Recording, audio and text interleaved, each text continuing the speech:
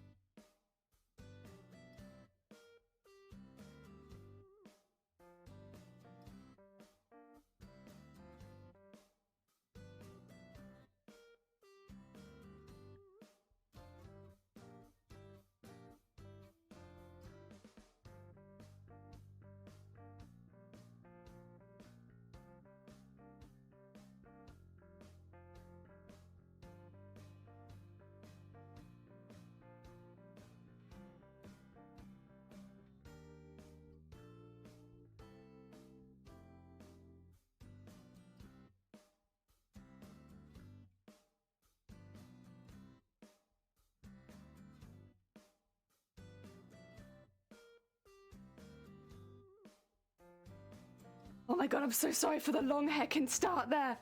I made a bit of a mistake. I started stream and I was like, I've done so good. I'm early, I'm ready, everything is good. But then I didn't make a cup of tea. And I was like, oh my god. I was so close. I was so close. Oh dear. Thank you for the horn and thank you for the party. I could hear it through my headphones. But I had to go make a cup of tea. Oh dear, I made a big heck. Oh dear, hi Shifty, hi Jason, let me change screens really quickly. Oh where am I? Oh, have I moved my scenes? Oh my god. Hi everyone. No, it's okay, I'm sat on my legs, that's why. I hope you're having a good day, welcome on in. You can tell when I'm kneeling because, yeah. And then I'm not kneeling and it's like, hi. Welcome back down here again. To normal jelly height. I got tea now though. I got 7 keys on my queuing, but don't know which keys I gotta take off. No, keep them. They're your keys now. You don't have to give them back. They're yours. Oh dear. I've just gone up and down the stairs like 3 times as well, so I'm just a bit like, so much up and down stairs. Jelly tired. No stream. Jelly's tired. Too much stairs. I thought you were standing. Yeah. Oh, yeah. Sorry. Well, I can't stand, Shifty. I don't have any legs. I'm a streamer. Come on now. Oh dear. We're gonna. Oh, I should also mention. You're gonna be able to see this probably. I have a habit of rolling my sleeves up on stream. Someone's gonna bring it up. I have a burn on my arm. I made Christmas dinner the other night. It was inevitable that I was gonna get a burn. It's fine. You can see it. I can't cover it up because, unfortunately, whenever I cover it up, it just gets worse. So I'm leaving it uncovered, but you can see it. It's on my forearm. It's fine. Yeah. I will mention it now. If anyone brings it up, Jelly is fine. Jelly put her arm on the roof of the oven and didn't realize. I've said this before and I'll say it again, this is one of the problems of migraine medication. Sometimes I just don't notice if I'm actively putting my arm on a hot grill or something like that, which is what happened to me. I didn't notice until about 4 hours afterwards when somebody pointed it out to me. And obviously by that point, like, I can't really run it under cold water or anything. So it's not great. But it's okay. It's fine. We're dealing with it. Oh dear. I ordered a canister of film. Hey, nice. And it showed up today. Heck yeah. Heck yeah.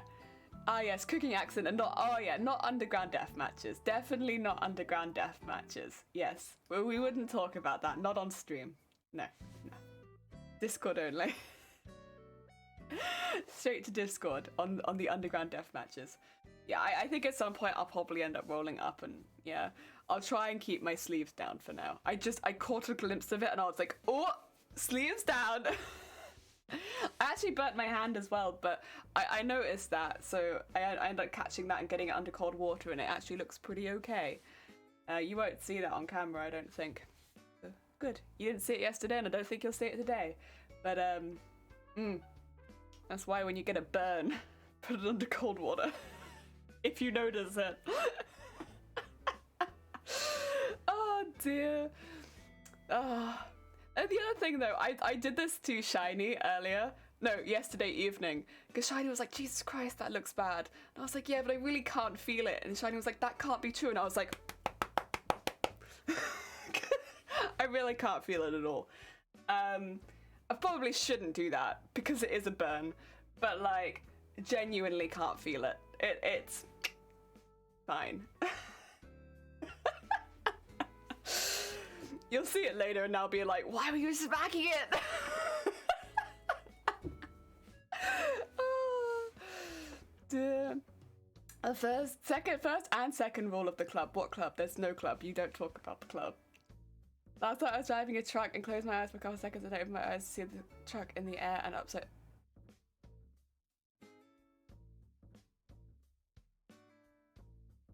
I hope this was a dream. I hope. Otherwise, Jason, I hope you're okay. Jesus. Also, we're making pants today. Sorry, I should tell you what's going on here. Excuse me. We're making pants. So, I was saying yesterday, like, I don't want to go too much further with the leg pieces because they're going to get sewn into some panties. We're making the panties now because that's kind of the thing. Is if it's going to get sewn into panties, I kind of need the shape of the panties ready so that I can start trimming the leg pieces into the panties. They'll all get sewn in at a slight angle. Yes, assless pants. Yeah. So I got all of my panty fabrics. Luckily, we've got plenty because of Boobtober. I got some of the purples and the golds and I was like, you're not going to see them, but if you did, lucky you, I suppose. But also they match. It's not a dream. You can see the stream VOD of me, my Twitch. Oh my god. Okay. So it's okay. I don't feel so bad then. Oh, shoot. But yeah, so we got that. I got a pattern. I hope the pattern fits. We'll see. I mean, it will be stretchy fabric, so the worst comes to worst, I suppose.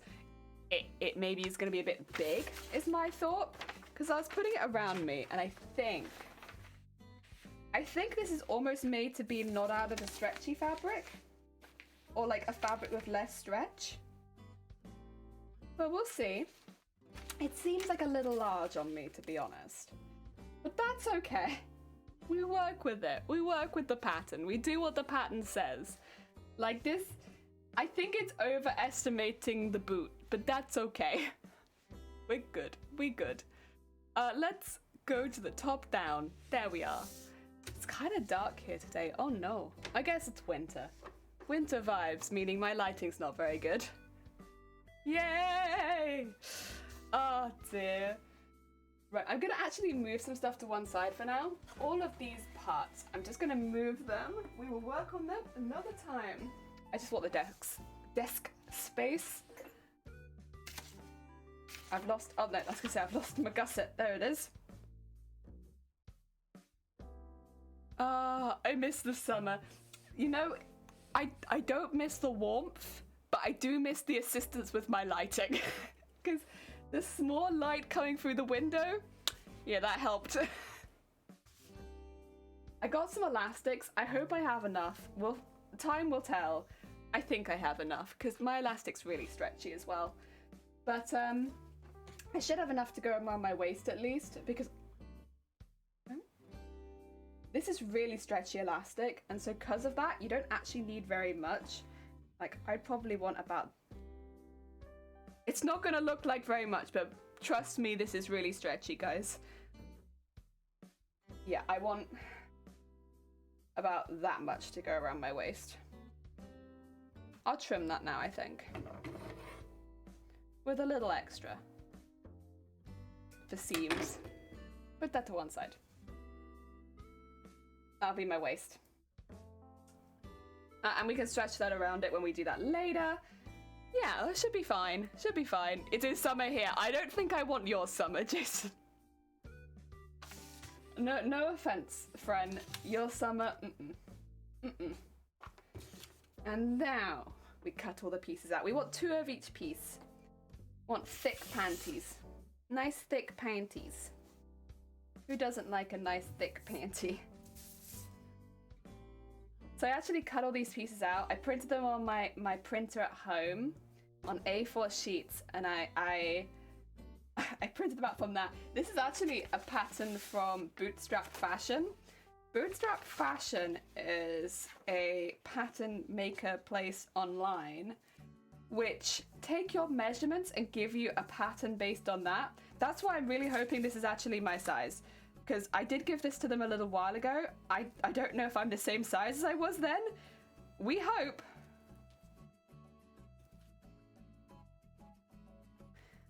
A single panty. A single panty. Yeah, you're right. It is a single panty. No panties. Just panty.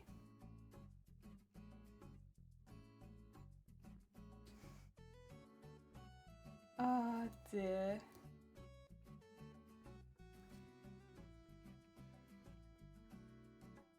Oh yeah. But a double layer panty. Because, you know, gotta get that thick panty.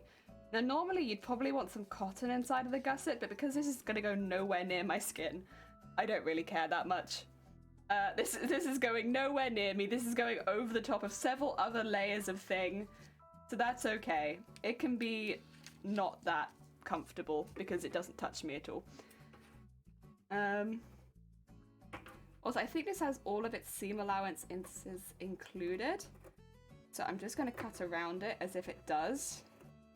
If it doesn't, again, I'd be very surprised and I'd think the pattern was too big. So I'm going to assume it has its seam allowances included. Most patterns do, to be honest. So let's just assume. Make a big assumption here.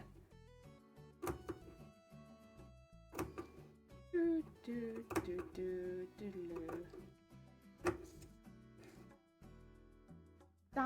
dun, dun, dun, dun, dun, dun, dun. I was originally thinking, do I want to put some hooks and eyes in this? But it turns out, actually, no, I don't need to, because I can just pull these down. I was thinking of, like, if I need the toilet in the Comic-Con or the convention or something like that. But these will be fine, because they're assless chaps. I can just remove them. Not so much of an issue as with, like, the bodysuit or stuff that gets attached to me higher up. These ones should be fine. Nice and easy. Traditional. Traditional assless chaps. I get this one piece. Ah, this was the moment I flipped this track. Heck yeah! Oh dear. You know, I don't really do, like, very many simulator games. I've never really been big into that kind of genre of game. Whenever I watch other people play them, they kind of look fun. I don't know. It's one of those genres that I've always been kind of like hesitant about.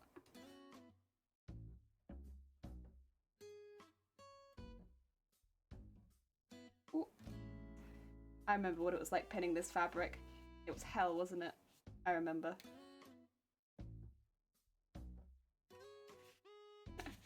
I remember pinning you. You hated being pinned. You reject being pinned every chance you get, don't you?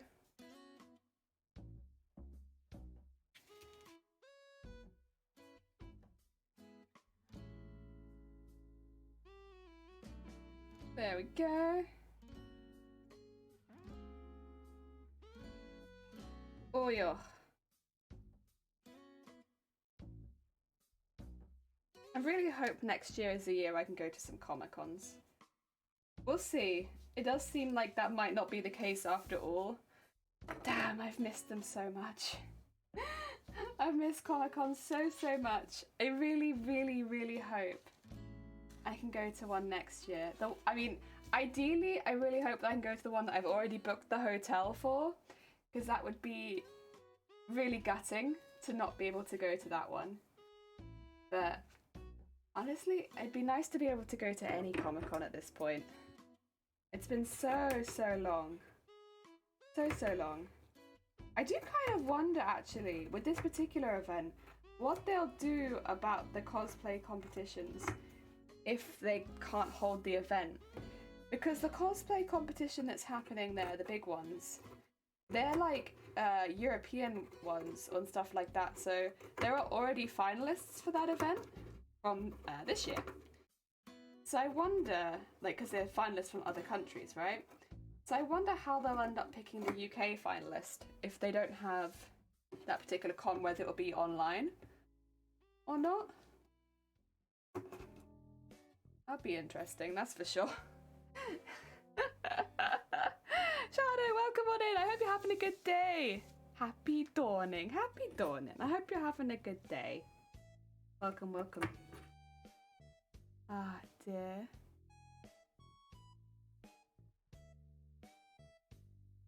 Okay. Oh, yeah. Yeah. Fingers crossed it doesn't come to that, though. Because it'd be really nice to see all the other cosplayers I've missed for so long.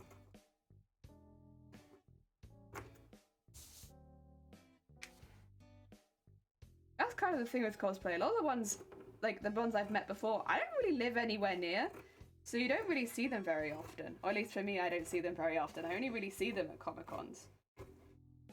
It'd be really nice to see them. See the kind of stuff they're working on. I mean, I see it online, of course, but it'd be nice to see it in person. That'd be so cool. There we go. That's the butt for the panty. And then we need the front for the panty.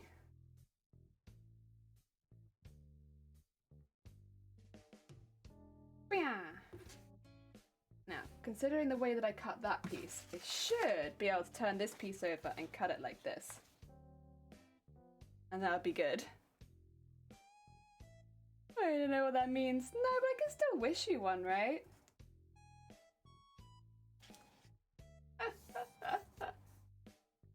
Oh dear. There we go. And get that here. And then here.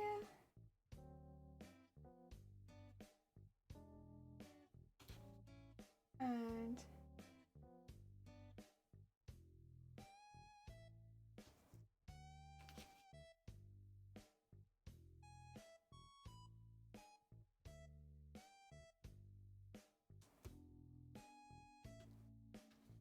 oh yeah.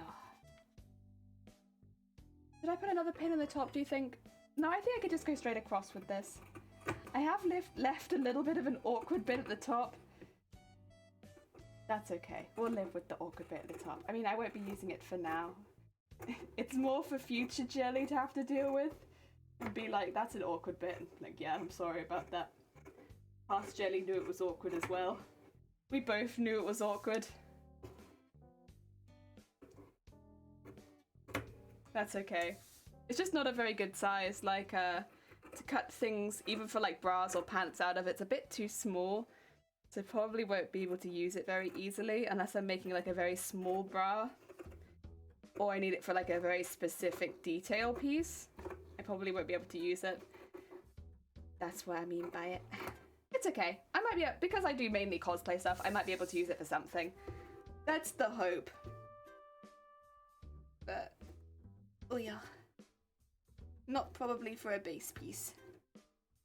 That being said, I've got a lot of this fabric, so I have a lot of this fabric if I want to use it for more base pieces. Not like they sold it in particularly small pieces, so I should be okay generally. There we go. Destiny's version of Christmas. Oh yeah, I've heard of that. I got a fair few friends who are big Destiny fans. Oh dear. Throw behind me. I'm done with you. Get out. Oh dear. I was watching the stream. Mum just came and looking over my shoulder at the screen. Welcome on in. A heckin' Jason, Mum. We're making panties. But it is for a cosplay. Otherwise, it's not going to hold up that piece of the cosplay well. And for a cosplay competition, you literally have to make everything. Oh dear. So the way that we're going to sew these, you kind of want to encase each part. The lines here and the line there will be encased in elastic, so that's not a problem. You'll be folding that over and that leaves those seams nice and neat. But these parts near the gusset don't get that same treatment, so we want to do that now. And we can do some zigzags, so it keeps the stretch in, or we can do straight stitch, so it doesn't stay as stretchy. I don't know which one I want to do. I'm not following what the pattern originally told me to do. There is like instructions with the pattern, but I've sewn these kind of things enough at this point that I'm like, I'll just hover along, make up my own way, you know? I don't really know which way I want to do this particular time though, especially since this will be going over the top of more fabric. Like these won't be worn like panties. These, as much as they look like panties, will not be worn. They're going to be going over the top of like tights, a bodysuit. I think it is just tights and a bodysuit actually. Oh, and whatever the mechanism for the harness is. So tights, a bodysuit, and the harness. Yeah, so they'll be going over the top of a few things. So they need to be quite stretchy. I should probably do a zigzag. That's okay. We can do that. We can do a little zigzag. I'll do the back first because I think getting the big edge covered is more important. And we'll do one side at a time. Oh, it's going to need a bit stretching. That's all right. Oh dear. Terrorize, welcome on in. Oh dear. And normally you'd have some kind of cotton in the gusset, but again, it doesn't really matter for us. Since this isn't going to be worn like a regular pair of panties, it's not really important.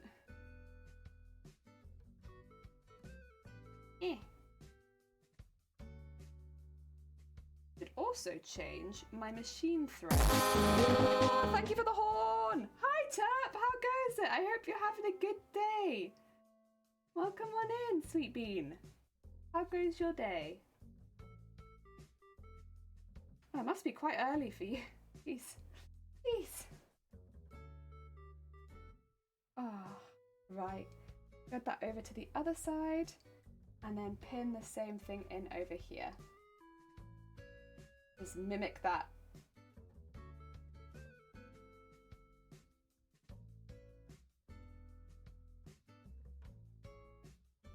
Because all three of them are stretchy, it's a little tricky, but I think we got this.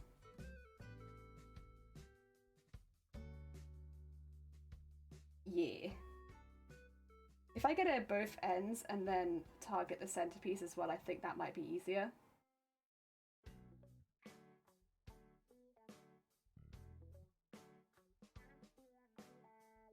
Oh yeah, oh yeah.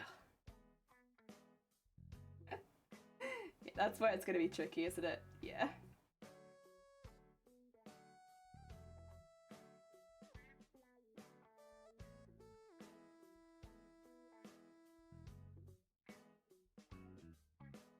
And just move that down, and then just put the pin through there. There we go. It should be, we can stretch that around there. I have pinned it the wrong way, but that's okay. Should I should turn the pins around, really. Ah, tentacles are nice and frilly. Heck yeah. Tentacles heckin' frilly. Looking after them. I actually got some coconut hair wraps that I might try at some point. They sound really, really nice, which I think would be really good for dyed hair, right? Getting some life back into it after I kill it over and over again. Maybe I give those a go at some point. Oh yeah, there we go. Okay, so we're gonna have to stretch as we sew a little bit. That's all right. We're used to it. We are pros when it comes to this. Let's change the thread. Quick cough break, excuse me. And get all this in there. Oh, some other threads want to come along? Not quite, not quite.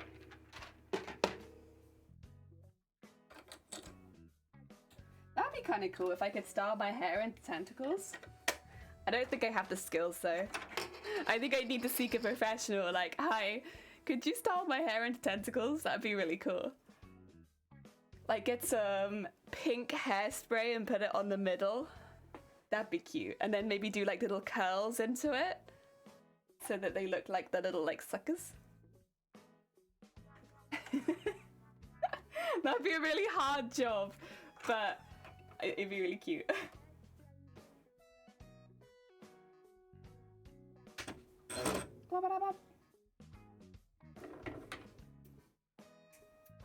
There we go. Some nice fruity vitamins and minerals, and essential oils never hurt no one on purpose. Oh no.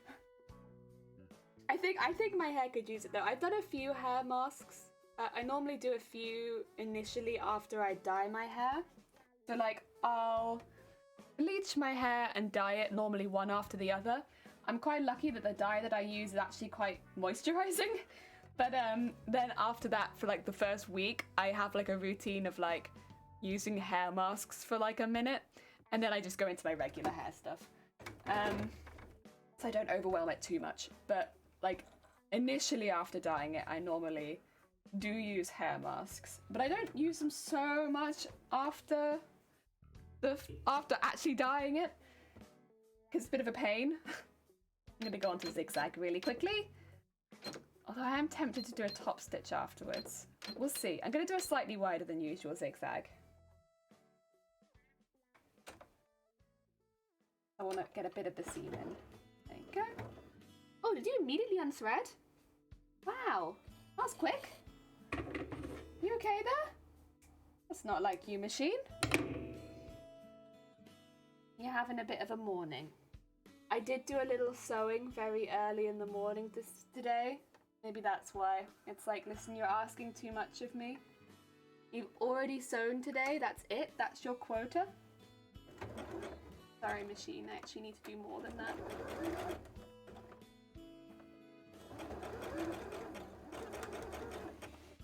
Okay. Now comes the part where we have to make sure it's being pulled a little bit as we take it through. Basically just to make sure we're hitting everything and not catching anything underneath. There we go. Including the very bottom there. And all the inside layers. Weirdly enough, this is actually the easier part, because in a minute I'll have to sew it to the other side, and that is more difficult. There we go. Backward and forward. Could have gone a bit wider than I did, but that's okay. Did every layer get sewn in? That's what really matters here. And it did. That gets the back and the gusset sewn in. Please excuse me. My cough is still a little bit meh. Oh no, one bit didn't get sewn in. Okay, that's okay. We can fix that. Where did you not get sewn in, Sweet Bean? Was it just over here? I thought so. It did go a little off piece here, didn't it? I'll fix that.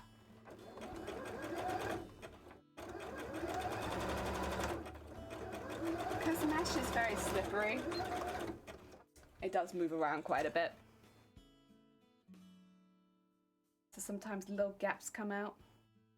I've just got to check really thoroughly. Make sure there's no gaps. Because I can always trim it down afterwards, and I'll probably end up doing a top stitch anyway. Also, you won't see this. This is going under like 100 meters of petticoat, so this will never be shown to the world. But also, let me just make it really neat for you. And the way that we just did this will fold out, so there won't be any visible seams or like feelable seams either, which for pants is kind of important because you don't want to have lumpy seams around your groin. That'd be no good. You're gonna be like, ugh, uncomfortable. Let's just chop off some of that excess.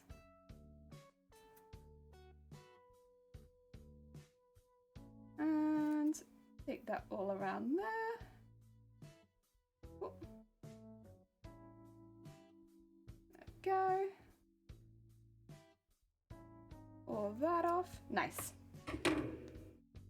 Cool. That leaves us with a bit less, and then we'll do like a little top stitch. Oh yeah. Perfect pattern for doggo sweaters.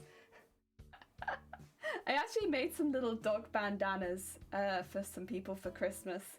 I made some little, I wouldn't say they were specifically Christmas ones, but they were like festive. They were like winter ones, that's what I'd say. Not festive, they were wintry themed. So they had like night skies on them and stuff like that. Less summer themed, more winter themed, yeah. And they were pretty cute. And I've had some very cute pictures of dogs. So you know what? Worth it. The most worth it gift to be giving this year. Pecking bandanas for doggos, because you know what you get back? Cute pictures of doggos. There we go. That's a nice little top stitch. I have a film in order to my youngest, so roll a film developed before Feb. Oh my god. That is a heckin' best before date and a half. Oh. I wonder how it will develop though, whether it will just not develop at all, or if it will just have like an interesting quality to it. That could be really interesting to find out. There you go. That'll be fine. It's a bit bubbly, but it'll be alright. Because bear in mind, it's going to have tension on it. This'll be tension. And then we'll go over to this piece. And this piece, which way around does it go? I think it's this way around, yes.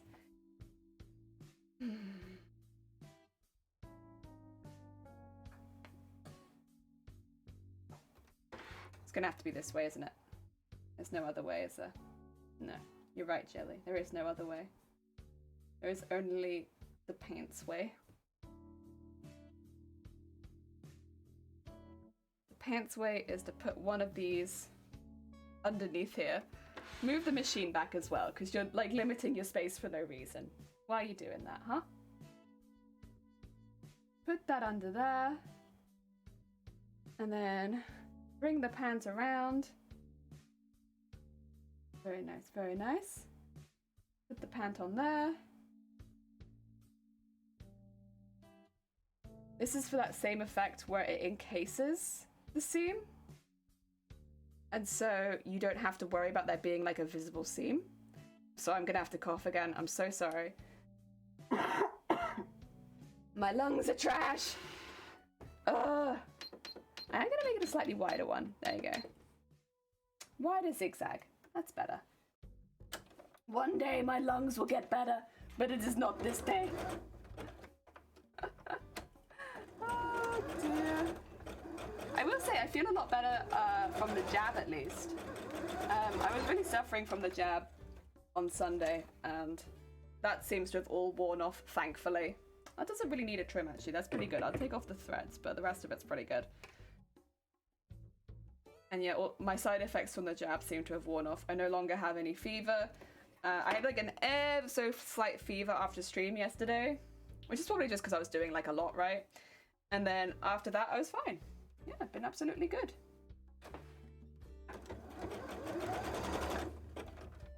Okay, I need you to move forward. Oh my god, what's that? George! Oh my, wait, George, why are you not? George, that's so late for you. How are you doing? Okay, anyone who doesn't know George does heckin' the sweetest streams. Who's that? DDRK, welcome on in. I hope you're having a good day. Oh dear. And thank you for the party. Oh dear. George does heckin' more sports style streams, and they do like not like sports himself, but like they do games that focus more around sports, like golf and FIFA and stuff like that. But he is such a relaxing, sweet, calm being. Right. Oh wait, I can do song. We like to party. We like to party. The finger bus is coming and everybody's jumping up to San Francisco and interstate free disco. The wheels are still are turning and traffic lights are burning. So if you like to party, come on and move your body.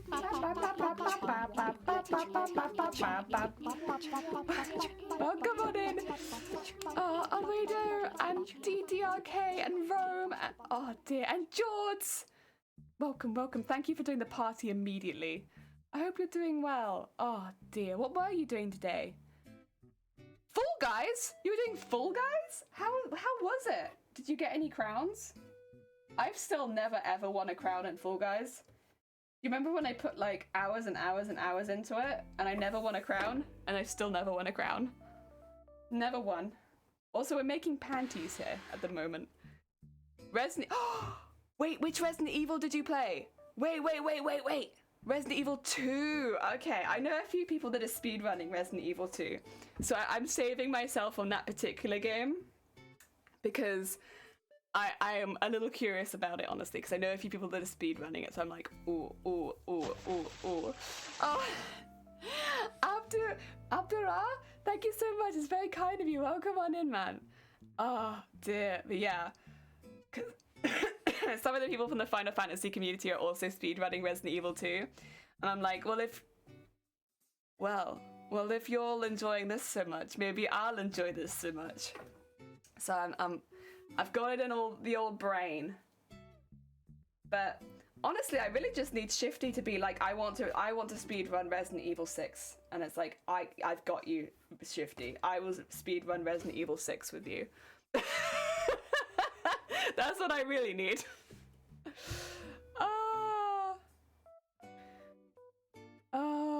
Need to time the party song better pre-intro. Well, Terp, we're making another song to add to the Jelly album this Friday. I'm not telling you what the song is yet, but this Friday, next song. One day I'll get that crown. I don't think that I will. Be sure to catch that stream. I don't really play Resident Evil, so I got stuck and decided to take a break from it. Yeah, I have got stuck in both, but with at least Shifty, there's someone who can yell at you about it, like obviously friendly, but like yell at you and be like, it's fine, it's good. Resident Evil 7, I got stuck for an hour and a half on one part, which was, in hindsight, I nearly solved it about 10 minutes in, and then I walked away from that. And then didn't go back to it at all. I just avoided it. And you can see everyone in chat being like, because they'd all played it. And I walk away and I don't go back and solve it for another hour and a half. It's kind of like you with Spyro, but me with I solved the puzzle and then I leave. Oh my god, yeah. It is kind of like those sort of games. Also, George, it is quite late for you. If you need to get snacks, please do. Please do go get snacks, or maybe sleep. Snack or sleep. We'll just be making some pants for our assless chaps. Anyone who hasn't seen the cosplay before, This is the cosplay we're making, well, at least the bottom half of the cosplay we're making. It's Mateus from Final Fantasy Tactics Advance. It only really has one proper piece of art for it, which is what we're referencing, and we're focusing at the moment on the leg pieces. So these parts here. They're going to be held up by a pair of panties that are going to go over the top of the tights and the harness, which means they need to be held up by something, and we've chosen for them to be held up by a pair of pants because I don't really want them to be held up by another belt since I'm going to be wearing several belts already, and yeah, hence the assless chap look. Spyro, thanks. 4:55 to dinner time. Heck yeah! Oh no, not 4. I don't know why I read that as 4. Yeah, it's 4:45. 4:45, so dinner time. 4:45. Gotta hop off now. Enjoy your TV. Take care! Thank you for popping by. Appreciate it. Enjoy the rest of your day. Ah, oh, dear. Oh.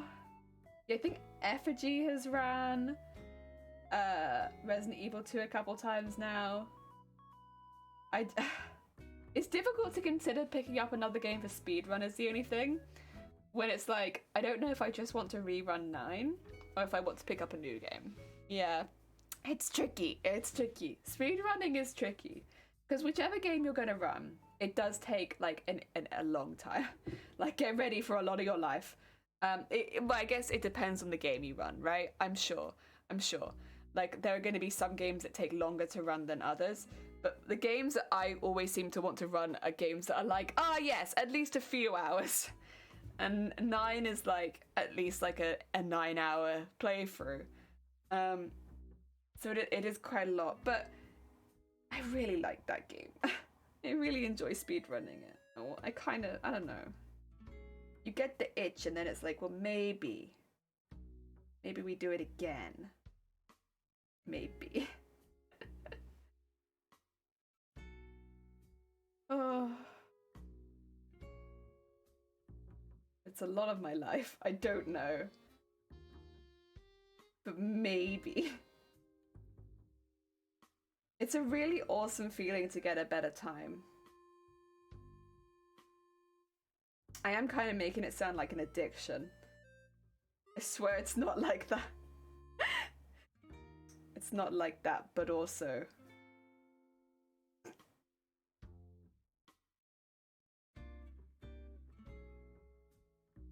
Okay, so what I need it to look like is... I need the pants to turn inside out for a second. 2 seconds, I just need to turn my pants around. So, this is like this now. I'm lost in the pants, but that's okay. It's this piece. That I'm... Gah! It's like a squid. Oh no. Okay. We can work this out. It's fine.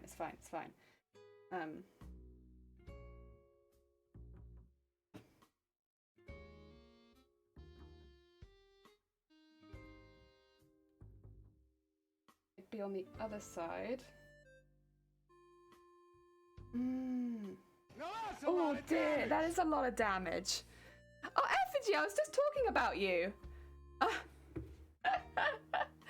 Effigy! Maybe I'll just do these ones as regular seams. Oh dear. Where's it? 4. I don't play many horror or spooky games in general. I played Amnesia the Dark Descent the other day. Oh, that's the old one, right? The new Amnesia, is that the one with the pregnancy feature? Where you can, like, rub your belly? Where you can be like, I'm scared, so rub my pregnancy. I've not played the new Amnesia or anything like that, but I feel like I've seen a few memes from it, and that's about it. And I don't know if it's like a scene in it or something like that where you can rub your pregnant belly for some reason as it looked like it was just like a hotkey for like rub the pregnant belly. I I've not played it, so I don't know. But it looked like as you were literally just running through the game, you could just like spam click rub pregnant belly. I might be wrong, but like it was like really weird. Because I haven't played it and I've only seen like memes, but the memes made it look like you could just walk through the game like it's like what? I don't know where the tension is if that's what you're doing. You were? I'm sorry. No, we were talking about because you've been speedrunning, or you were speedrunning Resident Evil 2, right? Ah, dear. And George today was giving it, I think, their first go, and not speedrunning, just playing Resident Evil 2. Oh, dear. My friend hated. No, there is belly rubbing. Yeah. Okay, cool. I feel better about it, that it wasn't like just a random mod then.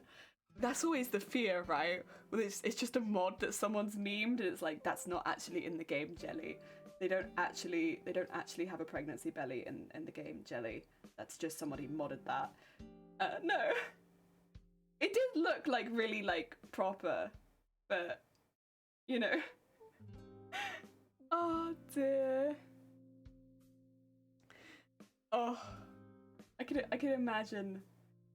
That would put me off, to be honest. Not like put me off as far as like ew, but more like I'm not gonna be as scared if I can just spam click rubbing my belly. But that's just me. For some people, that's gonna be terrifying. Like, you know, like every 2 seconds, I'm pregnant. Like, terrifying. I get you. Absolutely understandable.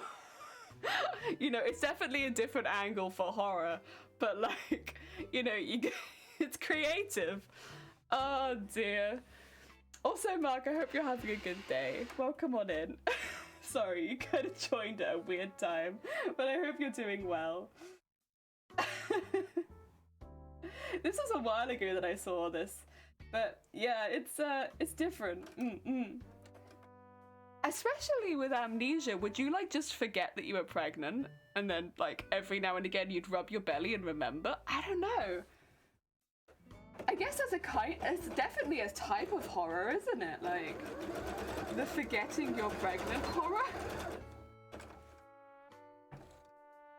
Oh, I need to look into getting a small cooler for my. Oh yeah, a teeny tiny cooler. Could you get a mini fridge? You could also put milk in that.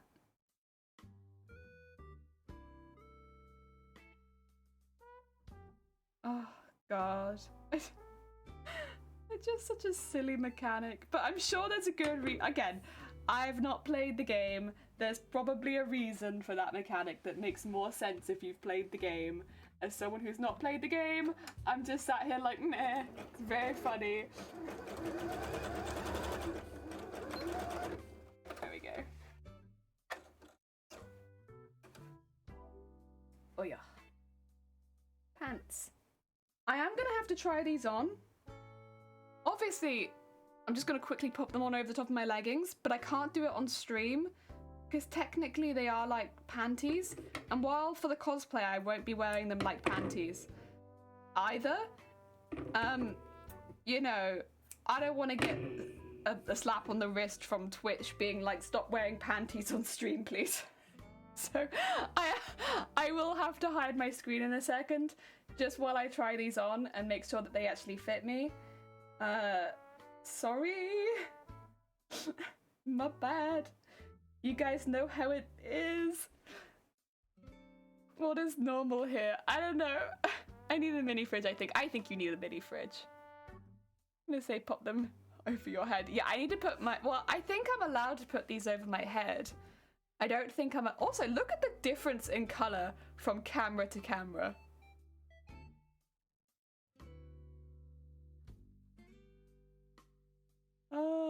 They're more similar to the one on that camera. Best to be on the safe side. Exactly. You're not meant to wear or like show lingerie on stream. Boobtober was risky business. But yeah. So here we are. I am technically showing lingerie on screen, but I'm not wearing it. And it's for educational purposes, right, chat? You've learned how to make a pair of panties. Now, in like the end of the world scenario where there are no panty shops, you know who could make panties? You guys. I believe in you. You could all make these panties. So, you guys are just better equipped now to deal with an end of the world scenario where there are no panties. Which, let's be honest, that really would be the end of the world.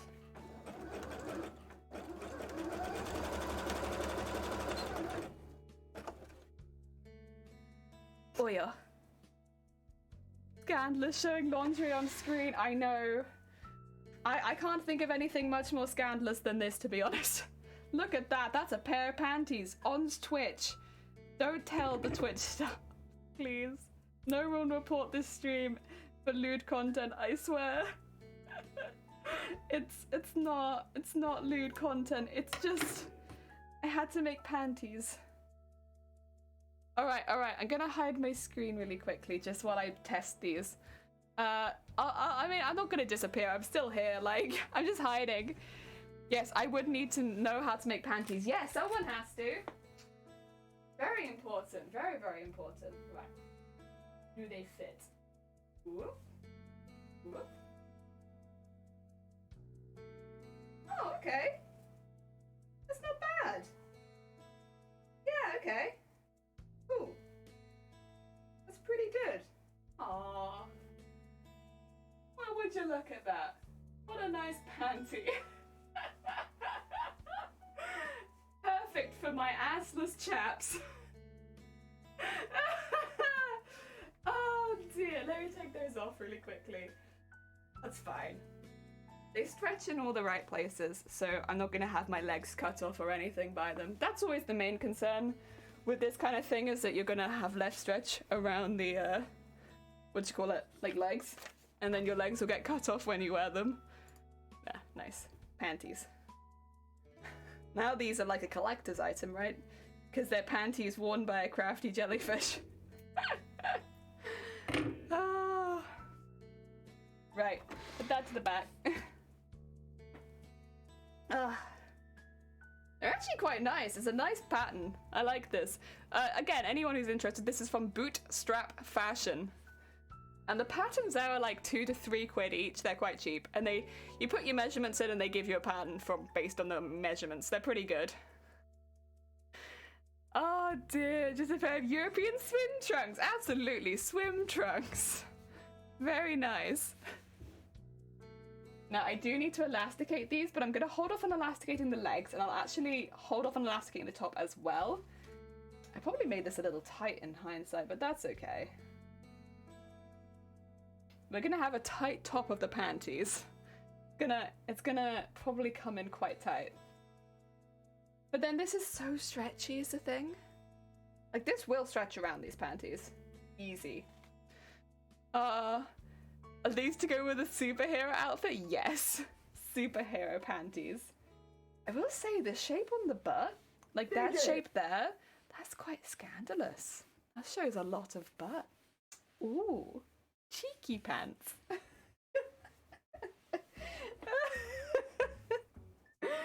Very cheeky. And they're quite high leg. Not necessarily what I was looking for cosplay, but like, there you go, now you know. Cheeky. Okay, what I need is this. This is what my pants actually require. Yeah, this is the right music, honestly. So I wanna... I want to just sneak this subtly into my pant leg. And I will want to trim some of this. Not a lot of it, but like some of this. So that it's a little bit more diagonal. Because it's going to be coming out... That's a bit close to my crotch is the only thing. It's probably going to be more like coming out of... I'll probably want to pre-stretch it a bit, right? If I do it like that and have it maybe coming out of here.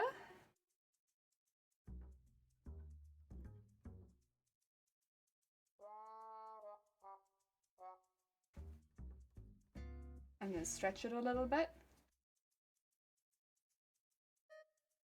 Because I'd rather get this bit stretched over it than have it not stretch at all. I think so. Bam, bam, bam. And I think I'm going to draw on it in Biro. I think about to there then. Yeah.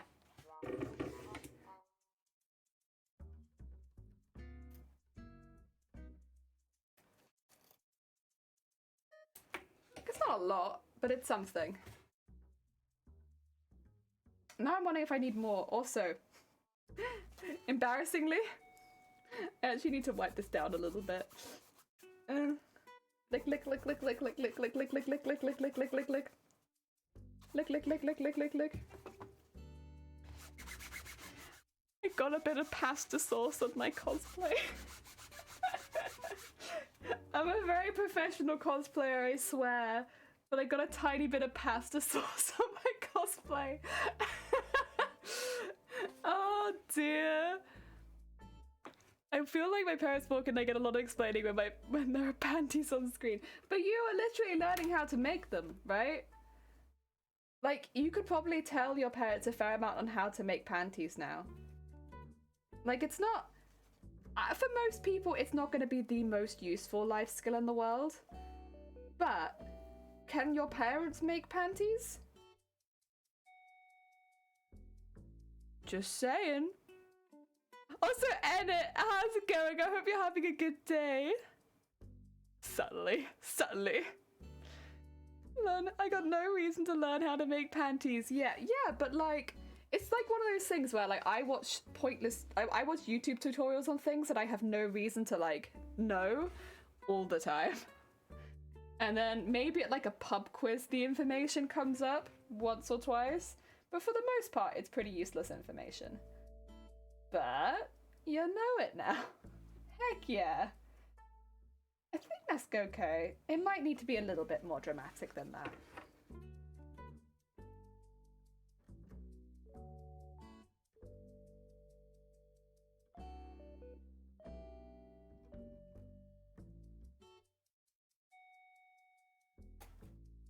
Take a little extra off. There we go.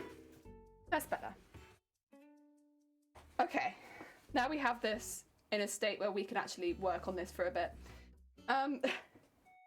I'll use this as well to do the other one. So once this is done, I'll like copy it over.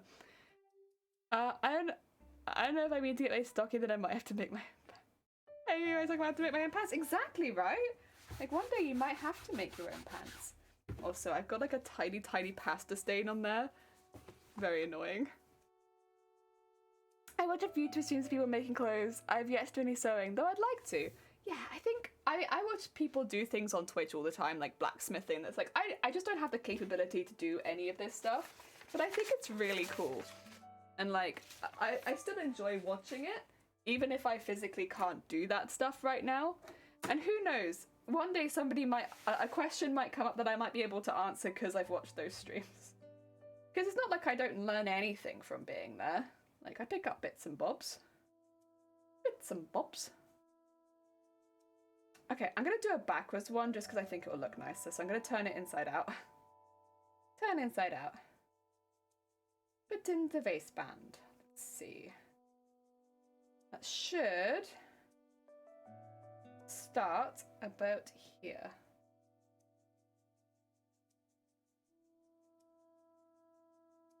And pick up both pieces.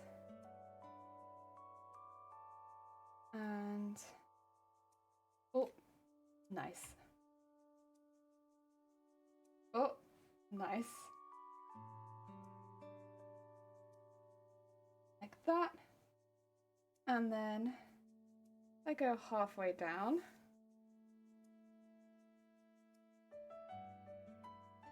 This should go. I flip this over.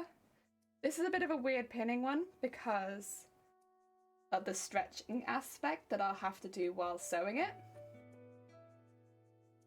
That's okay. So like this one, for instance, will have to go to about here. But then we'll stretch as we sew.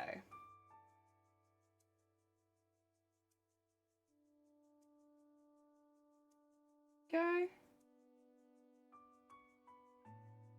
And the rest of it then will go around to here. Again.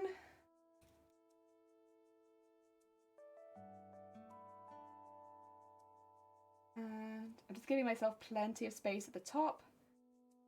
Hopefully minimize mistakes as much as possible. Because this will be quite hard. Probably. There we go.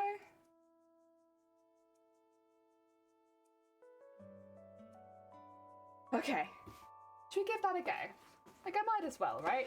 I'm going to change the thread colour because I don't think that's going to look so good. Let's do it to a yellow.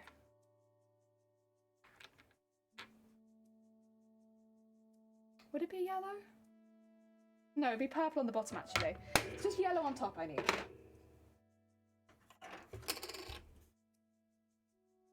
Oh dear. Screw Victoria's Secret, we got Amelia Conspiracy. There we go. Amelia Conspiracy. My hecking name. I thought it was going to be Amelia Crafty and I was like, oh yes, the craftiest of Amelias. No, Amelia Conspiracy. Much better. It's going to have to be this gold colour, but that's okay. As a colleague played a prank on me and handcuffed me to a machine and realised we'd lost the key. I have a pair of handcuffs at work. What? Yeah, that's a very good question, actually. Why do you have handcuffs at work? What were you planning at work that day? Huh? What? Kinky. I was looking at this mini fridge and hours and realised it's for a car. Perfect. A mini fridge for a car. That sounds lovely, actually. Oh.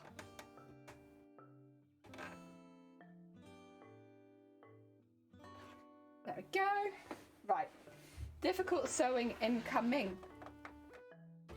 Tricky, tricky. So much dust getting you. Huh? I don't remember letting you get dust inside of you.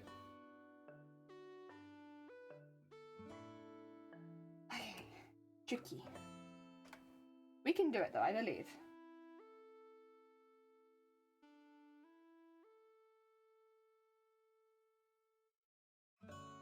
I could actually probably. I stretch this out a bit.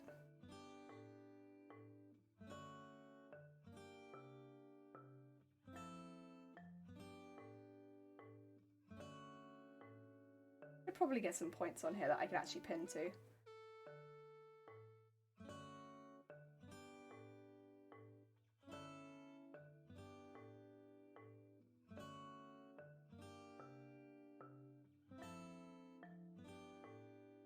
Like that, maybe?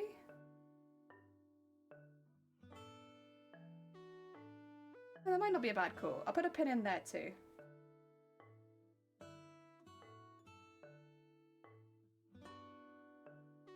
Otherwise it's going to be very difficult to keep moving forward with this, I think.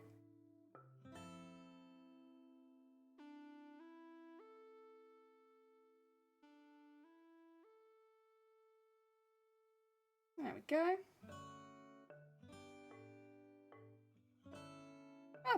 I'll do.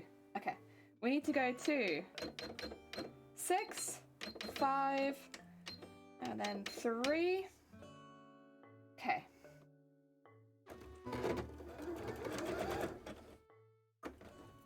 And then just take that one out. Put that back down. There. And then stretch. Start stretching.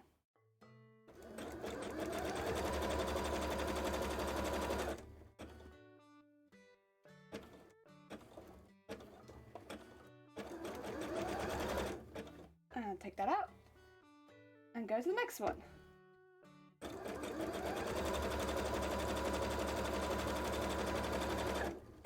then go to the next one.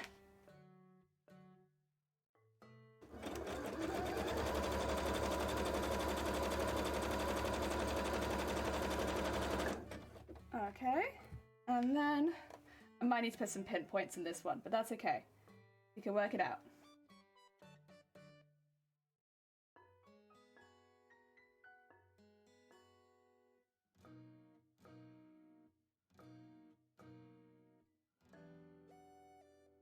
So, get that bit under there.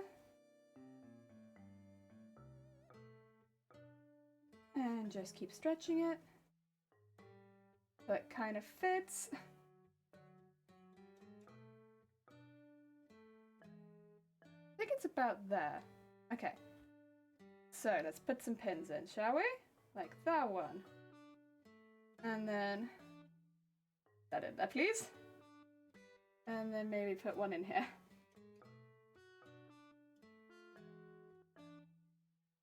Even if it's just a tiny pin. Even if it's a tiny pin. Thank you for the horns, eh?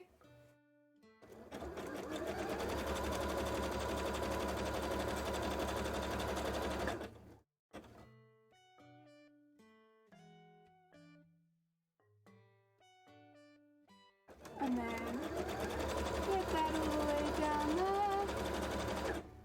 And then all the way to the end. Bringing it to the end. Heck yeah.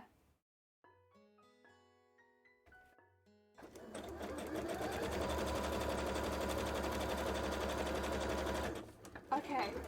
Should have gone the whole way around. Yeah, that's our waistband. It's gonna be a little messy, but that's okay. It'll do for us. Oh dear. Police officer. Because then that makes sense. That's true. If you're a police officer, it makes sense. Otherwise, what are they doing? How did this happen? Also, I'll be honest, if somebody on my break, like even if they were a mate, handcuffed me, I would be pissed. Because you know what? I don't get a very long break at work. My break is used to eat and hydrate. Like, and maybe like having like a nice relaxing chat. Like listen to some of my colleagues vent maybe. So occasionally vent myself, but I'll be honest, like I get pretty nice customers for the most part, so it's not so bad. Like chat about what's going on. Maybe it's like crazy's happened. I get to hear about the gossip. That's my break. I need that. That's important to me. If you handcuffed me, like, anytime when I'm not at work, like on the shop floor and stuff like that, I'd be pissed. I'd be like, oi now, listen, I don't get very much time away from the chaos. You give me my time. You give that back to me. Oh dear. Yeah, I'd be not a very happy jelly. But I think most people understand that, unless you're very new, that you need, like, a bit of time. Like, even on some days, there'll be, like, people that will sit on their own instead of sitting with everyone else, and it's like, honestly, just leave them be. Like, they're probably having a rough day, and they need some time, and, like, sometimes I'll sit on my own, and I'm a very sociable person, and people give me my space because, like, I need some space.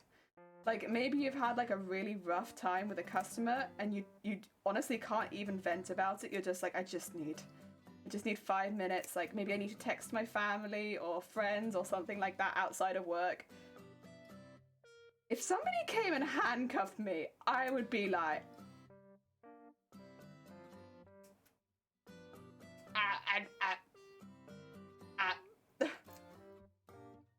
Oh, dear. You are a very patient person. A very patient person. Oh my god.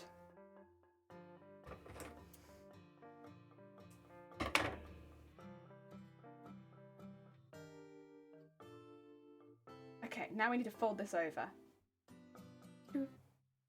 Do do do do. Do do do do. Do do do do. It was before break when I was standing and working the machine. Oh, okay, it wasn't on break. I was gonna say, like, I would have been mad. Small mad jelly. Do you work as a customer support or something? If so, my deepest concern is no, I'm a retail worker.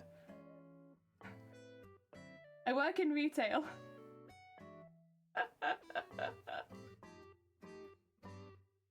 Oh dear. I've worked in retail for like 10 years. Over 10 years now. Also, hi Wig. So like, you know, I'm kind of used to it for the most part, but even so, you still have days where it's like, I need a bit of space. I need just a bit of space today. Today's been rough, man. Just give me 5 minutes. It was before lunch break, and we'd only managed to unlock the part that was hooked to the machine, so I went to eat. So I went to eat with the handcuffs dangling from my arms, which was pretty okay. As long as you could, as long as it was chill. Oh.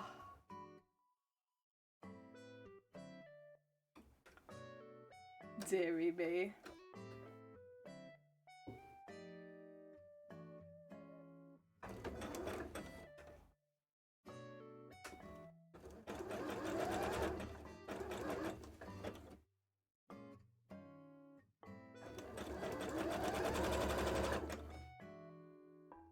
And keep pulling that through until we get to here.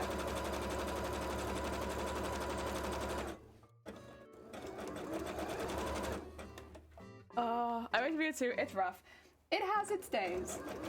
That's for sure. For the most part, it's fine. I actually really quite enjoy my job. I'm very lucky that I have a job that I'm passionate about within retail. But it has its days.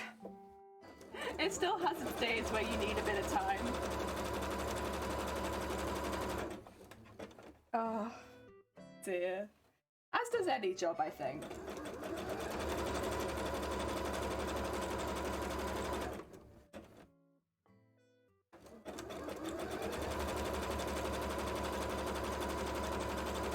The only difference with, I suppose, this job to some of the other jobs is it's very physically exhausting.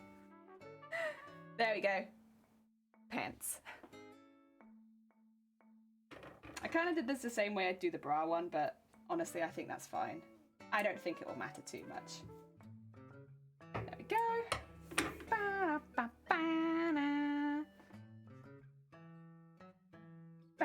Do I want to add this before I add the fold over? I think I want to do the fold over first. I'm gonna see if there's anything on oh god. Right.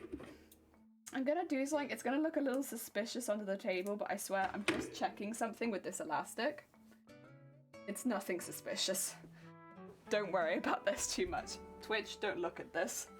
I'm just checking something. Yeah, I think that's fine. I just wanted to make sure that if I used half of the elastic here that it wasn't gonna cut off my leg. Because I don't have so much of this left, so I think I'm probably going to use half and half. There you go.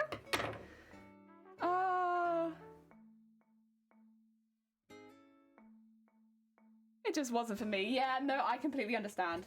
I get you. And honestly, like, I don't blame you. It's a low-paying job. You get little thanks for the most part, and you know it's pretty physically exhausting with long hours. Like, it's not a great job for most people, but also I guess the other side is they accept most applicants, and in my particular case, I like the role that I have, so that's been really good. But I totally get you. Totally understand. I think I'm gonna do it backwards again, because why not? Yellow on the outside, even if it doesn't all match. PP length check. Yeah, I had to do a PP length check midstream. And sometimes it's important, you know. You know, your Twitch chat questions you and you're like, I really quickly just have to check. Comparatively to Twitch chat. Fortunately, mine is this long, so I think I'm doing pretty good. You know? And by that I mean the length of the panty hold there. And nothing else.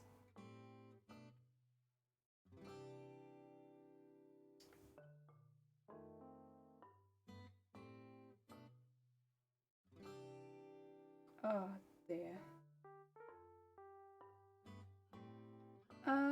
Let's get that around to there, I think. It's gonna be a little thick up by the upper leg, but it's also gonna be thick everywhere because of what we're sewing into this. I don't think it'll matter that much. And then it's gonna be the same job as before, just stretching this to the size it needs to be. Oh yeah. See how you can learn how to sew panties? Heck yeah.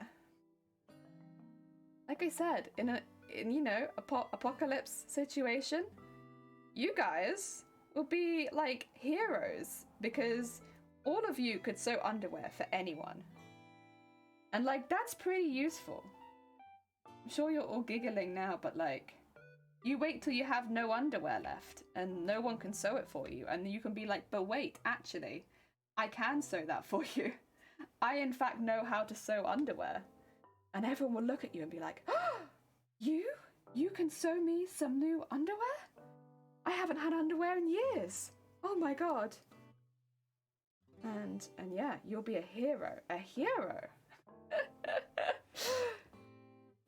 Oh, a friend is test positive for COVID right before she was going to spend Christmas with their grandpa. Oh, I'm sorry to hear that. I guess it'll be the after Christmas. But you know what? My grandparents have been saying a thing, which is literally just that. It just means Christmas is longer. It just means we get to celebrate Christmas again, and again, and again. And I think that's kind of nice. I mean, I kind of think that's sort of how you have to go about it. Like, if something turns up late, if somebody turns up late because of COVID, that just means we celebrate again. Heck yeah, just another celebration. I think that's nice. It's not ideal, and of course it's upsetting when you've made plans, but no one's gonna hold it against you, and everybody understands. And I hope your friend is safe. First and foremost. And I'm sure that's what their grandparents think as well.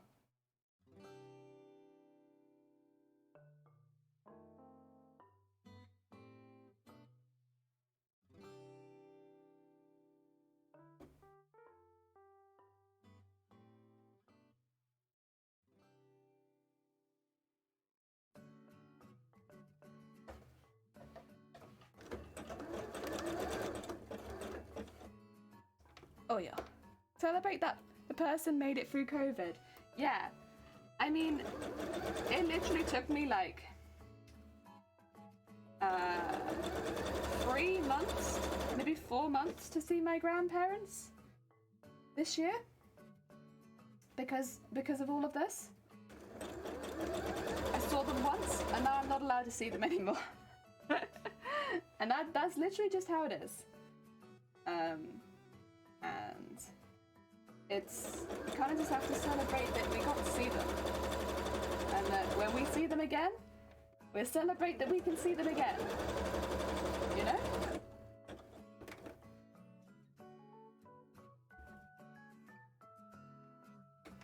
And it's not ideal. No one's gonna sit here and say that it's ideal, but yeah, we're all going through it together, I think.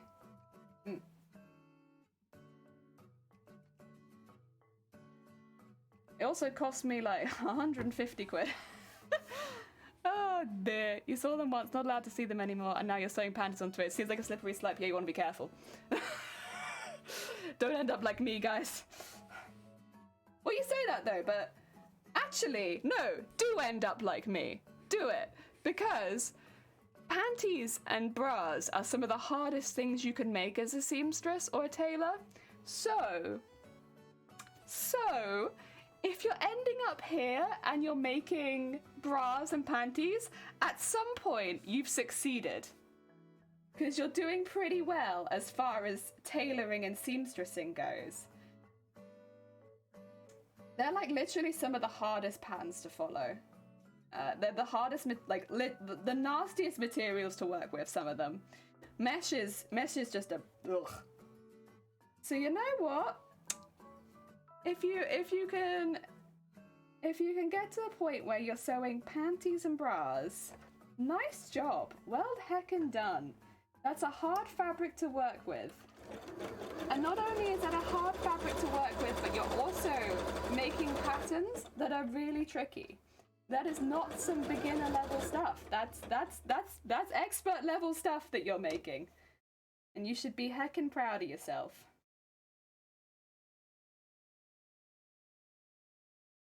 Yeah, so it's definitely not somewhere to worry about ending up. It's somewhere to be proud of.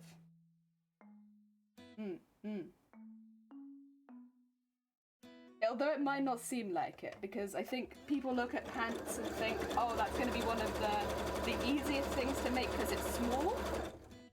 Oh ho ho. You could not be much more wrong. They're easier than a bra, but it still uses one of the most tricky materials.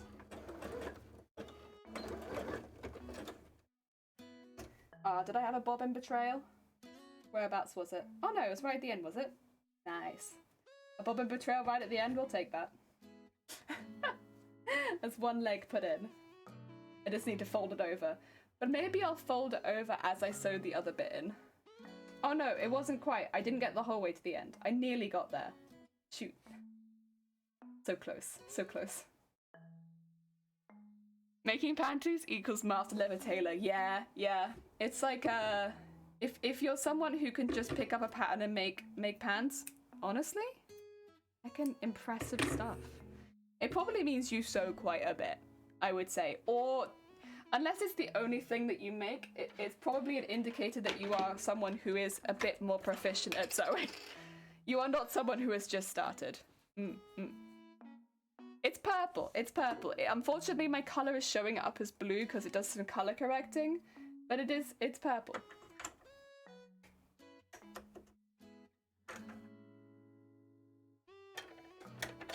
Oh dear.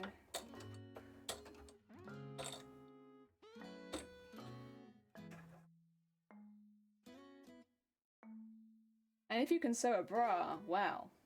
Wow. Wow. Wow. Wow. That's some hard stuff. I've actually met a lot of people that have been sewing bras recently though. And it's like not the easiest thing to make or find materials for in general. Like you have to buy a lot of the fabrics online because they're just not generally sold in stores. But I've met a lot of people that are making them recently. Hi Jelly, how goes it? I hope you're having a good day. Welcome on in. Yeah.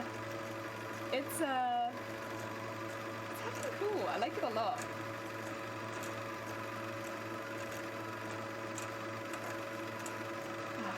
Yeah, I need to have some of my tea. I literally complained for like the first 5 minutes that I hadn't drunk any of my tea. Not drunk my tea, I hadn't made a cup of tea, and now I've not drunk any of it. And you can tell, it's not very warm.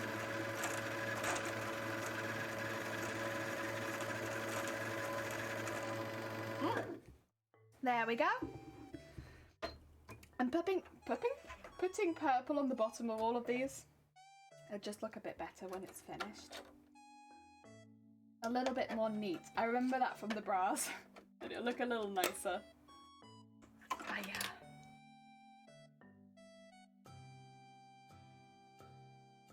We are.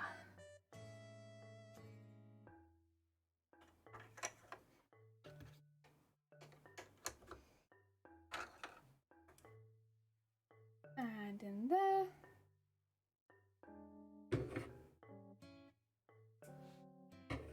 I'm playing Fall Guys. Oh, Fall Guys to be. Oh, God. Oh, no. Heck. I hope. Is it a laptop? I hope your laptop is doing okay. I'm making assumptions that it might be a laptop. Oh. Dear. That's what my laptop used to do though, to be fair. It played a good portion in keeping this room warm at winter. Oh yeah, there we go. Get that out, get that out. Let's finish that zigzag. I don't know if I want to turn it over. I don't know. The thing is, I got two options. I don't turn it over now, and I wait, and then I turn it over... I turn it over when I add the leg bits and I only have one layer of stitching, but it is a little bit more difficult because I have to focus on two things at once. Or I turn it over now, but in some places there'll be like 2 layers of stitching, so it will look like a lot. Not that you'll see these pants, and so not that it really matters. I should probably say, like, I should probably just turn it over now, really, shouldn't I? Because you really won't see. Yeah, you know what? I answered my own question. You won't see it, so I should just do it. And have it so that it turns over now. Oh dear. Am I doing that double heat stuff a lot? Yeah. When I had Bob, like after stream, if I put Bob down somewhere, Bob would just heat up that space. Bob would just be like, and now I'm heater. Was laptop, now heater. Of course it wasn't great, because like, I don't really want my laptop to do that, truthfully. But also, it did warm up the room and stuff like that. And I'm often in like, not the best room of the house. So it's like, that was kind of good. Can't deny, that bit was nice. Whereas my current computer does not really heat anything up. It just whirs.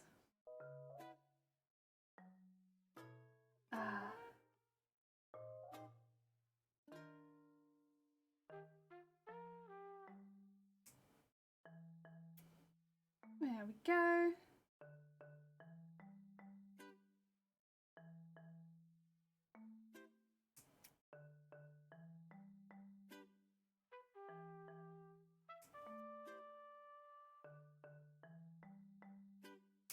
Oh yeah. And over here.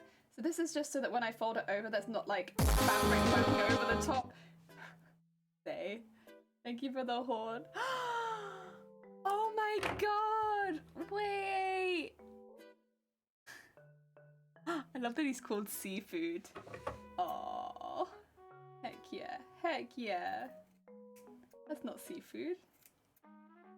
I mean, I guess it could be, but no. Aww. Good bead. Look at those heckin' tentacles go! And is that what's all the way around? It's a bit more tricky to cut this one because it's a much thinner elastic. But I think that's all of that. And then we've got a couple threads. I don't want to get caught up in this.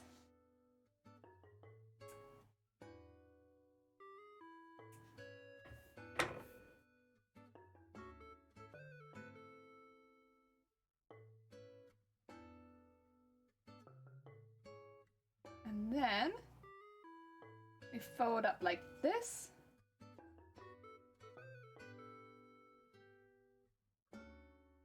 And that covers that seam.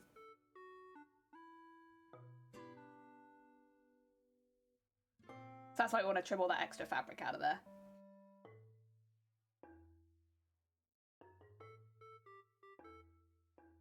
So it doesn't fold over with it. At this point. There we go. The old one was static. Oh, I like the new one though with the wobbles. That's so cute. Did someone say tentacles? Always. Hi Grobet, how's it going? I hope you're having a good day. We are pinning things backwards again, I think. That one's fine. This one's backwards. Get that in there. God damn it, me. Why you like this? Always pin things backwards. Okay. Let's sew this one on. There we go. We need to pull it tight towards the next one. Like so.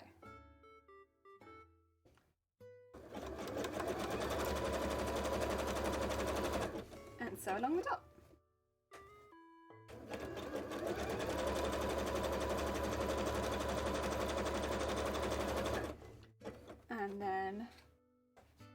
around to that one. Go. And then around to here. Oh, let's not get stuck. And then all the way around to the edge.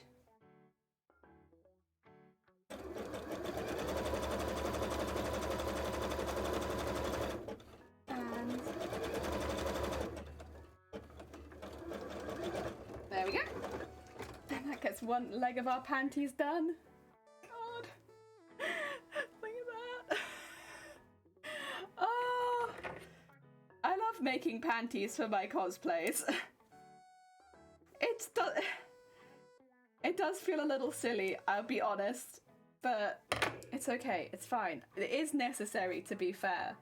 Very necessary, very necessary. Gone! How goes it?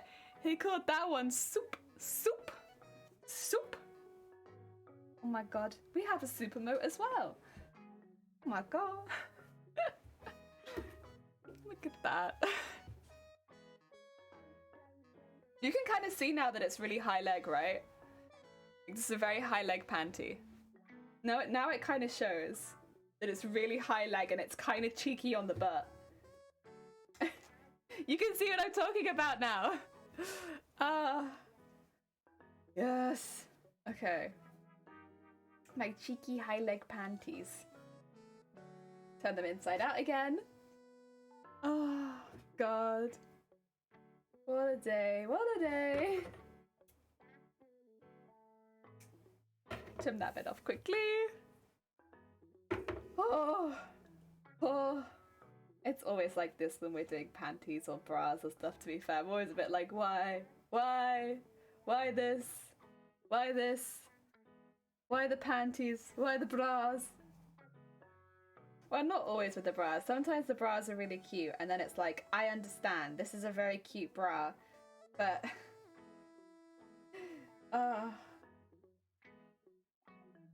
it's only if it's cute. This, I like both of these colours a lot, to be honest, but I don't know. It just doesn't feel quite right. Okay, I need this to be about there. Up to there.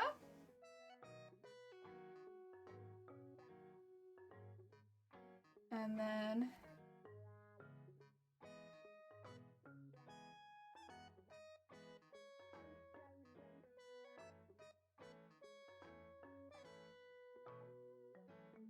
to there to there. I think so. And then we can put that in there. I think we can probably manage the rest of it. Maybe one more pin in the back. Since that's quite a large expanse of space. Oh, it's difficult to grab it though. Ah! It could be about there. Could be wrong though. Is that right? Maybe? Oh, we'll see, we'll see, we'll see. Coats for kids from before COVID. Business is coming back. Life's been good. Heck yeah, I'm glad to hear it. I'll be honest, I think Wales is in the opposite situation. But, you know, it's ups and downs, isn't it, over the world? So things are okay here. We're getting by. You know, it's what it is, isn't it? I am okay. I had my jab, so that was cool. A fan of having that. They've been doing that really early for a lot of people, so much earlier than we would have expected to have it normally. So that was cool. That was really cool. And yeah, so that's been good. It did mean I wasn't very well yesterday, but that means we got to use VTuber jelly. You know what, it's all positives and negatives, isn't it? No. I need to show you them in this screen. See that? That's the colour they are. Do you see them? That colour. They're purple. They're for Mateus.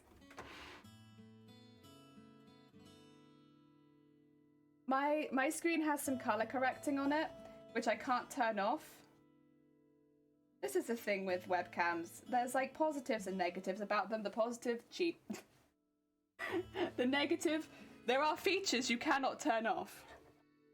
But no, this is the same cosplay we've been working on for ages gone.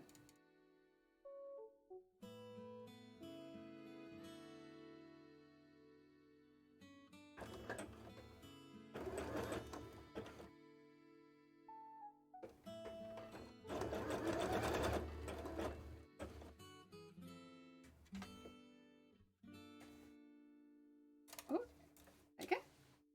Get that around there, and then pull that nice and tight.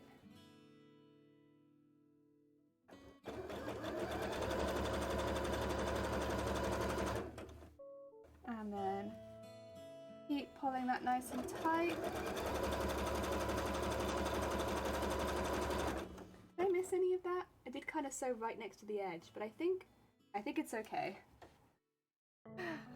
I thought your last stream with the gloves long sleeve jacket is a vibe for the cold season. Yeah, so all of those are finished. Some of them have been actually given to the people. I've given one of them and they've opened it. And 2 of them I've given and I think they're under a Christmas tree. And 2 of them I think are still in the post. But they're gone. They're gone. And yeah, so hopefully the people that receive those really like them. But they're on their way at the very least to the people who will be receiving them as gifts, which is quite exciting as the person who made them, you know? I really hope the people who receive them like them. I mean, the one person who's opened it has really liked it, so that's been good. And I should say, I did test them before giving them to make sure that they worked and they retained their heat. So they do. I was a little worried because I was like, I have to make sure they don't catch fire in the microwave before I give them to people, because that would be the worst. If they what if they catch fire? At least if they catch fire, they catch fire in my microwave. But thankfully they don't catch fire. They just heat up nicely. Honestly, you only have to heat them for like 30 seconds and then they're good. And then yeah. And they roll up to a nice little bundle size that actually fits in the microwave. And then you're kind of good to go. You kind of, ah, thank you. But yeah, the one that's been opened has gone down very well. And you can kind of, yeah, just heat it up and then go back to, I think that's how it's being used. Like, you put it in the microwave, heat it up, and then just go back to work with it on. But that's kind of how I wanted it to be used. I wanted it to be used as something that would help someone with their back problems or stuff like that. And it makes the most sense that, I suppose, when you're working, especially because everyone's like working from home, that's when you're going to have the most time with your back issues. Yeah. So, hopefully it's going good. Ash! Good morning, and it just slides in for oh, Ash, thank you. I hope you have a good morning. Look after yourself. Ah, dear. There we go. Oh, yeah. Studying and trying to remember to eat breakfast. Gotta eat breakfast. Your brain will think better if it's full. Because otherwise you'll just be thinking about food, right? That's no good. That's no good.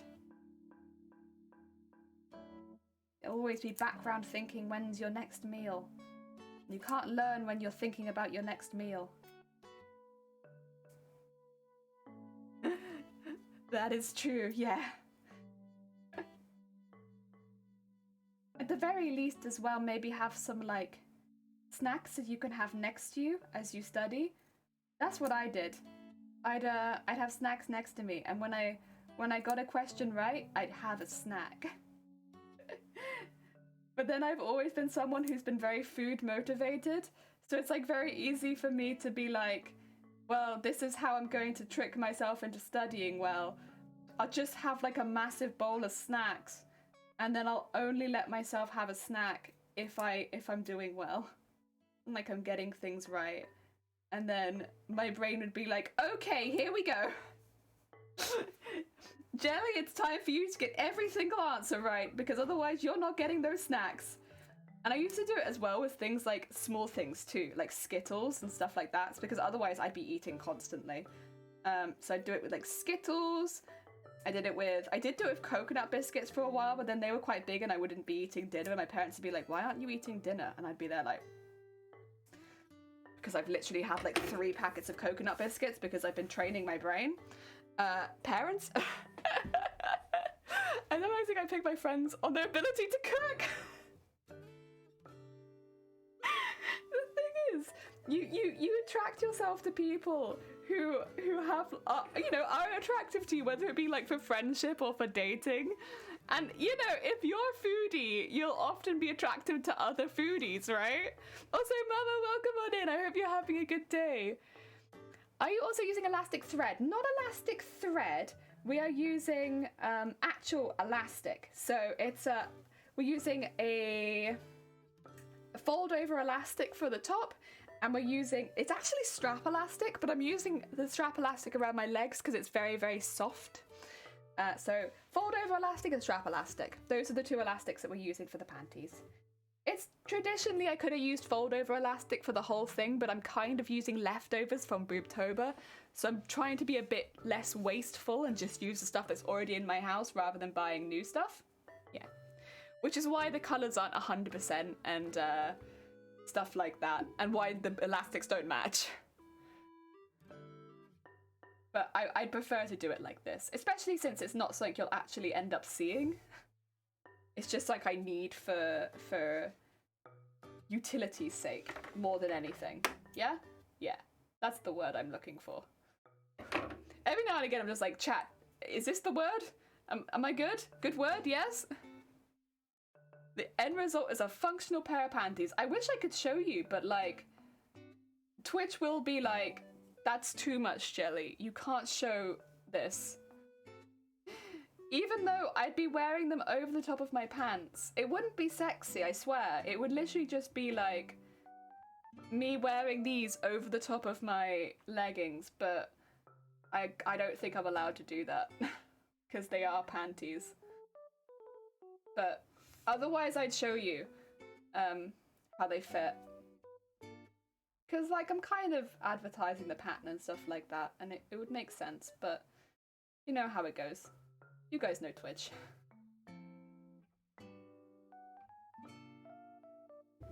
Yeah, no, don't worry about it. I think I'd look more like a superhero than anything else, though, right?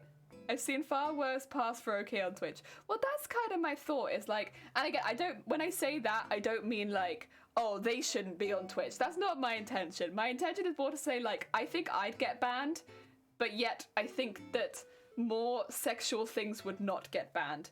Because I think mine specifically goes against TOS, whereas theirs don't, even though mine is not sexy at all. Yeah. The specific TOS that I'm talking about would be you can't wear lingerie on stream. There is a specific, like, rule against it, which is why I can't show you it. Yeah. I get it. It would be taken advantage of, so I don't think it's wrong, but it's more just this specific circumstance. But, so there's no point in changing a rule for, like, one Twitch streamer who's like, I just want to show you my pant pattern. Yeah, no point in that, but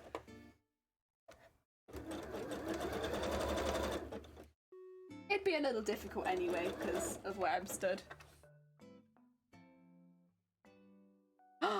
You're right, I do need to change my needle. Thank you. Actually, Zay, you've told me at exactly the right time because I am gonna in a minute be about to do some more embroidery. Thank you. Fantastic. You have to wear other stuff over it. Well, yeah, that's true. No, wait, that's not true. You can't wear pants while you're streaming on Twitch. I read the rules and they said no pants, no lingerie. So you can't wear pants, you can't wear a bra. Every streamer you've ever seen is not wearing underwear. And if they are wearing underwear, that's against TOS. Listen, I read the TOS on this. You're not allowed to wear underwear. The only times I wear underwear is when I'm specifically hiding my camera. So, that's the only way you can avoid that TOS. There you go, guys. Oh, let's get that bit done. That should be, I think. Again, these are really for utility more than anything else, but a pair of pants. Done. Nice. Easy. How long did that take us? Like 2 hours. Not bad. Not bad. Especially for it to be live on Twitch. It probably would have only taken me like an hour if I hadn't been live, but that's okay. Right, 2 seconds. We're gonna do sneaky hiding the camera again. I'm definitely not trying on underwear off stream. Oh dear. It honestly feels more suspicious doing it like this. Like, this feels like I'm actually doing something wrong. Whereas, if I just, you know, quickly shimmied them on and off, was able to show you and then, you know, stopped, I feel like it wouldn't be wrong. But now that I'm hiding the screen, it's like, ooh. What's that jelly doing behind that screen? I'm just making sure my legs don't lose circulation while I wear them, to be quite honest. Yeah, see, they're a little tight around the legs than they were, but I think they'll be fine. Ooh, wow. Wow. Oh, is that a party? Are we gonna pan party? Wow. Wow. Wow. Wow. If only I could show you guys. We like to party. We like to party. We like to party. We like to party. We like to party. The finger passage coming, and everybody's jumping. Oh, wrong screen. The wheels are still on time. The traffic lights are burning, so if you like to party, come on and move your body.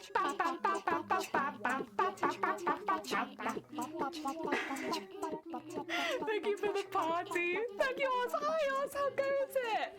Oh, dear. And hi, Rats. How goes it? Welcome on in. The pants party. Heck yeah, pants party. Now I've tried these on twice. Do they get extra value every time I try them on? That could be my venture.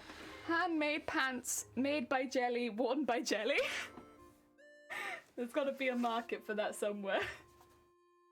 And then I'll put that around there. They'll sew into that part, and that the pants will be what will hold these up. Oh dear, I will stretch it as I put this on so that I don't lose any of the elasticity. But I won't sew them on until I've done all the sequining, because it'll be annoying to have to sequin them once they're already attached to pants. But they'll go in like there. The Venga Pants Party.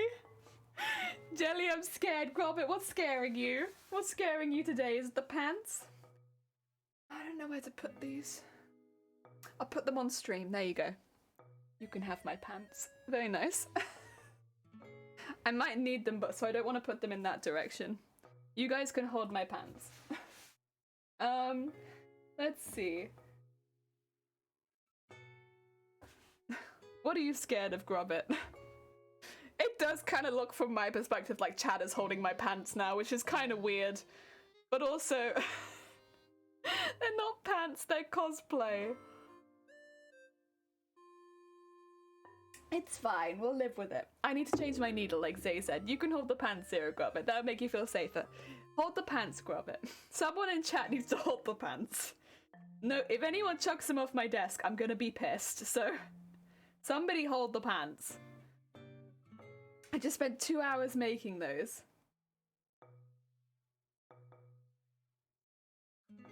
There we go. Right, I need to take that thread out of my machine and wheel.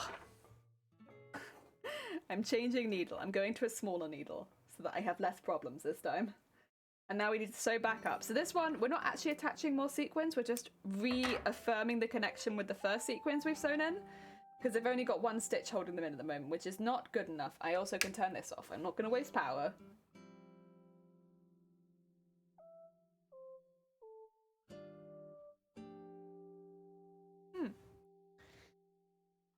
I'm gonna have more food because you talked about food before and now I want some more. Good. Get some heckin' food. Snacks are important.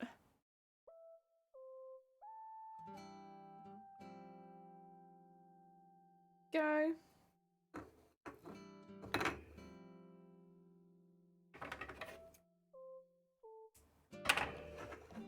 Put that go. And then I got out. And now we can start doing some embroidery. I will say, to anyone who's just joined the stream after yesterday's stream, it's gonna look like we've done nothing for 2 hours. But I swear we did something. We made a very nice pair of pants. It was really important. So, yeah.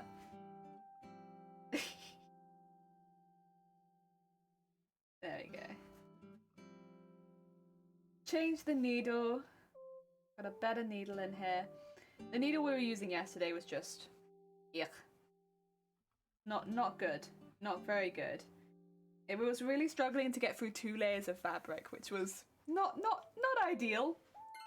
Oh dear. Sherbert, welcome on in. And Sandman, thank you so much for the raid. What have you been up to? Oh dear. Heckin' Sandman raid. Welcome. We've just made some pants, Sandman. I need to... oh god. What did you play? I've heard about that game. I've heard about it. How did you find it? Did you get jump scared a lot? Was there a lot of jump scarage? I've not played it myself, but I you know, I like spooky games.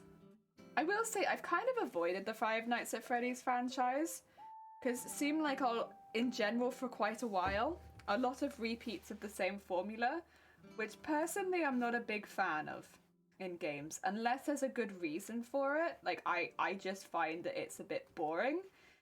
And the last thing I want in a horror game is to feel bored. But it does seem like the new stuff is a little different. Played all of them, and this is my favourite one so far, and yes, a lot of it. Yeah, the new stuff seems a little like it's taken a bit of a move in a different direction. Which, yeah, like, don't get me wrong, I can understand milking a franchise that's doing well. Like, I get that. I understand. But, don't try and tell me you're doing something different.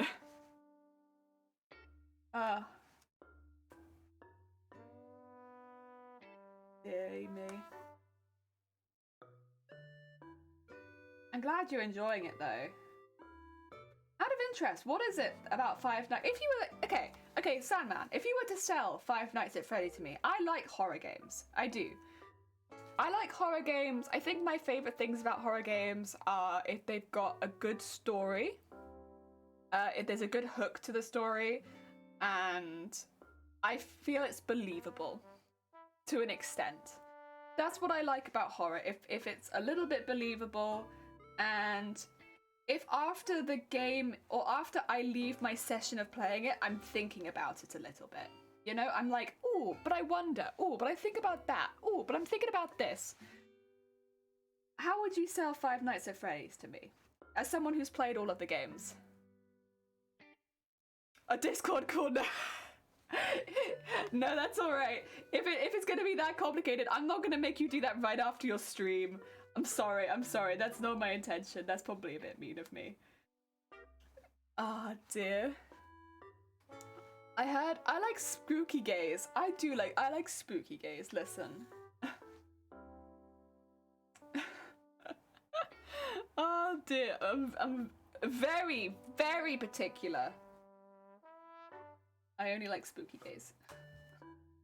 Comes out of the porcelain. Oh, how goes it? It's freaking cold. It is freaking cold. Cold and foggy. How goes it, Spyro? Oh dear, that's alright. Don't worry about it. What I've seen. Okay, how about I tell you what I've seen of Five Nights at Freddy's, and you can tell me that I'm wrong, because I'm probably wrong. Basically, I don't mind, Jenny. I love the franchise. So I can explain in literally 2 minutes. Don't worry. I'm not doing that to you.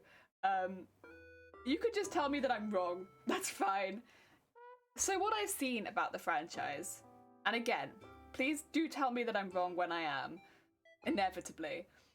I've seen that it's a game that the majority of the context and the story is actually outside of the game.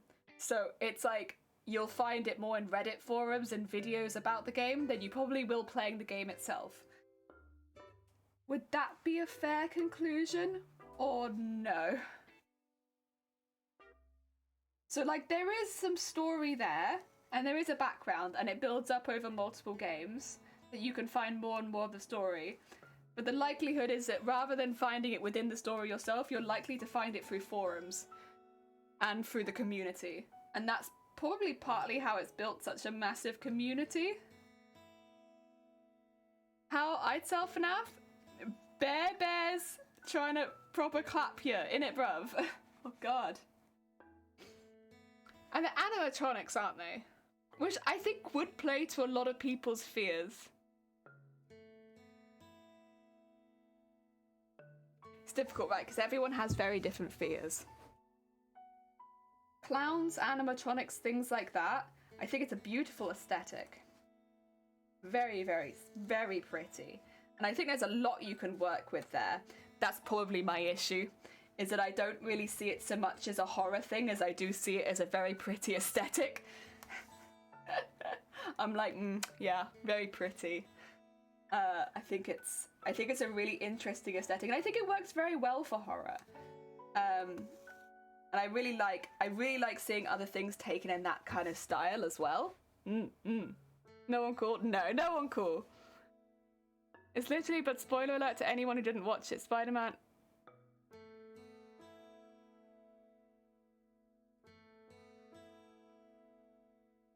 Okay. I'm gonna go to... So I have to be careful when someone says spoiler because I'm not gonna read it aloud. I'm gonna go to the Rainforest Cafe with my BF. There's animatronics there, I heard. Ooh. See, I do like the aesthetic of animatronics. I think they're very pretty and very cool and very different. And I like it a lot. But I think that I feel a very similar way about that as I do about clowns. And it gives me the same kind of feeling where it's like, it's very cool and very interesting and different. And I think it's a really cool thing. Like when you see art that's in the style of, I love that. Like art in the style of clown, art in the style of animatronics. I think that's really, really cool. I prefer animatronics because I hate people. That's fair enough. I think that's really, really cool. I don't necessarily see them as creepy inherently, but you could definitely dress them up to be. But then you could dress them up to be anyway, really. But I think it's very cool. I think it's very cool. And you can do some really cool designs. I've seen some really cool steampunk style animatronics. That's really cool. Some more... Thank you for the egg, Mopstrudel. I've seen some really cool, like, more historical, like, people putting animatronics in their own, like, worlds. They look really, really cool. Of course, people doing animatronic style that, like, characters that already exist. That looks really cool. Yeah. There was a guy who made the animatronics, but he also murdered children in establishment and was assaulted by the staff children. So the whole story is about the murders, different. Yeah, childhood hallucinations while secrets behind it all. That's kind of what I've heard. I mean, Five Nights at Freddy's have been out for a while. I knew the story to an extent. I mean, that's kind of just, without trying to be rude, Sandman, that's kind of just the story. It's not what...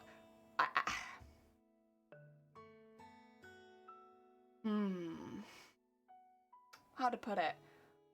What would I enjoy about the game?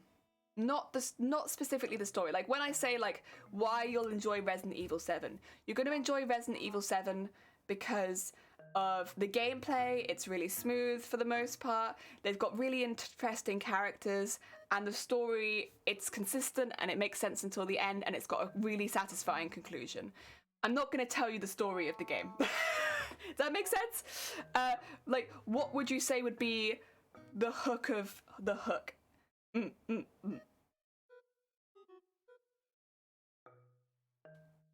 Would it be like the community? Like the community that does all of the the working out the story in the background, or would it be the gameplay itself, or yeah.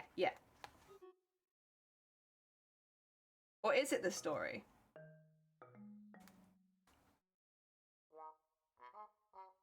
Play Resident Evil 6 first. Ash. I mean, everyone should play Resident Evil 6. The thing is, on the Steam store, the Resident Evil 6 Steam store, it's like overwhelmingly positive. Like the ratings are overwhelmingly positive, I think. I'm pretty sure they were. I'm like looking over there to be like, can I get to Steam from here? I don't think that I can.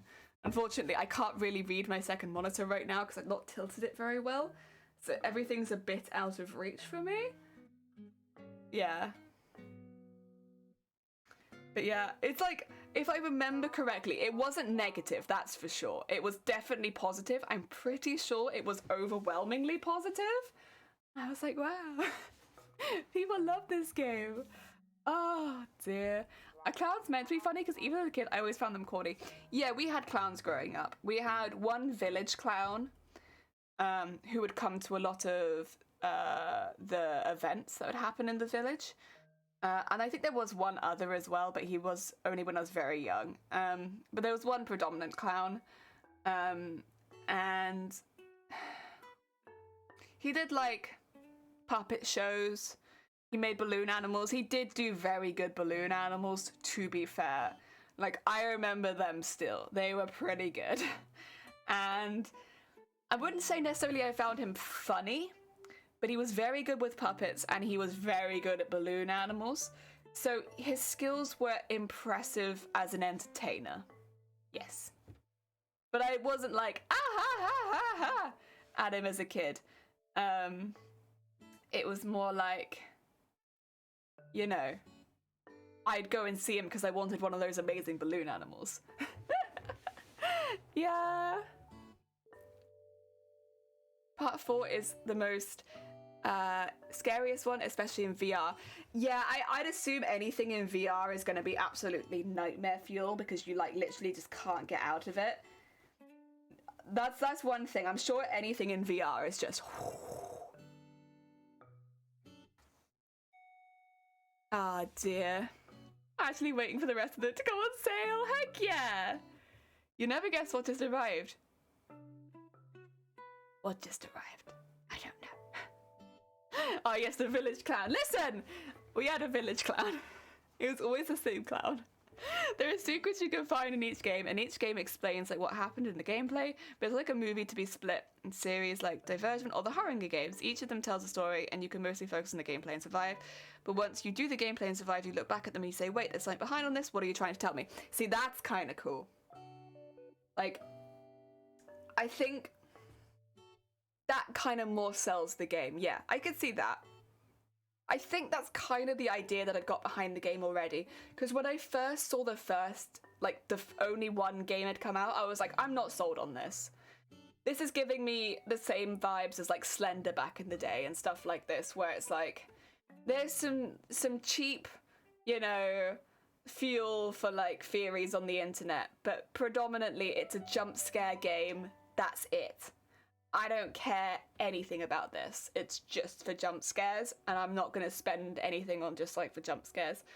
If you can play each story and actually unlock or learn something in the background, that's a little bit cooler, and I can kind of understand why you'd then want to play through the entire game just to work out what was going on. That's kind of cool.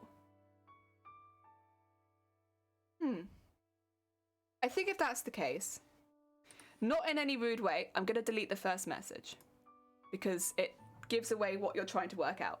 But I think that's kind of cool. I like that. And to be fair, you don't see too many games that would put that much effort into... I can think of one or two off the top of my head, but you don't think of too many games that would bother to spend such a long time doing so many stories. I can think of a couple things, but like, not too many. That's kind of cool. I can see that. That definitely. Because let's be honest, Five Nights at Freddy's has a huge fan base. And like, for just a jump scare game, that's not very normal. But like you said, if it's something that builds a story over time that people would like be getting together and like, you know, working out, I like that. That's like a puzzle. That's almost like an escape room kind of aesthetic, and I like that. Yeah. Ah, dear. A card defense. Heck yeah, I got you. Oh, I'm glad. I'm glad it got you. Oh, dear.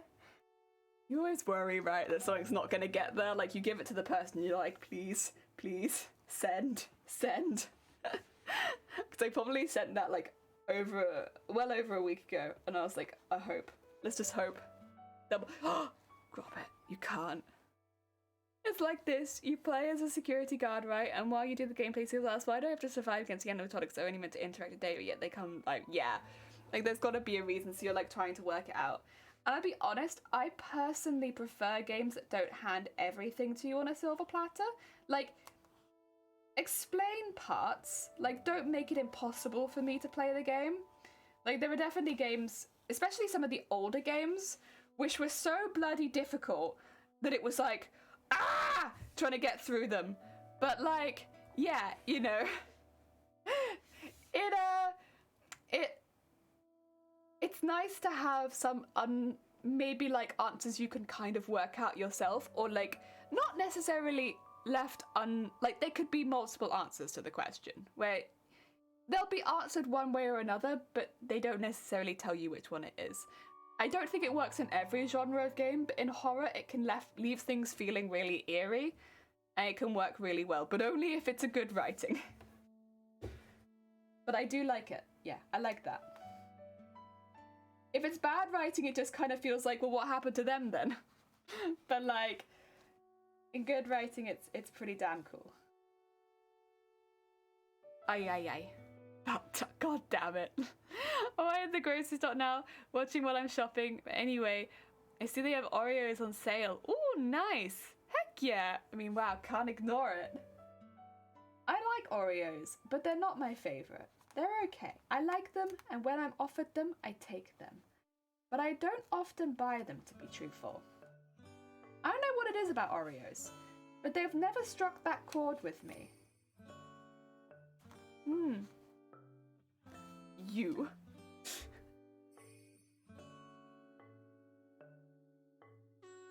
Ever since the first 5 Nights at Freddy's and after the Pizzeria Simulator before Security Branch, I've been trying to find the lore, piece it together, but I strongly believe I figured out the entire story. The creator comes out and all the stories question be the answers when the time comes. Aww. I hope they never do, though, right? Because, like, if they all told you the answer, what was the point, really?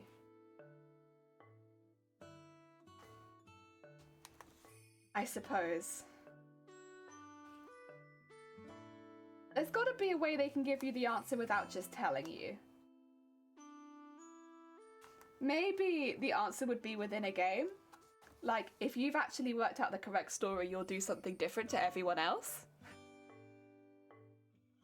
Because if they just came out on Twitter and was like, oh, by the way, this is what it is, I feel so anticlimactic to years of, like, figuring it out.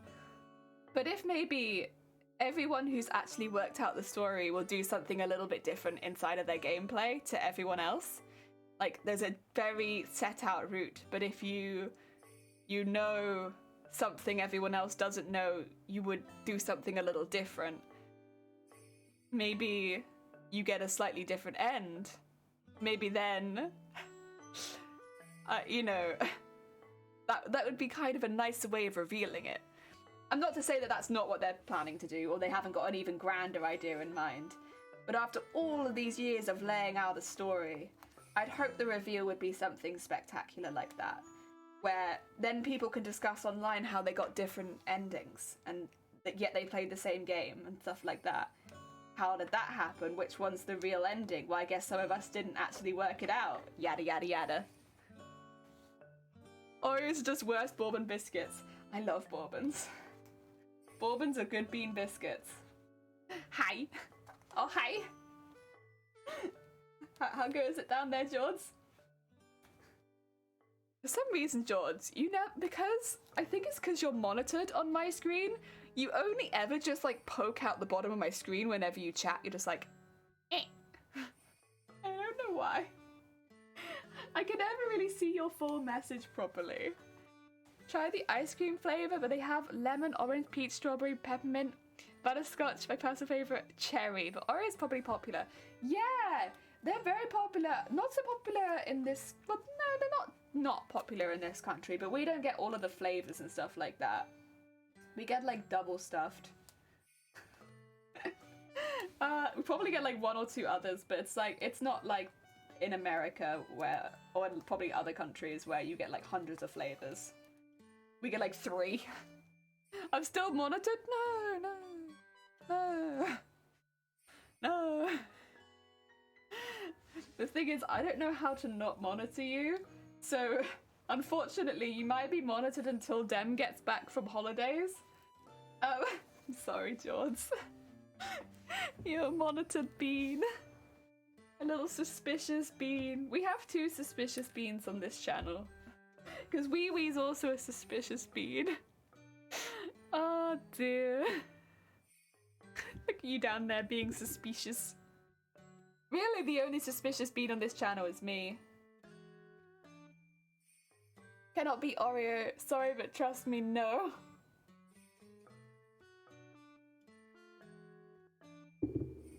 I like Oreo in things. Like Oreo in a milkshake or Oreo in a cheesecake.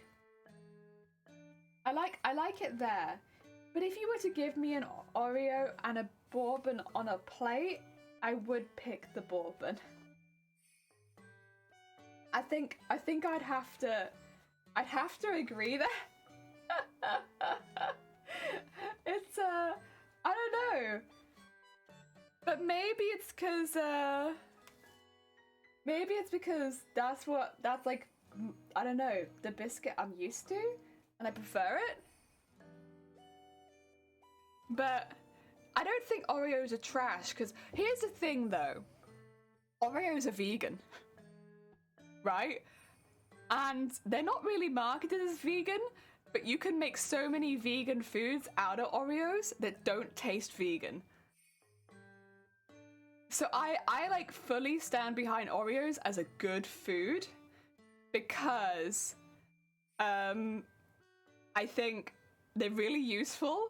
Like, for instance, you got a vegan coming over and you want to make a dessert Oreo cheesecake. Easy. And it won't taste vegan for anyone. Like, you know what I mean when I say, like, taste vegan? Like, as far as, like, no one's gonna feel like they're missing out. Yeah.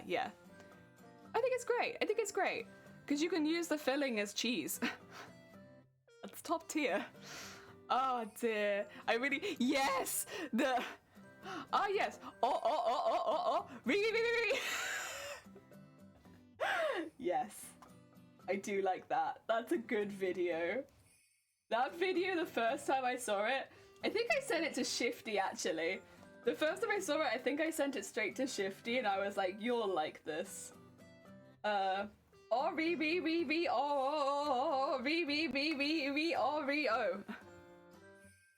are vegan. That's fair. I don't think you can make a cheesecake out of the inside of the bourbon, though, because it's a bit too stiff. You could probably give it a good heckin' try, though. Also, I didn't know they were vegan. That's pretty cool, though. Heck yeah. Good on bourbons. Makes sense, though, because they are like a stiffer biscuit. But, like, yeah, if it was just to eat one... This is why I like both of them, though. I don't like Oreos to just eat. But I like them as an ingredient for cooking. Whereas bourbons, I like to just eat them. They have places, but they are different.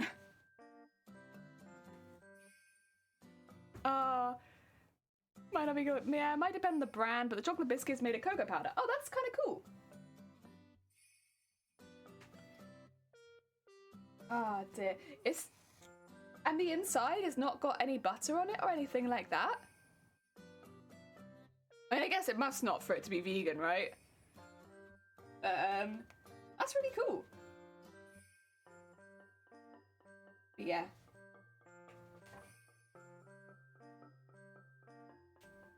Heckin' cool. Oh, am I gonna run out of thread? Ooh. I know it looks like I've got plenty, but this is technically cutting it close. Because it will, like, shrink, and then I'm gonna have to tie a teeny tiny knot at the end. Oh. First brand, generally you can get vegan bourbon, so okay. That's heckin' cool. I like that. I heckin' like that. Good on them.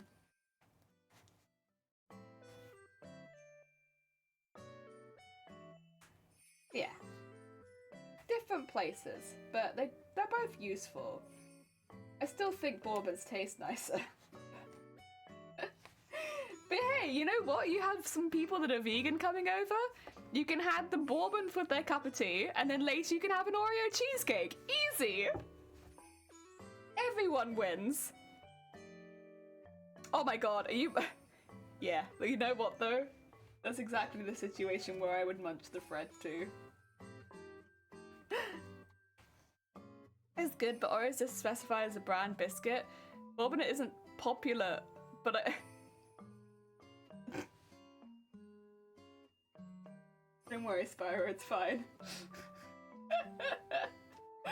Oh dear.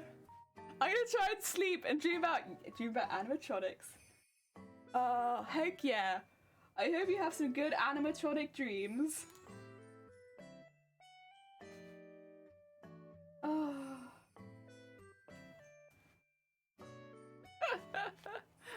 Oh! Oh! Oh! Oh! Heck! Heck! Oh my god! I thought you were on Holobobs!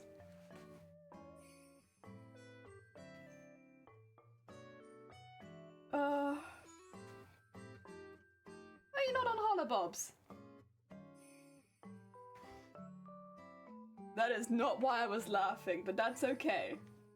I'll tell you later why I was laughing, Shifty Blook. Oh. Oh. Dear me. I am. Everyone else is still asleep. Oh, bless you. Oh, I hope you are having fun. I hope the weather is warmer and nice. And we made panties. Oh, dear, we made little purple panties. But now we're just sewing in some sequins. How goes your holobobs? Your holiday holobobs? I can sus.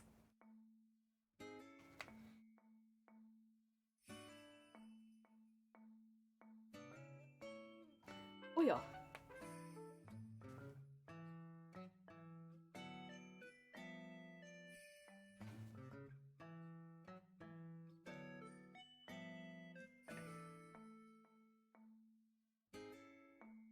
There we go. And tie a little knot. I know it looks like I did nothing. I know it looks like I did nothing. But actually, they're a lot more secure than they were before. And we have thread. Heck yeah. Oh, good. So now, all of this is nice and heckin' secure. It kind of looks funny because it looks like my knee is already in there. I don't know if you can see this, but there's like a lump where my knee's gonna be, and it kind of looks like there is knee insert. Oh dear. I know, right, Dem? Honestly, as soon as I try to eat fish spines, everyone jumps down my throat.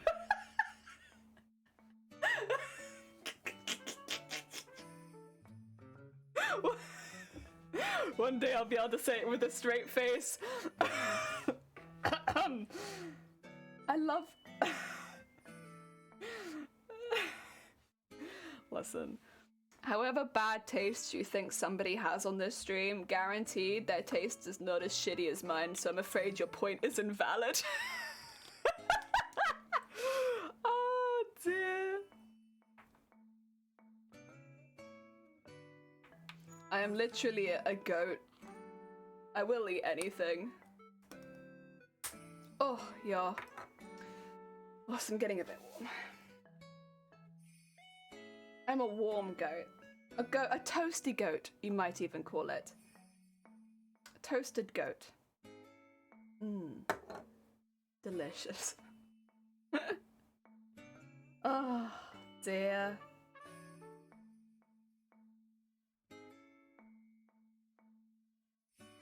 Oh yeah. I am actually a little hungry now though, to be fair. Like, we talked about food way too early into the stream. And now I'm hungry. What am I having for lunch today? I'm asking you like you're gonna know. What am I having for lunch today, guys? Can you tell me? I think I've forgotten. What is it? I know what I'm having for dinner. Is it a sandwich? Am I having a sandwich for lunch? Or is it burrito? I think it's sandwich. I think I'm having a simple lunch because we're having a big dinner, but I can't quite remember. Having food? Maybe. You might be right on that one.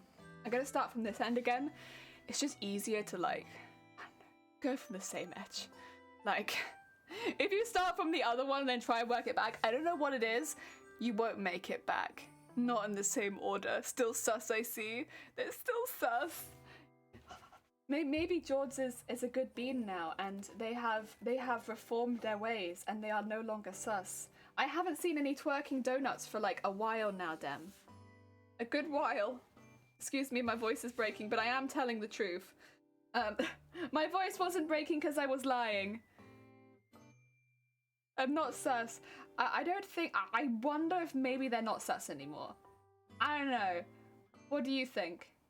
You think still sus, or you think maybe good? Have you seen any twerking donuts? Personally, I've not seen any. But, you know, please do let me know.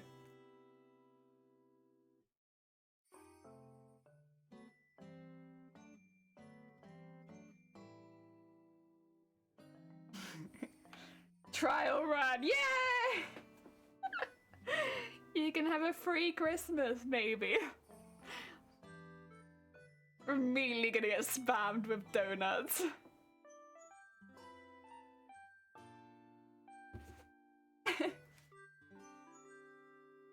George gets a taste of freedom today. Big heckin' cheer. Yay! Look at that! That's a free George right there. Heck yeah!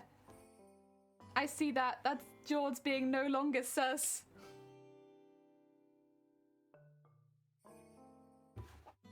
Oh dear. Ooh! Shifty might know this, but so should other people in the chat. I was curious about this the other day, because this is kind of a big staple of like what I would consider like Christmas food, chocolate, gift stuff over here. Too sus remonitored, no! I was like, wait a minute, so exchanged. I was just wondering, to any of my peeps outside of the UK, do you guys have Terry's chocolate orange? I'm just wondering, very specifically, do you guys have Terry's chocolate orange? Because that's like kind of a big Christmassy gifty thing here. I'm just wondering. The what? I have one that I can show you. I've already received 2. It's like a really big Christmas thing. It looks like this. It's called Terry's Chocolate Orange. We do! You have Terry's Chocolate Orange as well? Yes! We have chocolate oranges. I don't know the brand. We have a friend from the UK who buys them all the time. Yeah! It's a Terry's Chocolate Orange. I was thinking about this the other day because I was like, I wonder if this is like something that people really get outside of the UK. And I don't know, because there's a lot of chocolate that like does spread a bit more around, but of course there's a lot that is like very much regional and like only people in America have it, or only people in certain areas of Europe have it, or only people over in Australia have it. And I was like, I wonder how far Terry's chocolate orange has spread. Never tried it though. It's on sale now. If you like chocolate and orange as a flavour, this is a very good chocolate orange flavour. Oh dear, fooled you, you've been lurking the whole time? Oh heck yeah, welcome on back. Thank you for the heck and lurk. Looks like there is chocolate orange at Woolies. Heck yeah, we have something similar called Roman Arches. It's a semicircle chockies with orange in it. Yeah, that sounds really similar. So these ones, I'll show you it quickly, but I'm not gonna open it too much. But there's like a thing with these. So these come like this with a bit of packaging, but they're kind of just a Christmas thing, but you can buy them all year round. But I really associate them with Christmas. They look like this once you get it out, and you can't get the chocolate out very easily because they're like slices of chocolate that taste like chocolate orange. So you have to like whack it on a hard surface. and then you can peel the chocolate out. But it's all in its wrapper at the moment. And that's Terry's chocolate orange. It's kind of, I don't know. I was just wondering like how far spread it had gone. I have a friend that had those all the time. Yeah, heck yeah. Oh dear, might have to go and check it out when I get some grog tomorrow. They are very good. If you like chocolate and orange as a flavour, Terry's chocolate orange is a very good orangey chocolatey flavour. Like, I'll be honest, orange and chocolate is not my favourite combination generally. And I still really like Terry's chocolate orange. I think they're fantastic. But like, you can buy them all year round, but they're especially prevalent at Christmas. And you know, it's a heckin' big thing. You have a link? Pop it in the Discord, and I can find it from there if that's okay. It's really difficult for me to type minimal, so if you could pop it in the Discord, that'd be much easier for me. Oh dear. Oh, actually, Minimal, you're a VIP. You can just post links. What are you talking about, Minimal? You can literally just post them. You're forgetting that you're a VIP. Oh dear. I feel like the design isn't just smash it on the table. No, wait, I'll find Terry's chocolate orange somewhere at some point and I'll put it in the Discord, and then you'll see this is how you open these buggers. It's like smash it on the floor, smash it on the table, smash it on the something. The TV adverts used to say, don't just tap it, whack it, yeah! Gremlin, I appreciate it. This is the kind of backup I need. It's like you need to give it a good hard smack. You're very specifically meant to whack it on a hard surface. To be fair, it won't shatter or anything like that. It will just mean that you can get the segments out. Otherwise, it's like near impossible to get the chocolate out of these things. Oh dear, what's that link? Oh, is this the... It does look similar, except this is the you don't have to smash it version. This is the I don't fancy smashing it, give it to me in a nice box, please. I see. You have evolved further. Over here, we smash our chocolate. Yes.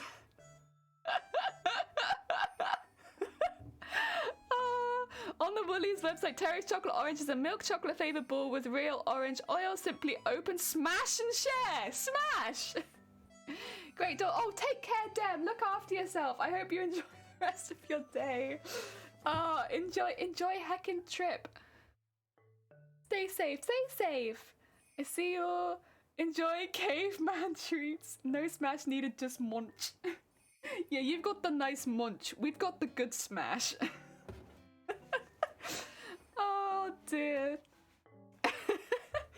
I will say that it is kind of just part of it. It's like hundreds of thousands of British people smash chocolate. It's just part of the festive season, you know? That's just kind of what happens. Oh, God. It is good, though. It's a good one. Again, I'm generally not the biggest fan of chocolate and orange as a flavour, but this one is good. It is good. Enjoy your freedom for now. Oh, poor George. George. To be fair, George, any more of those twerky donuts? We got our eyes on you. Oh, dear. I will say as well, like, they often go on sale, so you get them. You can pick them up reasonably cheap.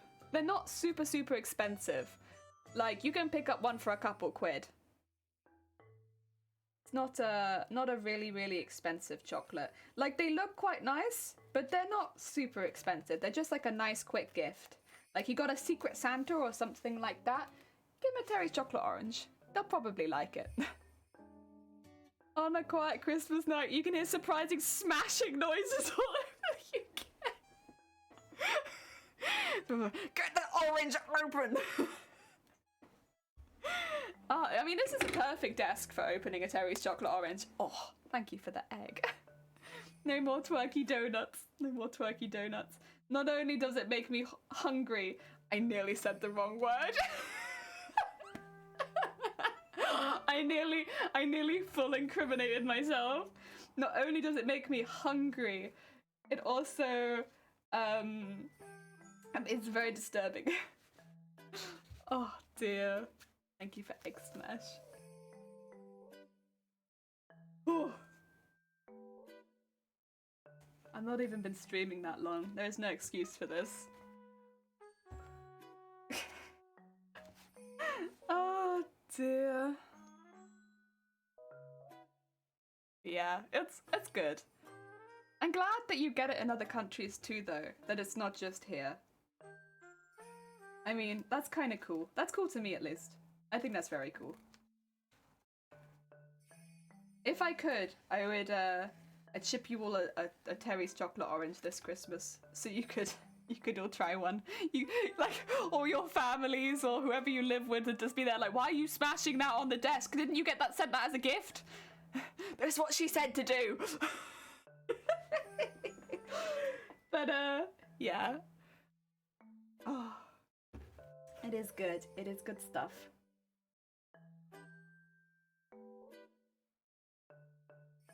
Oh yeah. Yeah, I think every Christmas I normally get a couple Terry's chocolate oranges and a bag of chocolate coins at some point.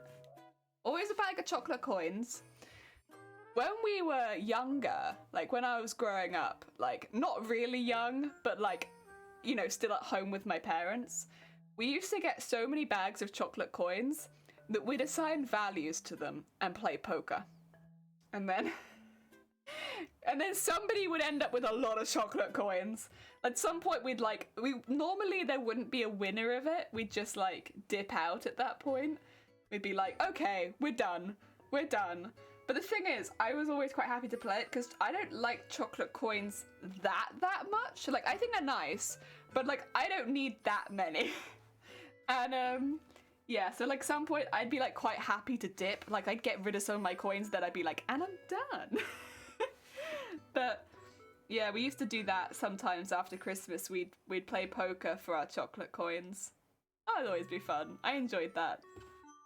But I was like, we don't really have any family Christmas traditions because it's like that's not really our thing. But if I had to say that we had like, I guess one, it'd kind of be something similar to that. Like some of the games that we'd play. Yeah. Like poker. It could set off a chain reaction where you smash everything in sight. Like there might be chocolate in this one too. Smash. Oh dear. It's good. It is literally the only way to separate the segments. They won't separate if you don't hit it pretty hard, and you'll just be left with this ball of chocolate that you can't get into. Forgot to mention Epic Games every day at the moment. New free game, 24 hours, just over 3 hours to claim yesterday's and the new one released. Oh, thank you, Dem. Sick. Gims. Nice. I'm trying to think, is there any games I have my eye on at the moment? I'm still waiting for Arceus. I'm very excited about that.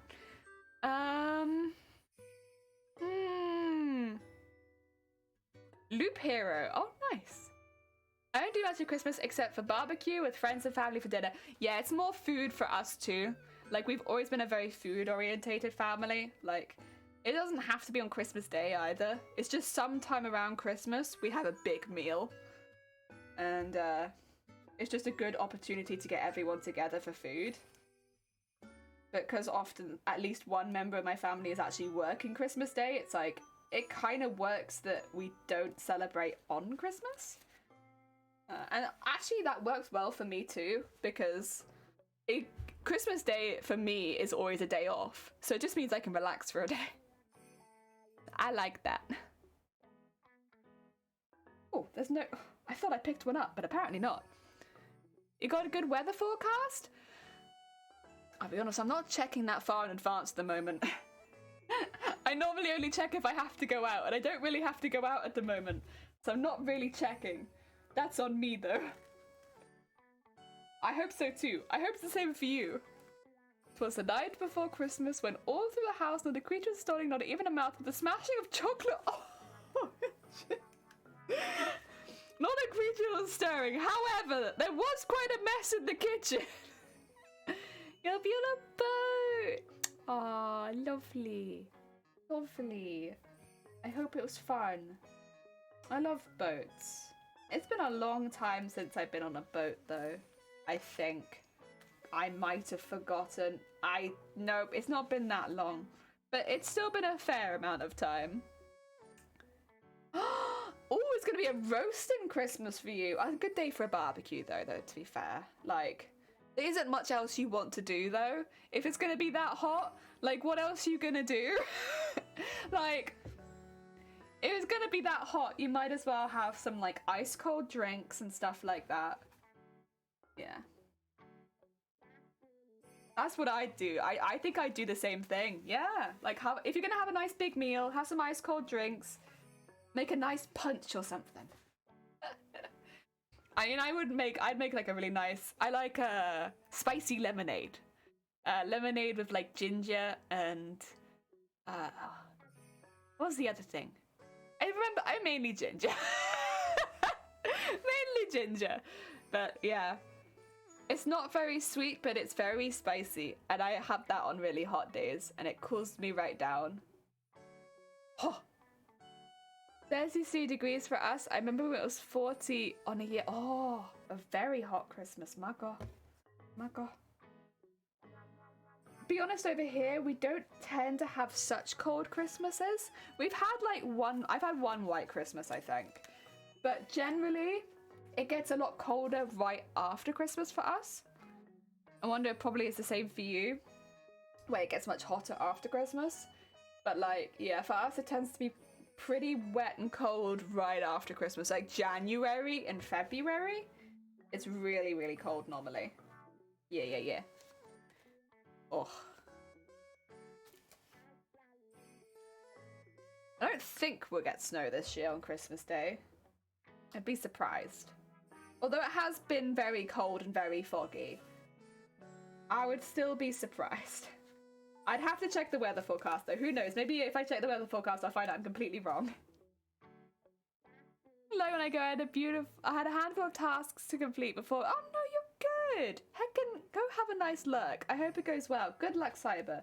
You're doing the heckin' good work. Oh dear. And Matrix, how's it going? I hope you're having a good day. We're doing some more sequins on this. We've made some panties that these can sew into, and now we're just getting all of this all sequined up. I don't know if I'm going to put any beads on this particular one because it's not really going to be shown. So this is just for if you do see it that it is actually decorated. And yeah, then we'll do the other side. Have a good one, Cyber. Have a good one, Cyber. Just remember I got to use the rest of the film in my camera before. Oh, heck yeah.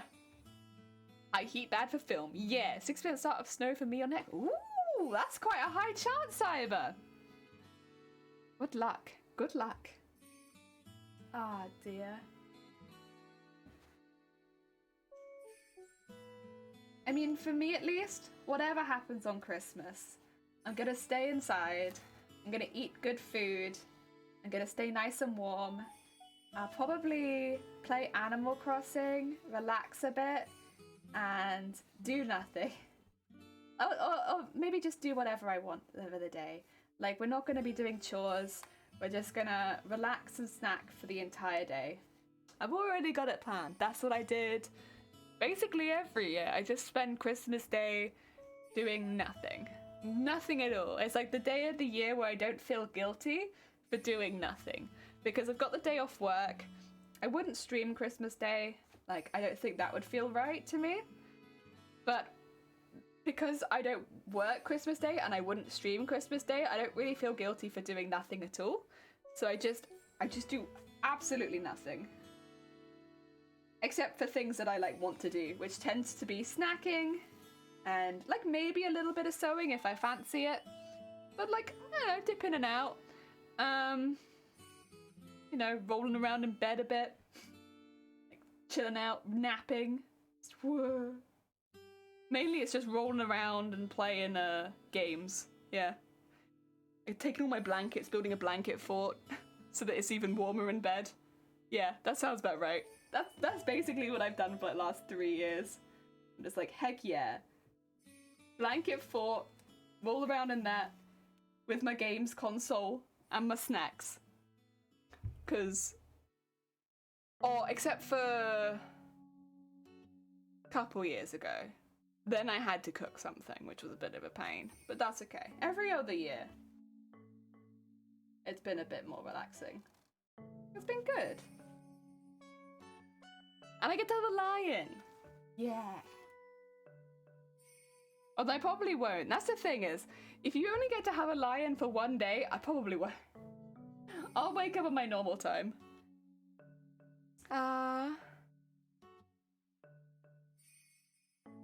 Fix my Super 8 camera before we head off to the boat because I want to be taking video. Oh my god, that'd be lovely. Oh, and you're going on a boat. I'm a little jealous of all of you going out on boats, to be honest. I love boats. I used to love going out on boats. I mean, I'll be honest, I don't really have the opportunity to do it so often anymore.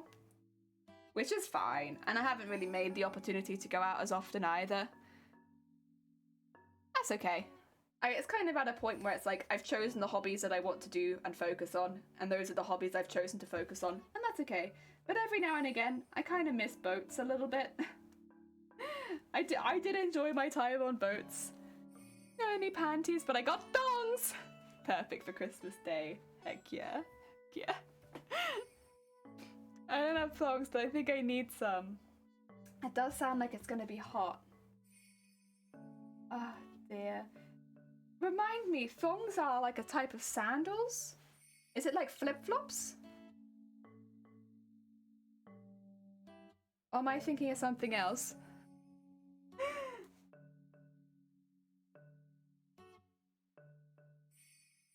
Flip-flops, yeah, they are flip-flops. Cool. Oh dear.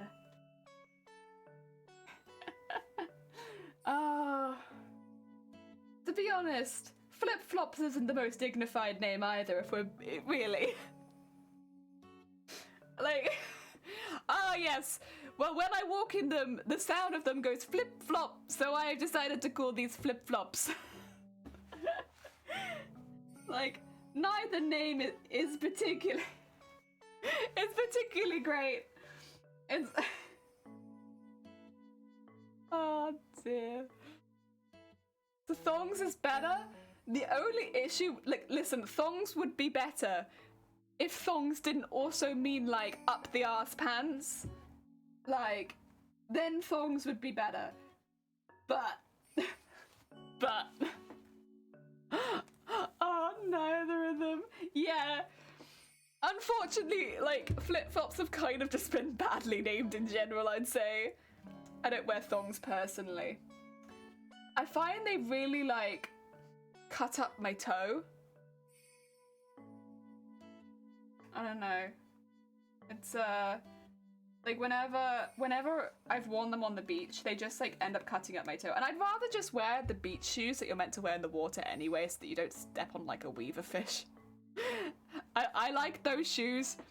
I always lose them, but I prefer to have those shoes. Those are good beach shoes. Too many bad experiences. Up the butt. Just realized I don't have a... See, now that I don't know what that is.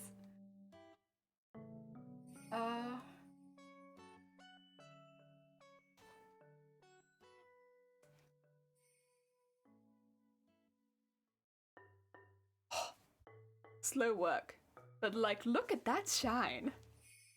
So sparkly. Now you won't see this when it's finished. But it's worth it anyway.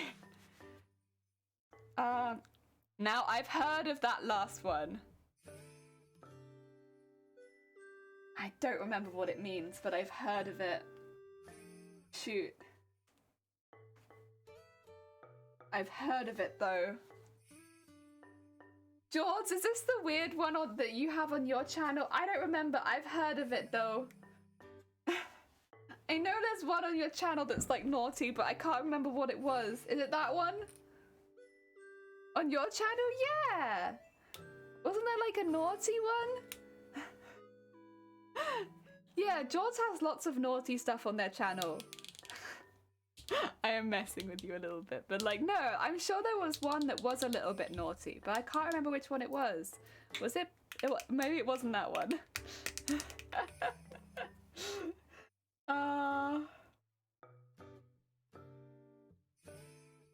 Oh yeah.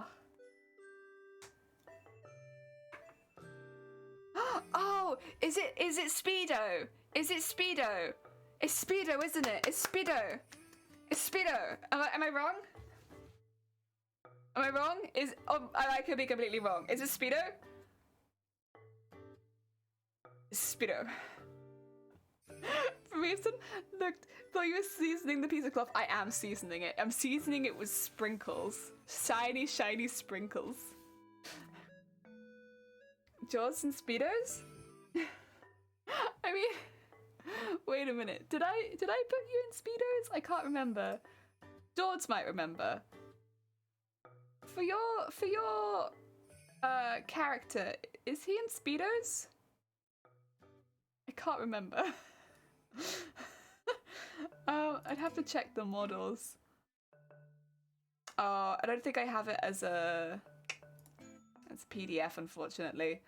George would remember. But me and Speedo was going It's been... George, was your VTube model in Speedos? Or are they just naked? I think they're in Speedos.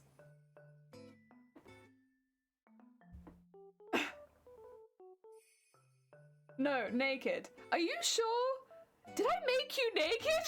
No, surely not. No, there's no way. No, I did not make you naked. Oh God, did I? I'm so sorry. Wait, I don't really have a way of opening it and checking it because I've only got it in like the format for VTube Studio. Wow, Jelly, wow. That's 2 people I've made naked now. Oh no. Wee Wee was like, can you make a George model? And I was like, I got you, Wee Wee. Don't worry. George will be absolutely naked. And you call me sus? Yeah, that's so suspicious. Oh my God. Don't worry, George. I'll make you absolutely butt naked for your stream. Wait, no, because Shifty Blue, you're naked.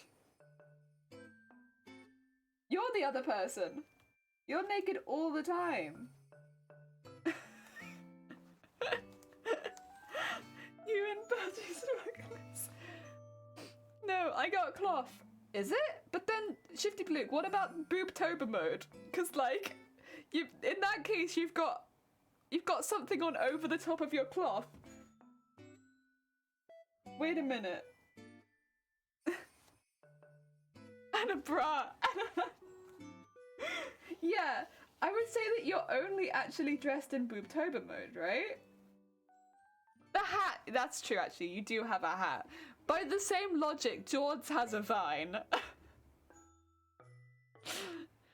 Big sus moments of jelly. Oh god, I design naked VTubers.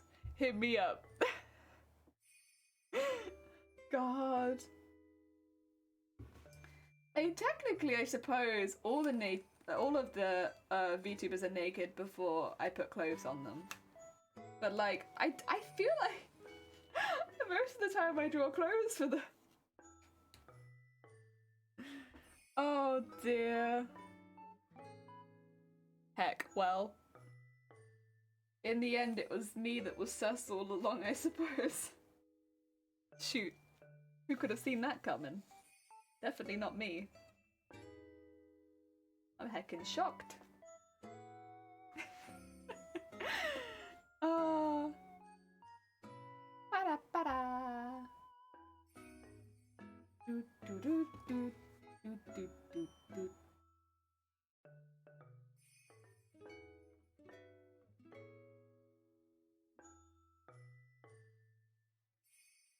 Go. She thought all my So you thought all along? Yeah, I thought you had like a little like Speedo on. Honestly, I thought you had Speedo.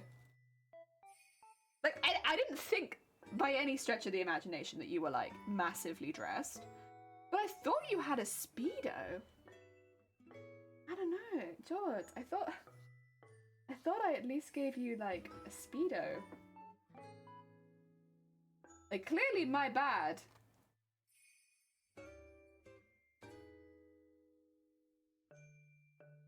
Most of the time, I do dress people.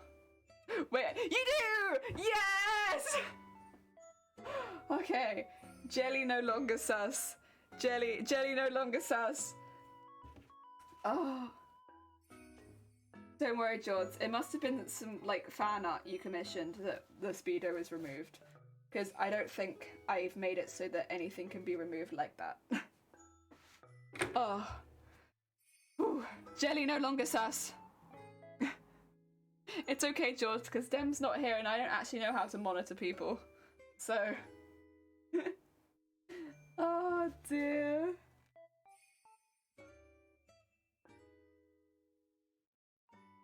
Jelly sus in my... Wow. But I just proved that I wasn't sus. Wow. Wow. When you prove you're not sus. But they still call you sus. Oh dear, George sus after all. I mean, we could have seen that coming, I think. I think most of us probably were like, yeah, you know what? Makes sense. George being sus again? I could see that coming. Thank you for the horn. Jelly is on. No, I'm not. I'm a very good bean. Never sus. Never once been sus. I'm literally just sewing sequins onto like my leg panels.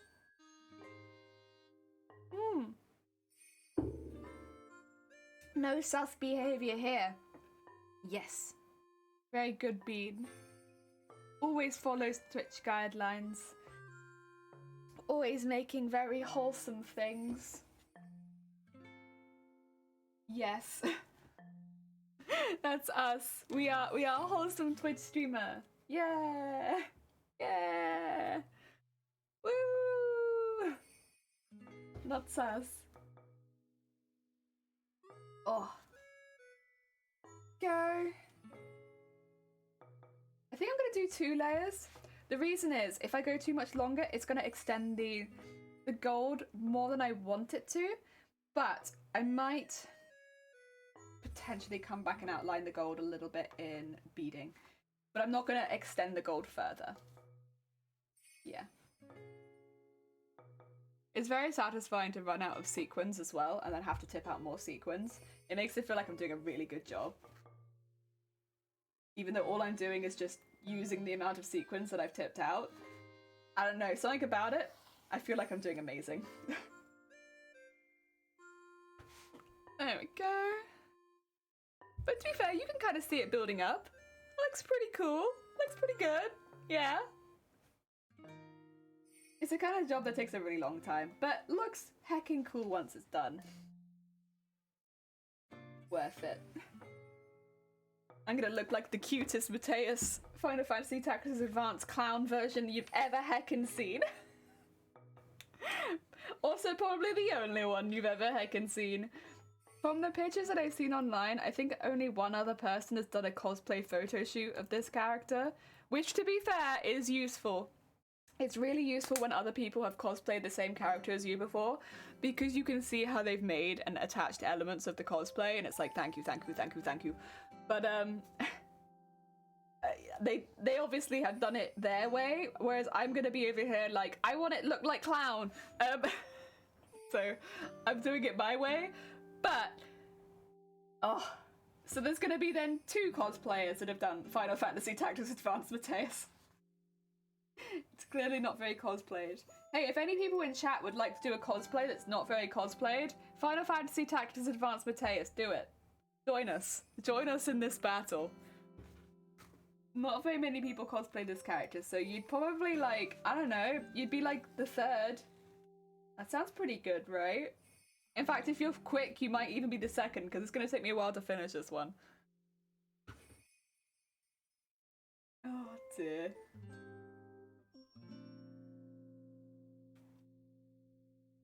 That happened to me with the Shinotic cosplay. I always try and, again, look up what other people have done cosplays once I've already designed mine to see how they've put things together and stuff like that. And I did that with Shinotic. And there'd only been 1 or 2 other actual cosplays of it. And again, it's still helpful. I think I ended up looking up Mushroom Head cosplay as well as like more inspiration. Although I started that so quickly, I don't know how useful it was at that point, but hey ho, we gave it a go. But heck yeah.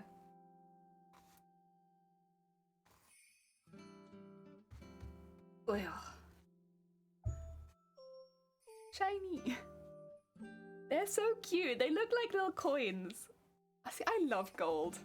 Man, I love gold. It's so cool. Gold is just the best. I'm definitely biased because first of all, I'm using gold, but also it's one of my favorite colors. But like, it's so cool. On any cosplay, I just love it. Go. I wonder if it'd be worth making some shapes in this, maybe around the kneecap, but it'd probably be worth doing that detailing on the outside because I think it would just add extra thickness I don't necessarily need. It's difficult because when you're working on a piece, I kind of just want to build into it and into it and into it and into it without thinking about the other pieces that are going to go on top of it. The layered piece jelly, layers. You don't want to do everything on this first piece. You'll be burned. You'll be burned. Speaking of burning, I'm going to be burned inside of this costume. If I ever go to an event in it, it's going to be so warm. Everything is so layered. It's going to be so hot. Go. And into here.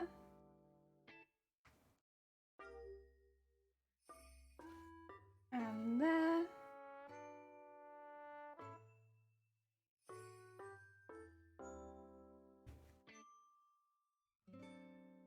Oil. Shiny. So pretty. I'm gonna be doing that a lot. Get ready for that a lot. Like, I'm gonna add a piece and be like, and more shiny, and then add a piece and more shiny, add another piece, and would you guess it's more shiny? Oh dear.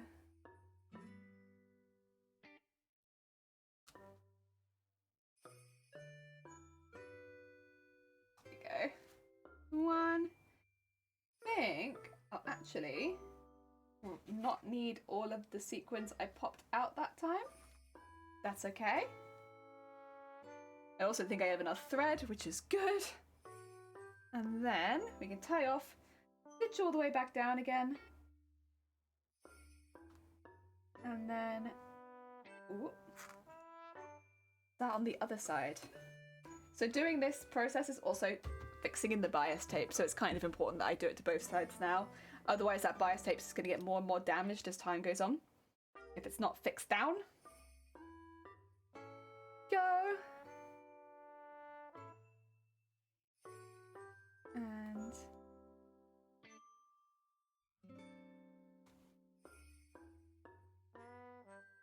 And then it's gonna go into the pants, and it's gonna look stupid, honestly. I can't wait to take a photo of it. But then I also kind of can wait, because it's gonna look like I'm wearing a pair of pants with things attached to it. Everyone be kind to me on Twitter, yeah? When I do end up posting the picture of this finished. You can roast me, but like... I swear. Oh. That's the thing about posting things on social media, is like, it's literally gonna look like random cosplay items attached to a pair of pants, which is gonna look really weird to anyone who's maybe meeting me for the first time, who's gonna be like, why though? but why though? And I don't have enough words to explain why I've done it like this. Listen.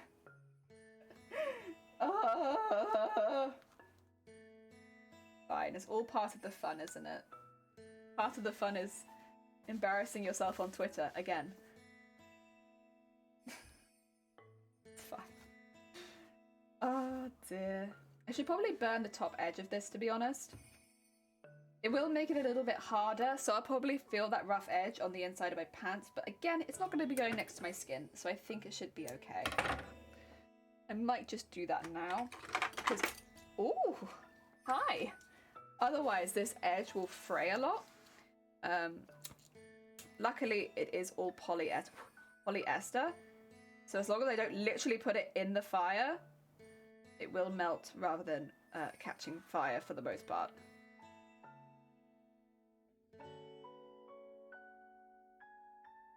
Let's not set fire to my house live on stream. Thank you very much, cosplay. I'm just going to catch the top bit of that again.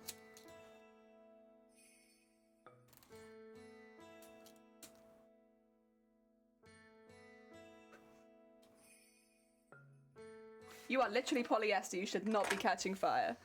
You're asking about fire, so it's only fair. All right, fine. All of you get on Twitcher, and when I post about this fire, like, just roast me, set me on fire. I'll make sure to take the most attractive picture possible. I don't know how the best way to display this is, because ideally I want it to be like catching the light, which means I'm probably going to want to be in some sort of sitting position, but I don't know if me like sat down in this is gonna look that great. So maybe like squatting, but then I don't know if me squatting in assless chaps is really Twitter appropriate. So, you know, we'll see. We'll see. I wanted to catch the light, but I also don't want to squat in assless chaps on Twitter. So, I've got time. They're not finished yet. I might want to take some progress shots though at some point. Maybe I should take a progress shot now, do you think? Is now a good time for a progress shot? Okay. You've twisted my leg. I'll do it now. Sorry, please excuse my phone, it's kind of beat up. Sorry, I have my alarm set at the moment. I'm just setting alarms, don't mind me. Okay, a progress shot.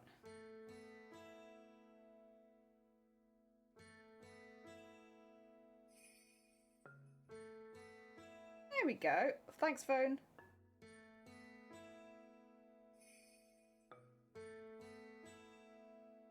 That looks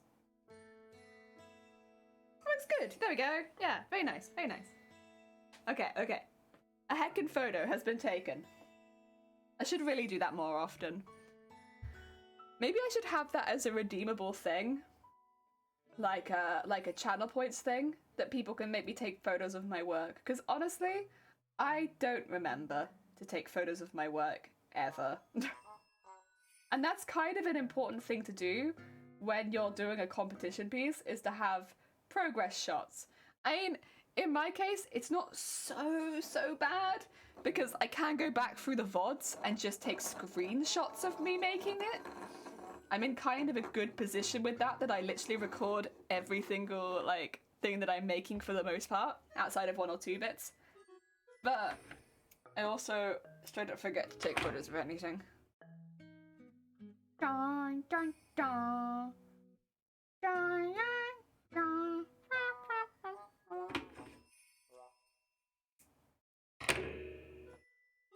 There we go. So then I just have to go back down the whole thing, same as like the first time today, and just attach those in place properly. Now we have a slight singed edge the whole way up, but that's good. It just means it won't fray any further, and it's not going to become a problem so much down the line. It would have been dealt with eventually once we sewn it in, but I'd rather just deal with it now, honestly. There you go. And now just a stitch down the whole thing.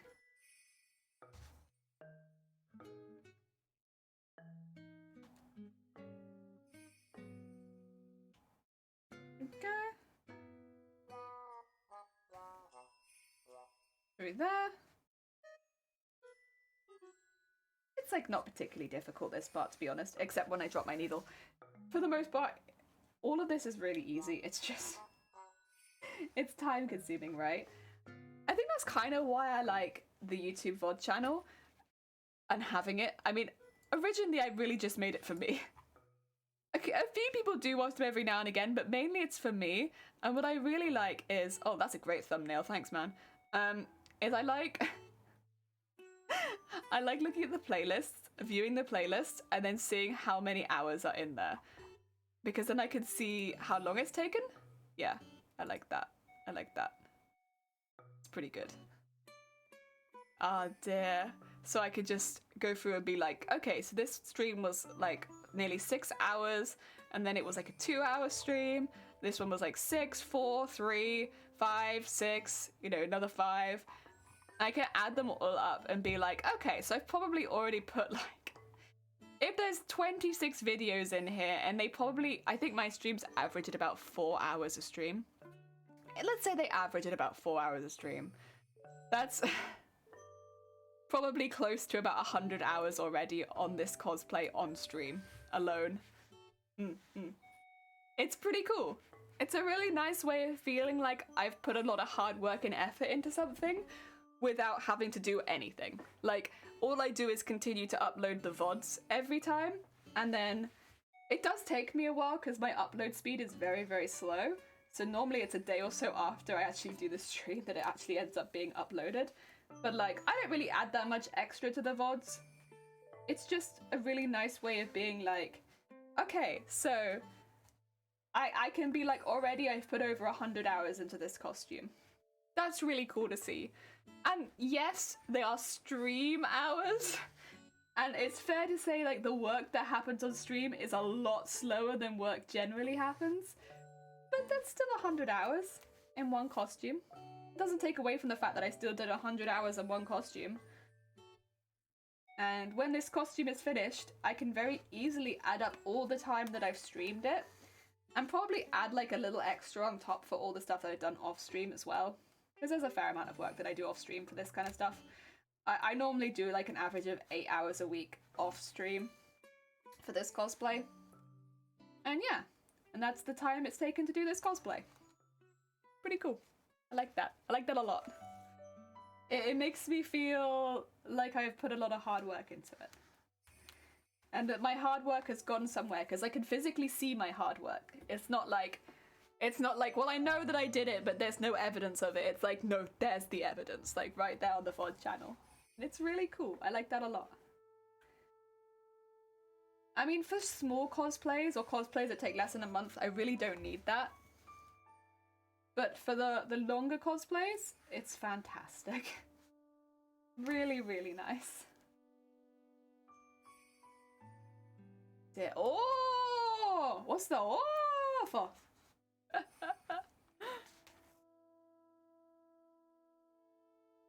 Dearie me. You can definitely see the hard one. Oh, bless you. That's very kind of you.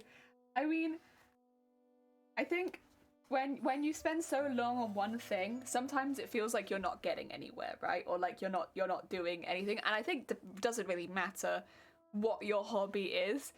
If you've got one thing that takes a really long time, it can feel like you're not really getting anywhere with it because each element takes so long. So having something like streams where you can see exactly where the effort is, it's just a really nice like confirmation of like the hard work that you've done. I don't think that's specific to making and crafting though. I would say I think that's probably like any hobby with long-term goals. Ah, dear. Yeah, it's nice. It's really nice.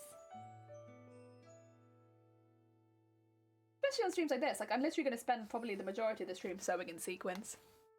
I would like to do a little bit of sewing work near the end of it, but the vast majority...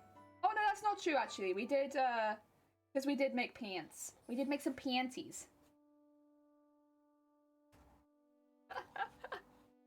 Oh...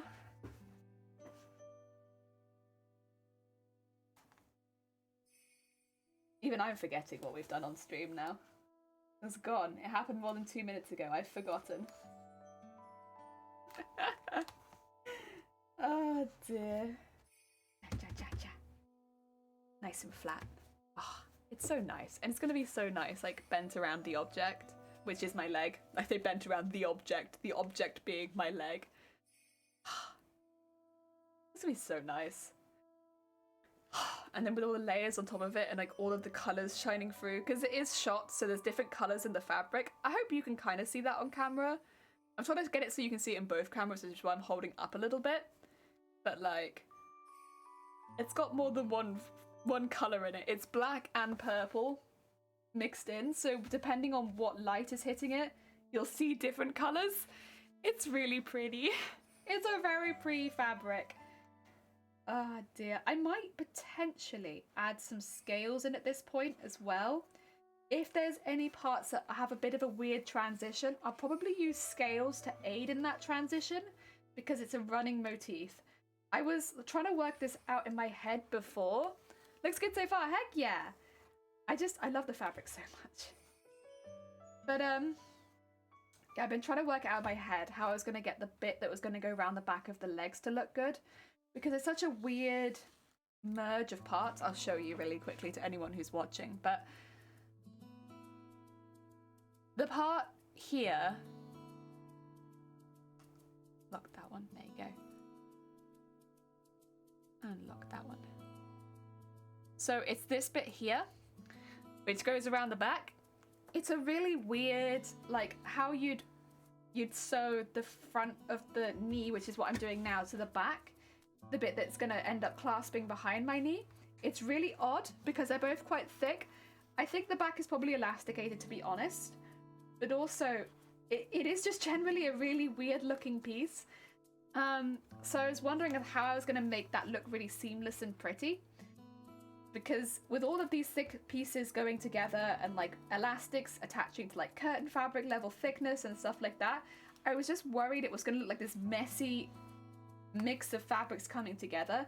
But I think if there is any mess like that, I might make a few scales similar to the scales on the skirt and on the tail and have them cover it, because first of all it'll make it look like the leg pieces definitely fit into the rest of the costume, but also because it is a running motif, I don't think it will make the legs look out of place. And also it kind of looks like here there might be some anyway.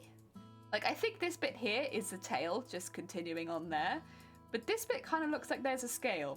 So, I think I'd do that there. Yeah, That's kind of the plan. There you go. That's my thoughts. It's a little difficult trying to work those sort of bits out, but that's my thought of what I will do for that bit. Of course, it does depend on how messy it looks, but if it is messy, I think that's probably how I'll end up fixing it. It's a bit of a weird place to sew. But we'll work it out. We'll work it out. It's gonna end up looking good. There's no problem.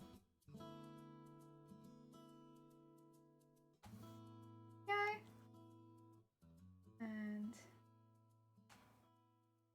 there we go.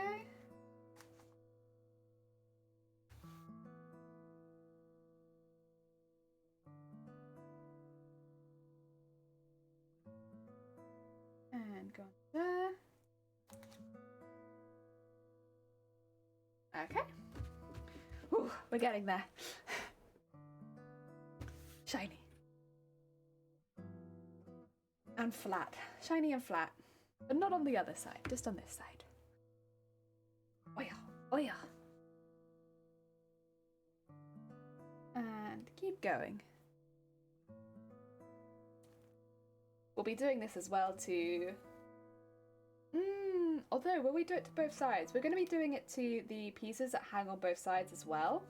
I'm not sure if I'd want to do it to both sides of each piece. I guess I'll have to work that out. That's going to be like a personal preference thing, I suppose.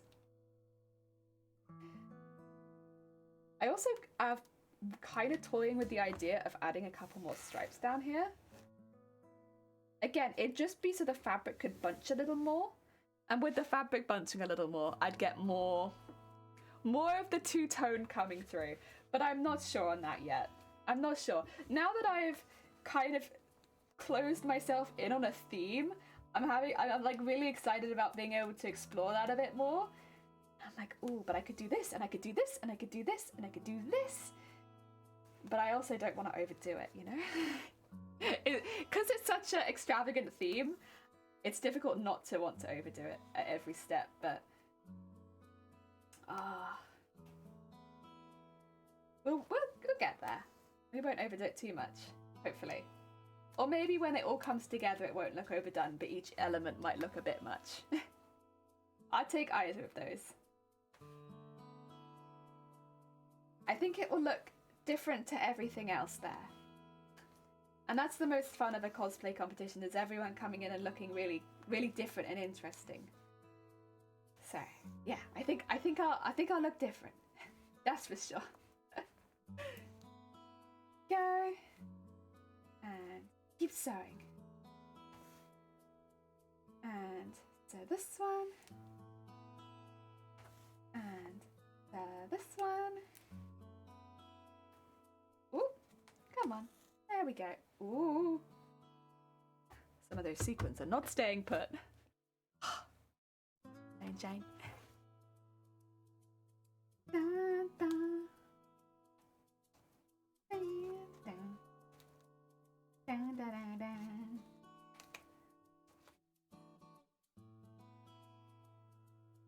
And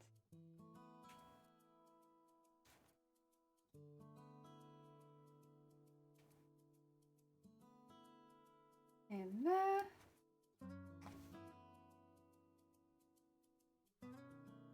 Ooh.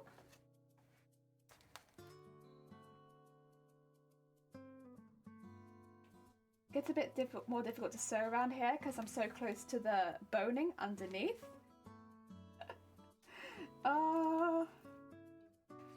I still regret having to like turn this inside out, and I'll be doing the same thing on the other side because I'm not looking forward to turning it inside out on the other side either.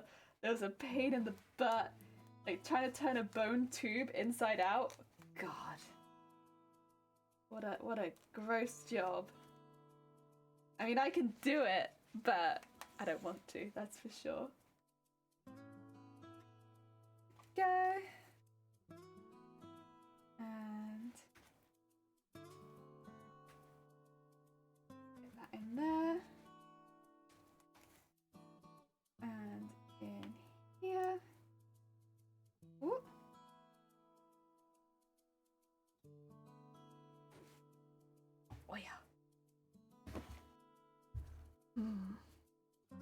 Yeah, looks good.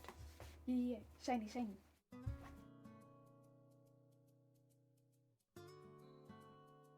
And under there. Dun, dun, dun, dun. I'd also like to do some more stuff around the kneecap. So the kneecap has like quite an intense base on it already because of all the stitching we've done on it. However, I would like to go over some of it with some sequins and some beads, maybe some larger beads too, because the kneecap's kind of the focal point of this particular design. I probably would like to go with the fans a little bit more too, honestly. But the kneecap specifically, we definitely need to put some work into because it's meant to be the most designed part of this piece. So what I'm thinking to do is we might actually end up cutting some of the sequins to make it look like they're coming out from the, what would you call it? From the stitching. It'd kind of be a little difficult to achieve that any other way. And I can round off the edges so it's not so bad. Put some beading around the edge of that again so they don't like rub on anything. Yeah, that's kind of my thought with that. I think that should look pretty damn cool. It's gonna be one of those things where I'm gonna have to plan out the design quite heavily. But I'm also have the benefit of following the design that I've already placed in with the stitching. So hopefully it shouldn't be too bad. Oh, sorry. And do that there. And tie that off. There we go. That's that side done. Now we just have to put sequins on the other side. Although we'll also be stitching down the bias tape when we stitch down the other side too. That side's all sequined up. Very nice.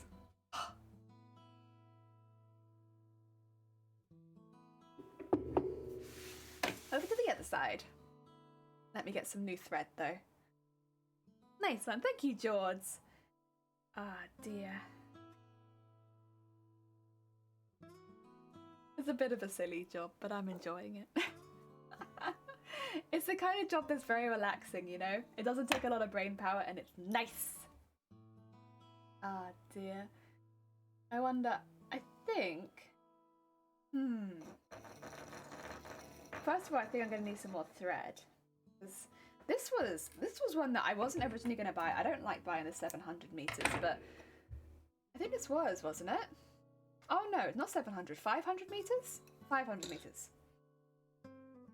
But yeah, I ended up buying that of the gold, and I do use a lot of that colour. I might have to get a bit more, because I'm not really using it to sew on the bias, because the bias is more of a bronzy colour, but if I'm going to be using it to sew on all the sequins, I'm going to be using a lot of it, so I might have to buy some more of that at some point. What are the balloons for? So I had the balloons when it was my birthday back in October and I liked them and I haven't taken them down. The balloons are for I like the balloons and I don't want to pop them. So I've just kept them. Oh dear. I just, you know, I just didn't want to pop them. I like them. They're so cute. Nice. Yeah, I just don't want to take them down because they're like pretty. I should probably take them down at some point. I've just, you know, I just like them. I've got attached to them, that's the issue.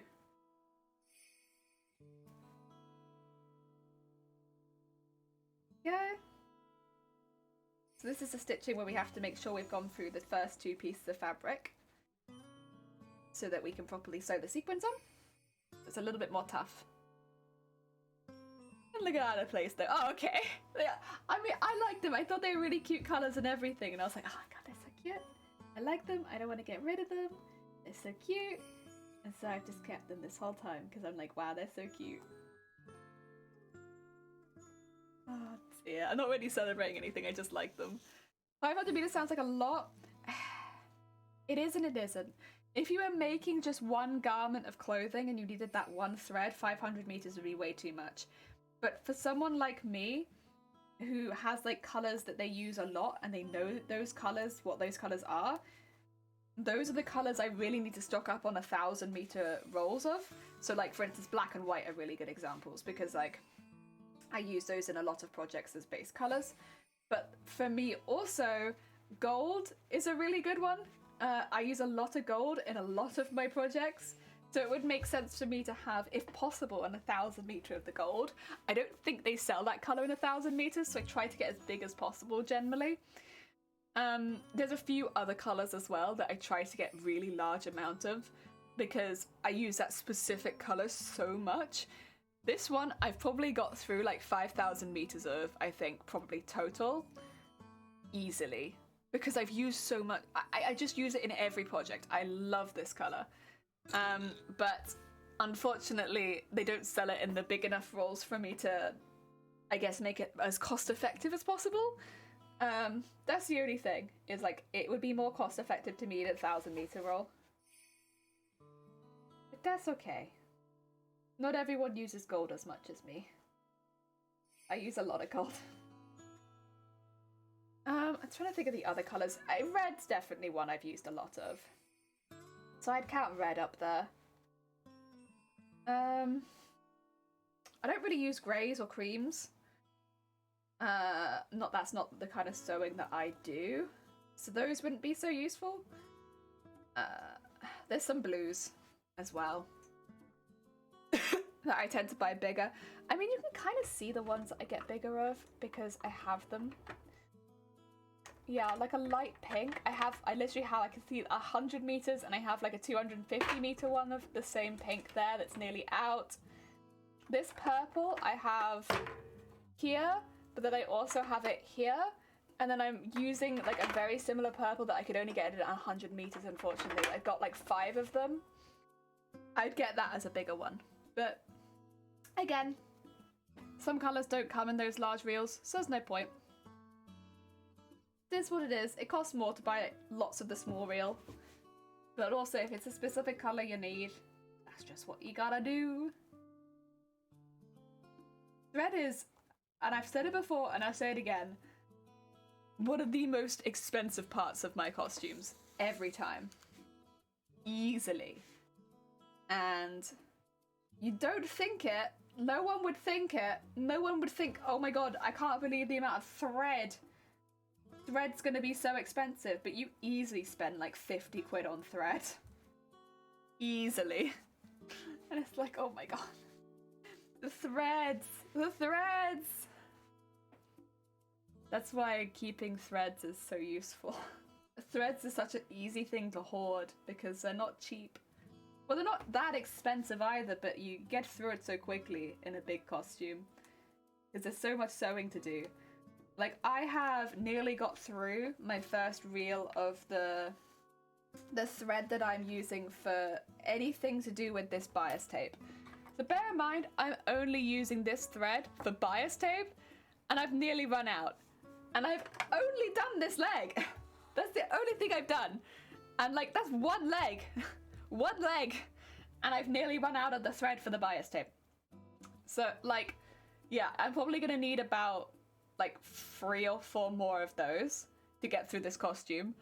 And with that being the case, that's £2 a reel, I think. So on just the bias tape thread, that's probably about 10 quid. Yeah, it just adds up so quickly. Like, it's fine for me. Like, I'm fine with that because I again, budget that in. But I remember like 3 years ago, Baby Jelly would have had no idea.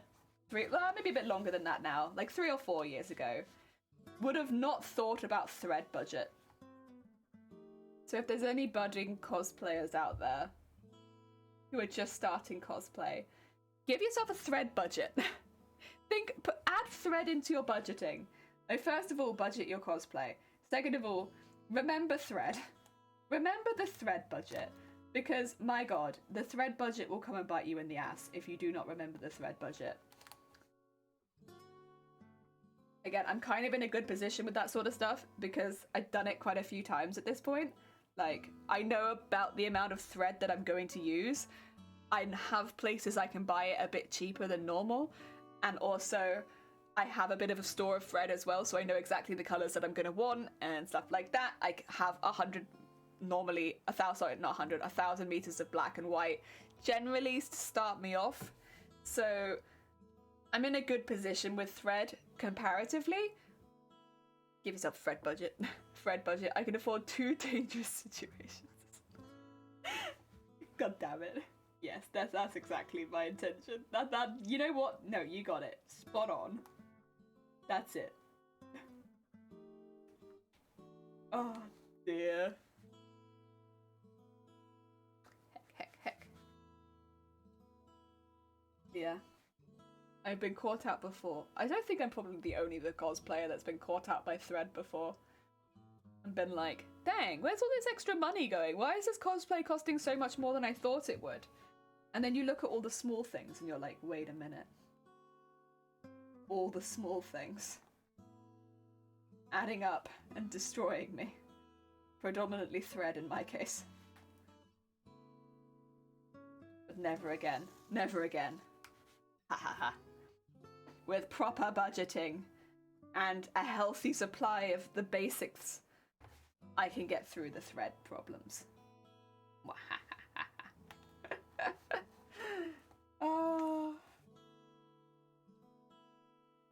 Oh, also I would say having like a good supply of like extra bobbins. The amount of years I went by like unwinding bobbins because I didn't have enough bobbins, and I was always unwinding them all the time because I didn't have enough bobbins. I was just like constantly unwinding bobbins so that I could use another bobbin because I wouldn't have one to hand. Just buy more bobbins. I swear, honestly. And buy like a little case for them. Yes. You will have such a good day. It would be so useful for you. Long term. Yes. Recommend it 100%. So useful.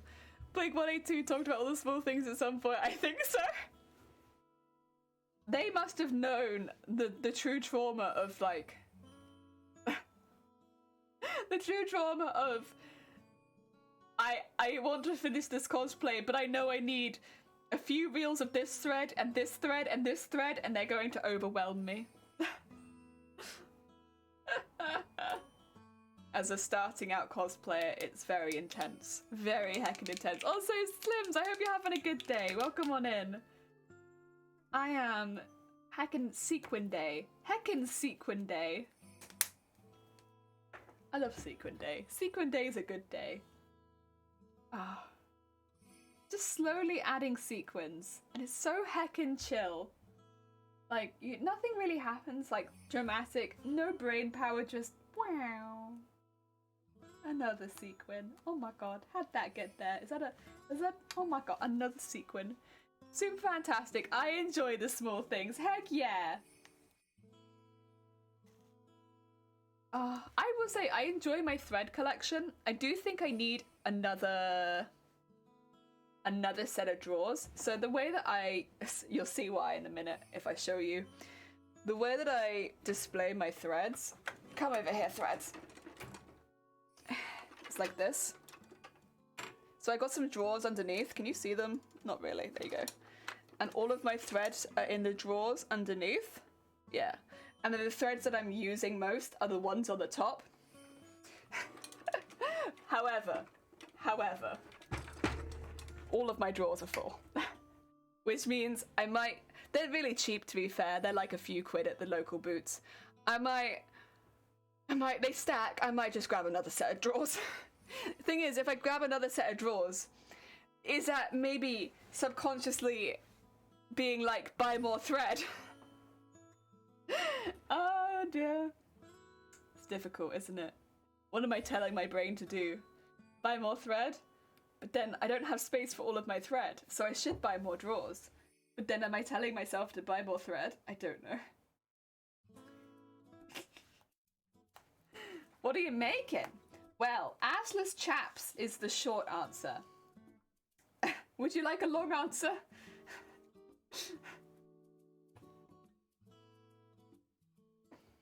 We've made the ass part today. I can show you the ass part if you like. The chaps part takes a bit longer because, yeah, it's very, very detailed. Are you going to be riding a motorcycle? No. I don't think I'd be able to get onto a motorcycle, to be honest. Here is our ass. It's like pretty simple. There you go. We made these earlier. Here's some I made earlier. But they're like proper, like actual, like. And then these are gonna end up going into the stretchy, and coming down with a few other bits and bobs. And then they'll come out of my petticoat. And then I need one on either side. And then that's our chaps. Yes. Oh, it's why you wear chaps. Well, have you heard of cosplay? Sorry, I need you to hold my pants again. There you go. I need them for my cosplay. I can show you the cosplay. That might make it make more sense. So, here's my cosplay. Here are the assless chaps.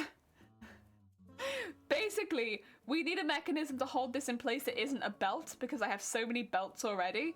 So we decided that this was going to go up until about this point, which is right where the crotch is, right? The crotch is about here. This has to go up to here. So the best way to get these knee details here would be for them to be assless chaps. And so that is what we've done. We are making these knee details into assless chaps.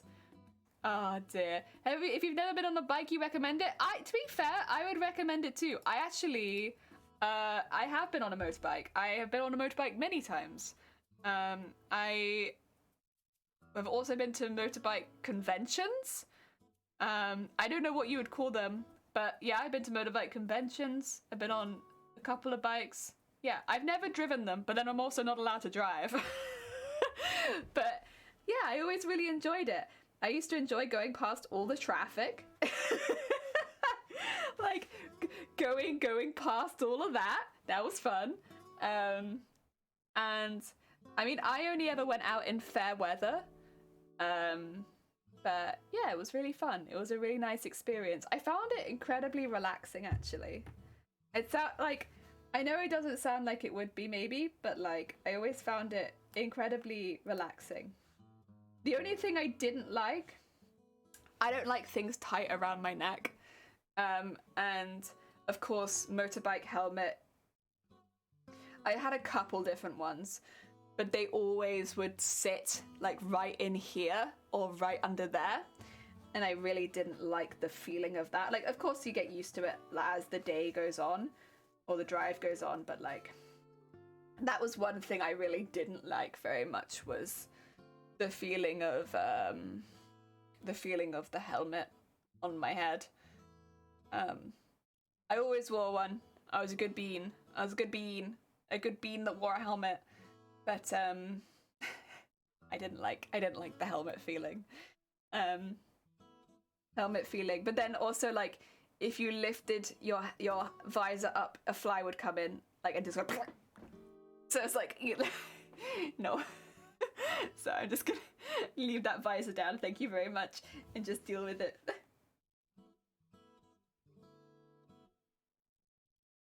I feel like I still had flies on my head a lot, but it's fine. Oh, my first one was Ninja 600. Ooh, nice! Oh, getting choked is only for a few special people, yeah. It's definitely like, it's the feeling of something just because there's like a buckle there. And it's like, I guess similar to like a cycling helmet, but it's much heavier. So that buckle is right there. And it's like, oh. Again, you get used to it. Like, it's not like you're feeling it quite the same the whole time. But the initial putting it on every time, I was always like, oh, I really don't like it. Flies, free snacks, you're right. Maybe I just didn't appreciate it correctly. You're right. They were free snacks. My bad. My heckin' bad. I always wore sunglasses. Oh, that's true. That would have been cool. The other thing is like the way that you held on the bike. There was a couple different bikes that I went on, depending on who I was riding with. Some of them you kind of held behind you. Where some of them, I'd like hold the backpack of the person in front of me. Like it depended on who I was with. Holding behind me, I always felt like kind of weird doing. Like I'd always be a bit like, wee, wee. But yeah. Again, it took a bit of getting used to, but like, I ended up really liking it. It's really fun. But it's been a while since I've been on a bike now. I think these days I'd have to be a little bit more careful. For the same reason like I can't drive a car. It's because I faint, I collapse. I also take you know, certain things. But like, yeah, it'd be a little bit more iffy. And I wouldn't want to put anyone at risk. But for the time that I was riding the back of people's bikes, I really enjoyed it. Yes. But I don't want to, I would never want to put anyone at risk. At least in a car, see, if I do end up fainting, it's not really an issue. I'll just in the back of someone's car. He topped, being as safe as possible. That's heckin' fast. I don't think we ever did. Again, maybe a bit different if you have someone on the back of your bike. But, yeah. We're heckin' speedy safe beans.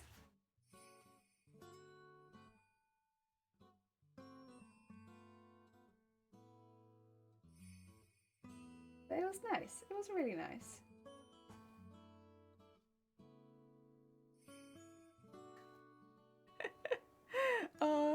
All I can see is flies, free snacks, and I'm like, no. All I can see is that in chat. God. Heckin' grim. Like, I probably did eat a few flies, in truth. But like, you know, it's never on purpose. Oh, I'm gonna put my pin straight into the balloon. That's gonna make me jump. I don't want to do that. Solo course, I would have went faster, but that bike couldn't push it. Yeah. Oh dear. I will say I really enjoyed the festivals as well. Like I loved watching, like there'd be people that would do like interesting tricks and stuff. Like that was always really heckin' cool. Like obviously they were people who were like professionals and stuff like that. But they were really cool. And it was cool to meet up with other people that had bikes and stuff. That was cool. They were always really fun. I think convention is similar to the right word. It was all outside because it was like bikes, but like, it was good. It was good fun. I was a bit younger when I went there, so I don't remember it super well. But yeah, it was good. I enjoyed it.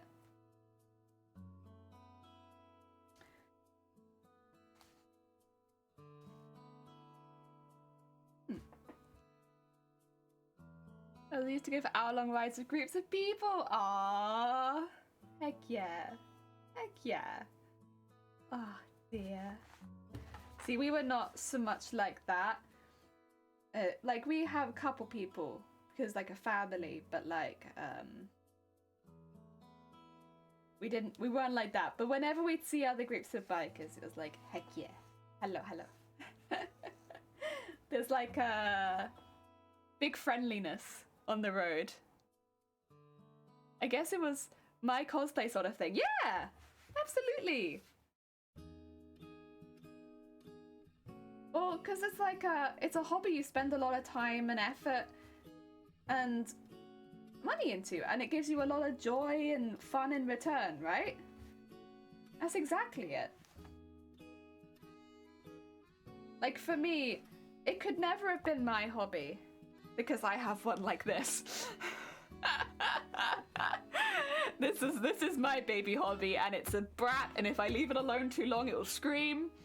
But yeah, it's exactly the same. A group of people, we all dress the same and enjoy the same thing. Exactly. Yeah. It's like you can all chat, you can all bring up a certain thing, and everyone will kind of understand it. And you know, everyone's interested in the same sort of stuff. Yeah, it's exactly the same sort of thing.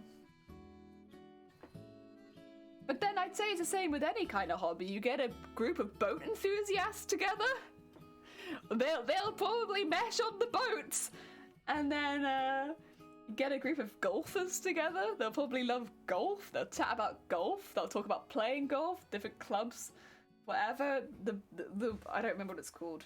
The golf tournament thingy. Like, whatever your hobby is, it's lovely to meet other people that have that same interest. Oh yeah. I'm a big believer in giving things a go if it's possible for you. Like, if I hadn't ridden on a bike up to this point, unfortunately, it probably would have been one of those things where I might have had to give it a miss for safety reasons. It's one of those things. But I'd feel the same if, like, if you get the chance and you know, you have... The other thing would be is, like, somebody has a spare helmet and jacket to give you. It's a really fun thing to do. Yeah. I mean, I always rode and I had my own jacket and I had my own helmet and stuff like that. So I was always a very safe bean. I was also young. Like, I was not very old. I wasn't like, I wasn't a toddler. But you know, when I started riding on the back of a motorbike, I was pretty young. Like, 10 years old, maybe? I know the first pictures that I have of me on a bike, it looks like I'm about to fall over because of my helmet.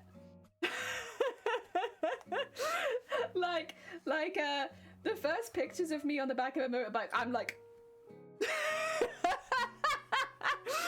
Because of the helmet. It's and like, yeah, so that was quite funny. We would have been, yeah, I would have been quite young. Would I have been 10? Probably around 10. I'd say. Ish. But I know that it meant at that time, when I was that young, I like needed a new jacket like every year. Like, expensive. We used to get a lot of the jackets, like we'd get new helmets, but secondhand jackets, because, expensive. Oh, dearie me. I like regular cosplay too. Heck yeah! Heck yeah! Cosplay's a good fun bean. Fun bean stuff. Oh yeah.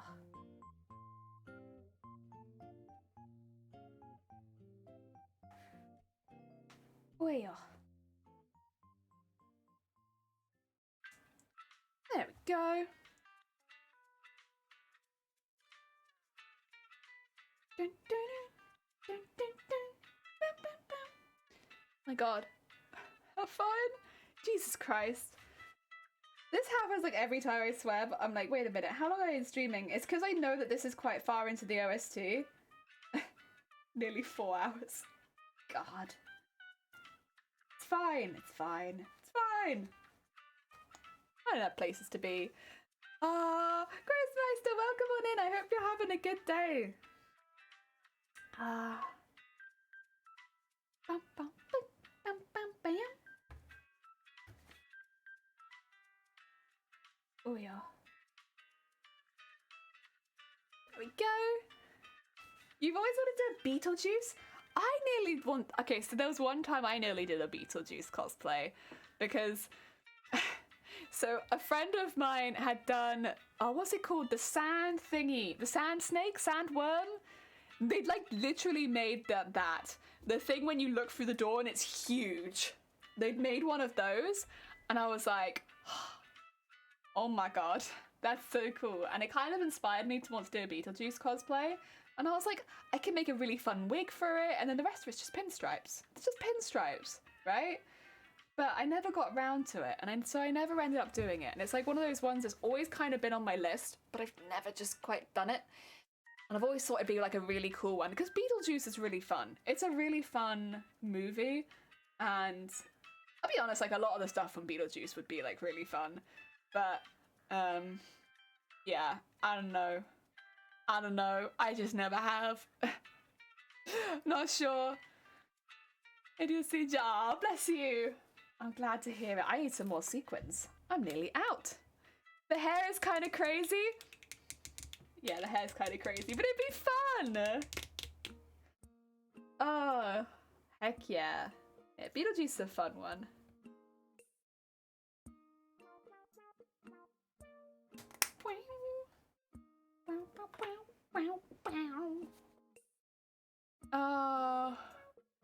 God damn it, Grace. Why? Why? I know, I'd like to go and try and act like him. What did I do? I think I'm really bad about like acting in character. I'm just I get too excited and so I'm too smiley.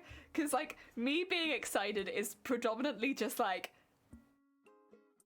smiling and bobbing on the spot. And so if I'm like going to a Comic-Con, 99% of the con, I'm just there like.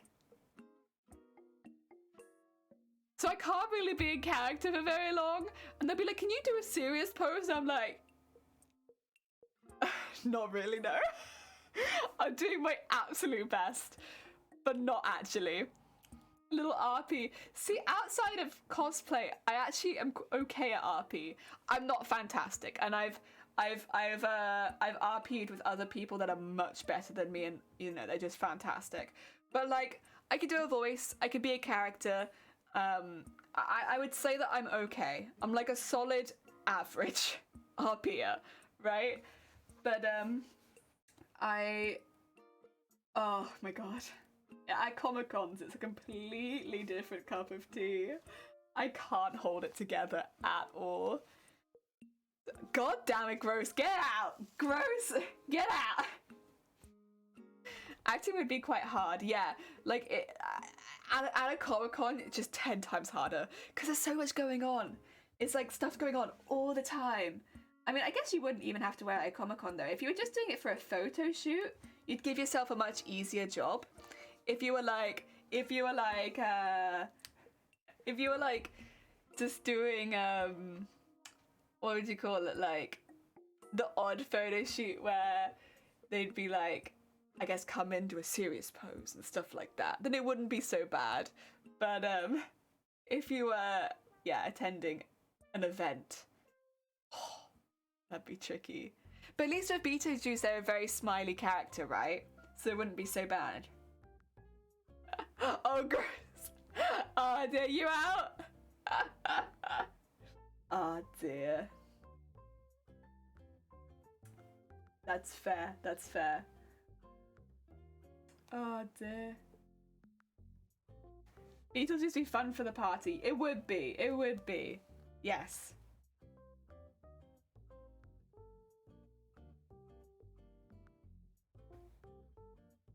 Oh god, thank you for the horn! It would be fun for a party environment. And honestly, I think there are some costumes, like, not the same character, but similar vibes. I did Jim Carrey's The Mask as a cosplay. I did that to a Comic-Con. Not that you'll find very many pictures of it, if any, but I did do that one. And I went through it actually, when we did a really old, it's on the YouTube. We went through some of the old cosplays that which were before my Instagram, basically. And I did Jim Carrey's The Mask. Similar kind of vibes, I would say. And that was so fun. That was so fun. Like, because first of all, everyone like instantly recognizes who you're trying to be. There's no like, oh, I wonder who you are. It's like, I know who you are. Like, it's the instant like, I know what you're doing. It's a really fun character, and also it's a character that has some like lines that people can just quote at you, if that makes sense. So I got a lot of people yelling across, I think it was Cardiff Comic-Con. Yeah, it was Cardiff Comic-Con. So as I was walking to the con, people that were not attending the Comic-Con were just yelling at me quotes from The Mask. It's just like but it's like a really fun one, you know? People know who it is. People can be like, ah, yes, I can participate in this cosplay. And it's a good one. I think Beetlejuice is very similar vibes to that. It's well known. It's a vibey character. It's got notable quotes and people can just yell at you. Like, I didn't have to do anything. I just had to stand there and people be like, smoking! It's like, thanks. I didn't have to say anything. It was easy. I just had to stand there with my green face and my yellow suit. Can I follow you? Physically you can. It's completely up to you though. Oh dear. Oh my god. Oh, thank you for the follow. It's very kind of you. Oh god. Man, that was a great one. Like, that's one of the ones where, like, I would do it again. The face paint's a bit of a pain. Face paint, a pain in the ass. Everything else, I'd do it again. The way that you can provoke such an action in people if they can relate to you so well. Literally, I would recommend anyone cosplaying The Mask. If you live somewhere where people have watched The Mask, which I think is pretty prevalent in a lot of areas, I would... Look, I recommend it. It's a fun one, and it's not too difficult. Because what you want to do, as a former Mask cosplayer, here's what you want to do. Easy, easy. Find a white suit. A white suit. If it's cotton, use a cotton dye. If it's polyester, use a polyester dye. Dye it yellow.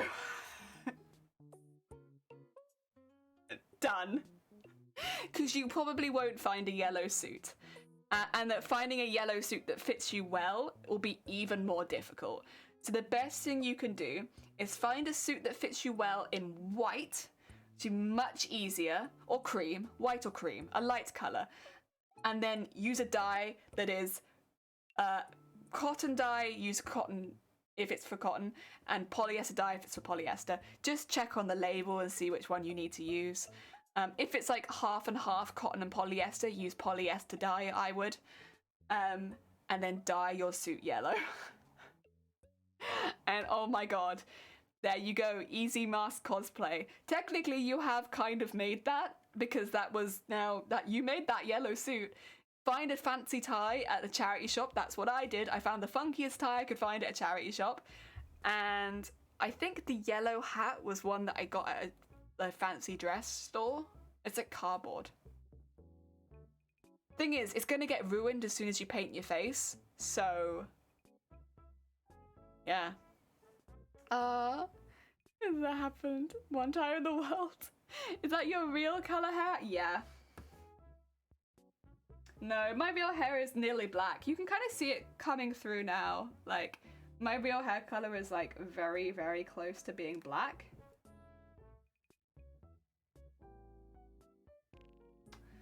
But it's very dark brown. And so I dye it to lighter colors because having such a dark hair color with my complexion, it's like accidentally gothic. And I don't really have the personality to pull that off. Oh yeah. Sorry, I could hear some commotion outside and I was like, what's going on? Oh, thank you. It's very kind of you. It is full of bras. That was from Boobtober. I need to actually, I've said this a few times. I need to sit down and take some photos of where we're at with this cosplay, because I finished half of like all the petticoats and everything like that back in like November, and I haven't taken any photos of them. Yeah. I meant being able to create a situation where everyone knows and has fun with the cosplay. The Mask is only one cosplay. That's true. That's true. But yeah, it is really nice. I mean, there's definitely... It helps if the people around you are having fun as well. There's a lot of pubs around Cardiff. But, yeah, it was really good. And yeah, everyone just kind of yelled at me. Yelled at me the entire walk in. It was nice. It was nice stuff they were yelling though. It was just quotes from The Mask, really. Those quotes. The first one caught me off a little bit because I'm not used to being screamed at in the streets. But like once you remember that you're in cosplay and like that's what's going on, it's fine. Crafted if it's accidental goth. Oopsie doopsie. Big blue hair energy. Yeah! Why do men not wear... What? Okay, I would like to take a moment to just quickly remind the stream, to anyone who's new here, that this is a mature channel. And if you are under 18, watch at your own risk. Just in case we have anyone here that's a little bit younger.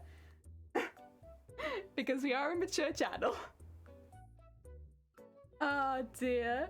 Did you like the attention? I prefer attention like that to attention where it's like taking photos personally. So yes, that was very, very fun. It was really fun attention, you know?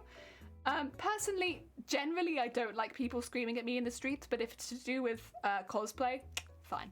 It's fine. It's literally just people yelling at me about the mask. It's fine. You're not yelling at me for anything else. Like, if it was, like, oh, I hate the way that you look, it'd be a bit different. But, like, you were literally just yelling at me, like, the mask quotes. That's pretty sick. I also like the mask. And I think, you know, it's the only cosplay where I've been yelled at in it. Every other cosplay I've worn, I have definitely received attention. But I've not been yelled at in it. This is the only one I've done where I've received such verbal attention for it. Other cosplays, I've had people come up to me more, you know? It's a bit more subtle. When someone's interested, it's like someone's interested, and so they come up to you and they're like, you know, can I just ask what you're doing? Can I ask, is there an event on? I really like how you look. What are you doing? It's more stuff like that. Or like, can I just check, is it this character from this? That's really cool. You're cosplaying for my favorite game. That's really cool. You get more but again, they come up to you. They approach you. It's not someone at the pub over the road being like, ah! It's a little different. But also, I don't often cosplay characters that are so well known. And yeah. You didn't ask my question. No, I didn't.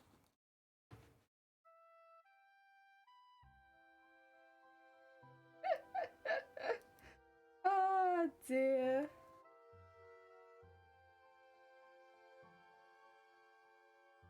Oh, but yeah, it was so heckin' nice. It was such a lovely day. And the other thing was, even inside the con, like, it was a really well-received costume, I would say. Yeah, really, really good. Very, very, heckin', what would you call it? It wasn't a difficult one to do, but it doesn't need to be.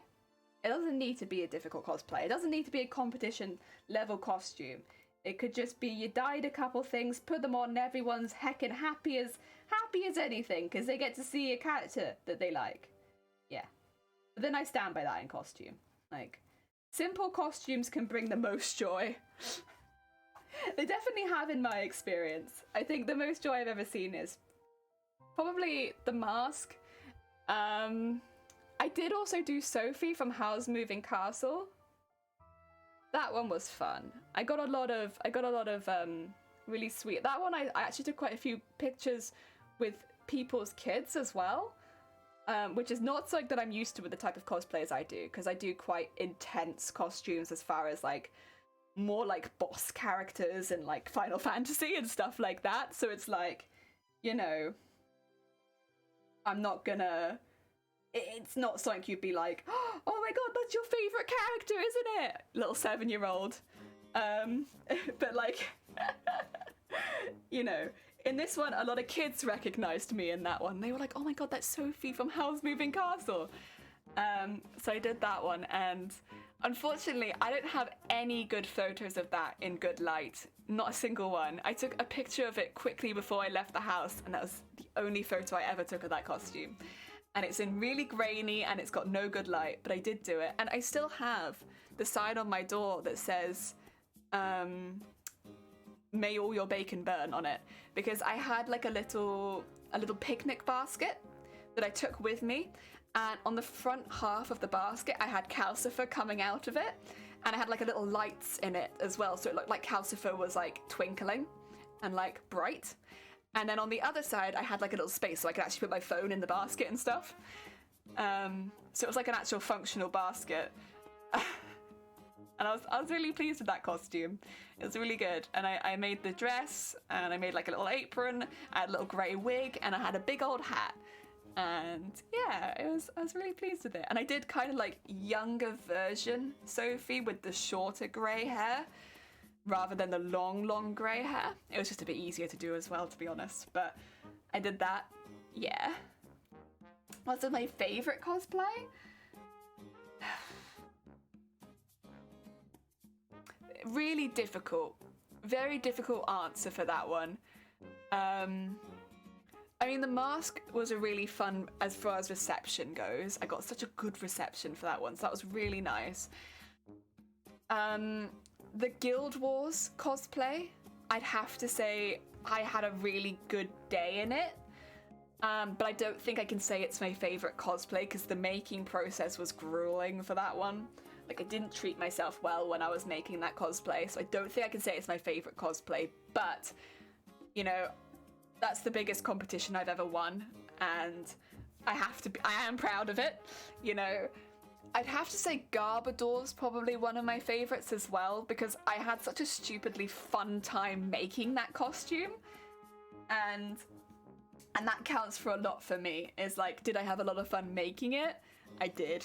I did have a lot of fun making Garbodor. Garbodor was fun. So I think I'd put Garbodor up there as well. Yeah, Garbodor would be one of my favourites. It's like not that technically difficult, except for maybe the corset, but yeah. Can't get on the Final Fantasy talk, Nick, gotta be careful. It's a buzzword on this stream, you know. Sounds pretty cool. Yeah, the Sophie costume was really fun, really fun. It was a very comfy costume actually as well, other than having to hold the basket all the time. It was really comfortable. Because it was just a really big long dress with like a petticoat underneath and then a little apron over the top. Like, it wasn't too uncomfortable, it wasn't too hot nor too cold. It was pretty suited for our weather, to be honest. And that was nice. I don't often wear cosplays that are particularly suited to our weather or climate. And that was nice. The rabbit hole for me too. Yeah. Well, as soon as I start talking about Final Fantasy, I'm like, I could speedrun it again. I could do another one. I've got another speedrun in me, yeah, I think. But I really shouldn't, because I'm trying to get a competition piece done for cosplay, you know?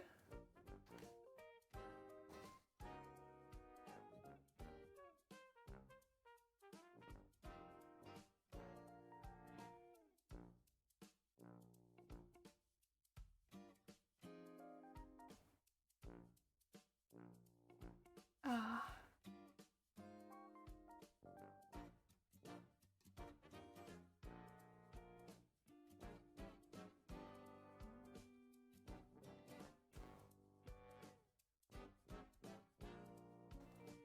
Oh, yeah, it's good. I love Final Fantasy.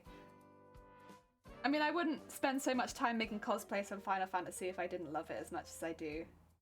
I think that's the case. Of course, it's difficult to say, but I think the only reason that I can put so much effort into these cosplays is because I love the franchise so much. Yeah. I think I would probably always find a franchise that God damn it. I think I would always find a franchise that I like this much.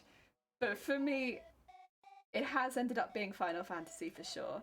And there was always a part of me that was like, maybe it'll stop being Final Fantasy, maybe it'll be something else. But even other games have come along that I've really loved, like Animal Crossing's a good example. And, you know, there's been Pokemon, stuff like that. But nothing's quite been the same for me as Final Fantasy. Even through all of that, even through the bad games, the games I've not enjoyed so much, nothing stuck with me quite so much as Final Fantasy has.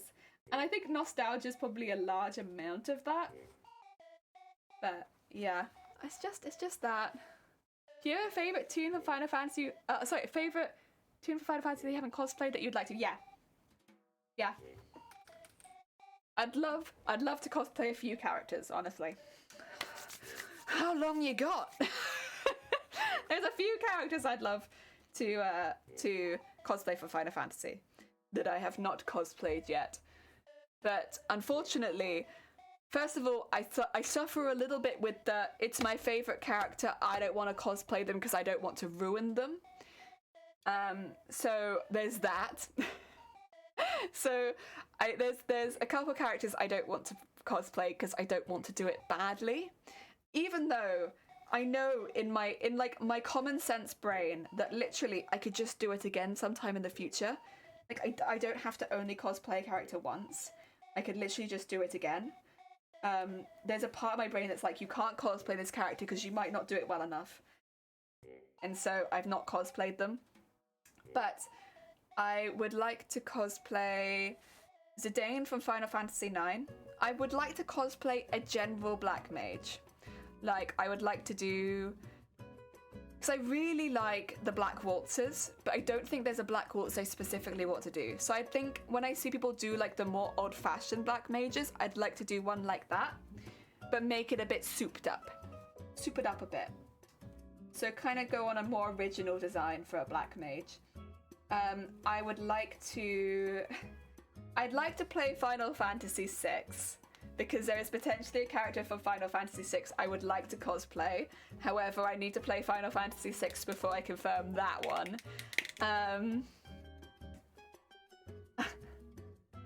There you go.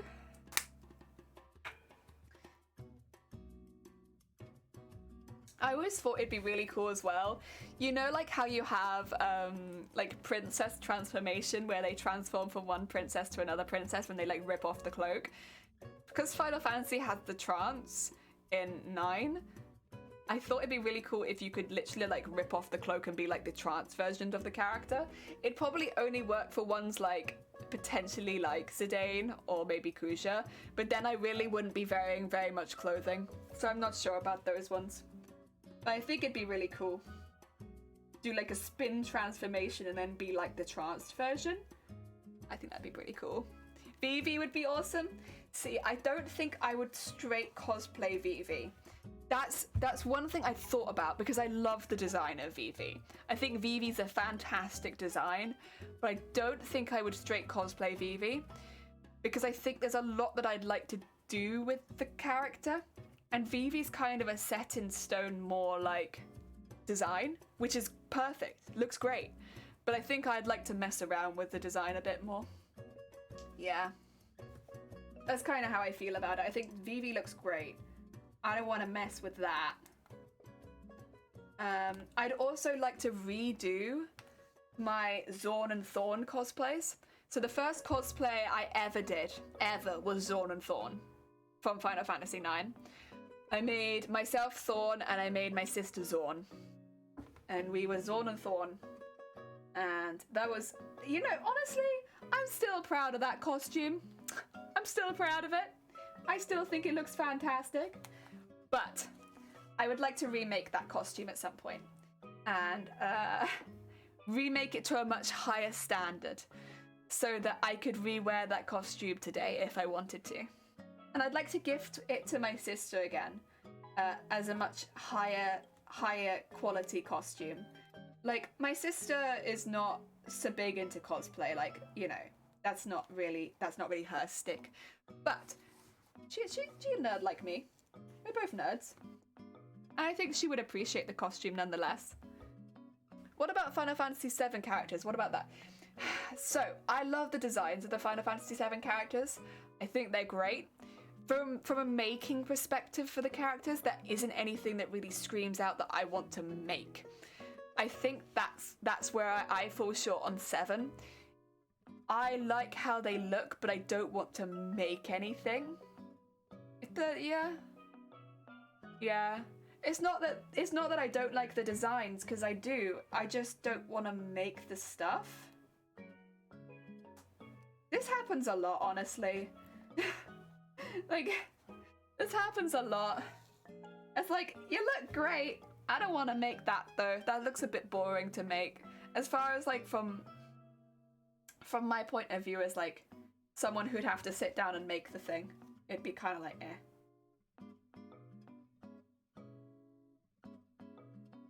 Like, often the only complicated parts to actually sew are also, like, god-awful parts to sew. So, like, I don't want to do that. Make good cloud.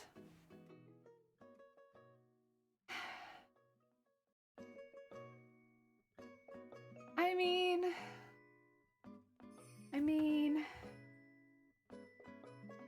the sword would be fun.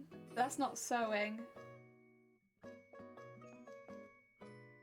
Maybe in that one scene, I would make Cloud's outfit. From the one scene. Because there he has an interesting outfit. I don't want to spoil anything because it technically got remade, didn't it? You could be Tifa.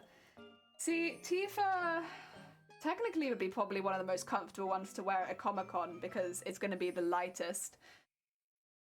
But literally, Tifa's is a bralette, skirt shorts, and the rest of it is accessories. I mean, I could make that. It's not that it's like you couldn't make it. It's like when you're planning out a costume, it's like what there is fun to make. And for me, at least, none of that really presents so much of a challenge. Also, the other thing about Final Fantasy VII, and this isn't a dig at Final Fantasy VII at all, because I love the aesthetic. The aesthetic is very far away from what I enjoy creating. I like sparkles, I like accessories, I like all of that fun extra glam. That's not Final Fantasy VII. All of that extra like fluff, that's not 7. 7 is not fluffy. That's why there's a character from 6 though that I think I'd really enjoy to make, because I can go a bit more heavy on the fluff. I'm a fluffy designer. I like fluff. I like adding extra bits. And it's a little bit more difficult to do that on the Final Fantasy VII characters, but it is nothing against their character design, nor anything against the people that cosplay them. Thank you for the horn. I think they're fantastic, and I love to see the cosplays of them. It's just not really my design style, and like the stuff that I enjoy making technically. Really, it doesn't challenge me. It's the same to me as making regular items of clothing, which I find to be a bit boring. That's why I went into cosplay. But of course, that suits the style of the game. And for a lot of people, that suits their sewing style. So it's a win-win. But it's not really a win-win for me. It'd be a very boring project. Aerith, she'd probably be the closest to like a fun project, honestly, because I could add lace and like trims. But it's still, it's again, and it's nothing against the character design. They all of the character designs make sense, but it's not my designing style. And also for me, personally, the making process is the most important part of a cosplay, because that's my main part of the hobby. So wearing it comes second to making it. As a lot of people can probably tell from like the cosplays I choose to make. Wearing it is second, making it is first. So it has to be fun for me to make, otherwise I won't bother, for the most part. That's my hobby. Also, this is looking very nice. We're getting this shining on both sides, but then also this is getting stuck down. It's kind of like a tacking, but I don't know. It's tacking, but like pretty tacking, right? No one would know it's tacking. Subtle tacking. There we go. Fluffy horn. Fluffy horn. Horn for the fluff.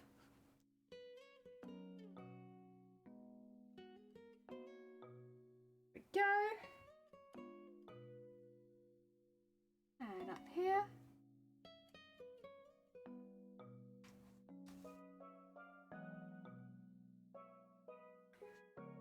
I was saying you should make it. Was wondering if you'd like to be that character for a day. Would I enjoy wearing it? If I was going to be anyone, I'd want to be someone with lightweight clothing. So I'll be honest. Sorry, Cloud, you're out. Tifa's got a kind of pain in the ass wig. I'd be Aerith. There you go. Like, Cloud, your clothing sucks. I wouldn't be comfortable. Tifa's wig, any long and like down hair like that. You're at the con, you're gonna be like at least in the UK, we're windy. It's a windy land. So if you were to wear that, you'd just be like hair in the face all over the place. With Aerith, I could make a fun wig, and it could be like very poofy and cartoonish, like the old game. So I'd probably do that. Yeah. That looks nice. You've Twitch muted. Hope the stream's going well. Thank you, Cricket. Take care.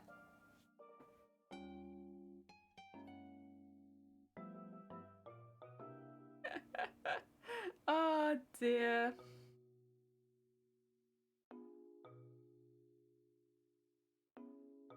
That's a lot more than I thought about when it comes to cosplay. I think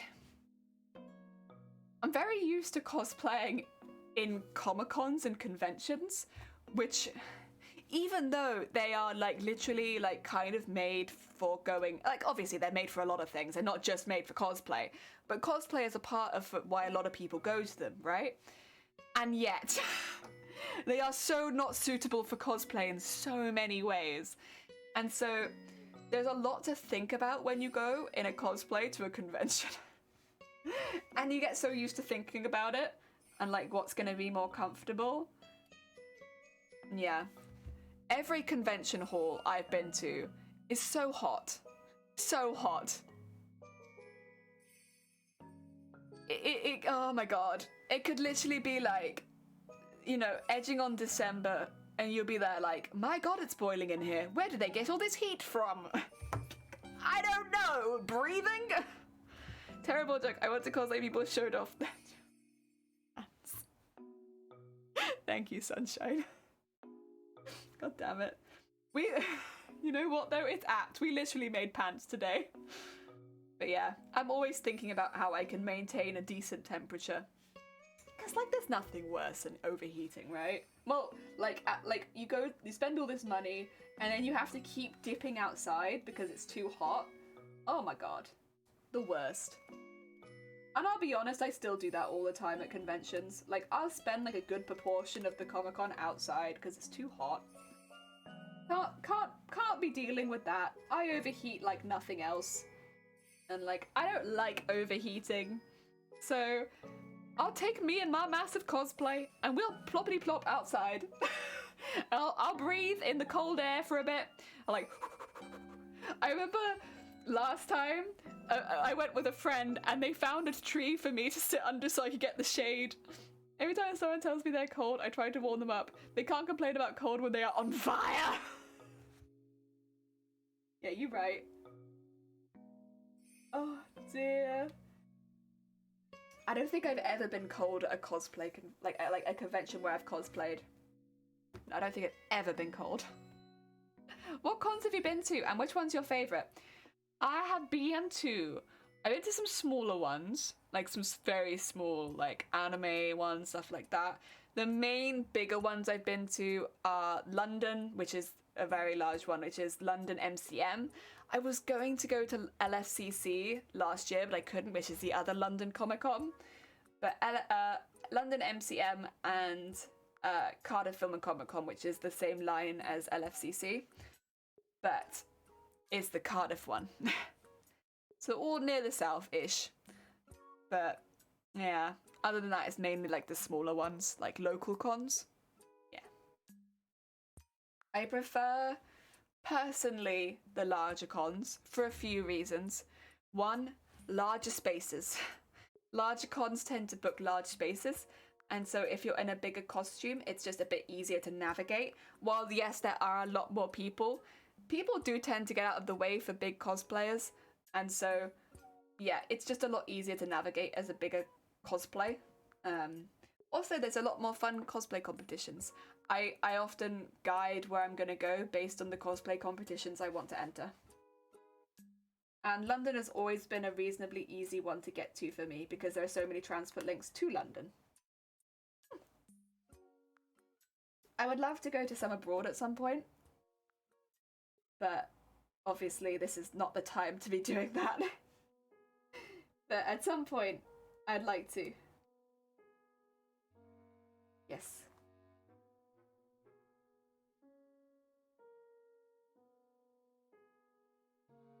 I think my favourite... I don't know if I have a favourite. It would be between Cardiff and London, but I think London is my favourite, honestly. It's just... The issue that I have with it is how expensive it is to go there. You know, it's like... For the travel, the hotel, and the con ticket, it's like at least like 500 quid. It's expensive, but it's a fantastic experience. So for me, it's been worth it because that's like my holiday, you know? I wonder if someone were to go to cosplay as that girl from Willy Wonka who chews gum, they need a big purple outfit. I think I've seen people from Willy Wonka a few times. I don't know if I've seen that particular one, but I think I've seen people cosplay that. Are you a big... Oh, sorry, that's not what I meant. I meant physically large cosplays. Sorry, my bad. Bad explanation by me. I meant like, you are a large cosplay. You know? You're like, oh, you take up the room with your space. I am not a big cosplayer. No, no, no, no, no. I've won like Cardiff, which is... I don't want to downplay it. It's a mid-level con, and it's like more regional, I would say. And then, like, I'm still very happy. Like, I'm very, very like, I was blown away when it happened. But it's not the same level as winning something at like London, Manchester, Glasgow, Birmingham. Like, those would be the big four. Yeah. But at the end of the day, it is still the capital city of Cardiff. Cardiff is the capital city of Wales, and I'll heckin' take it.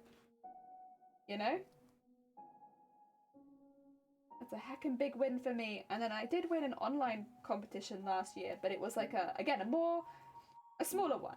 A more locally run one. So there'll be a few people that will know me, but it will mainly be cosplayers. Not like general public. Oh god, our currency versus US dollars?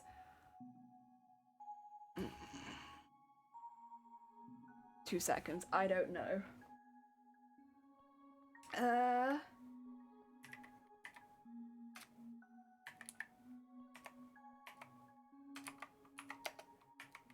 Pounds to dollars.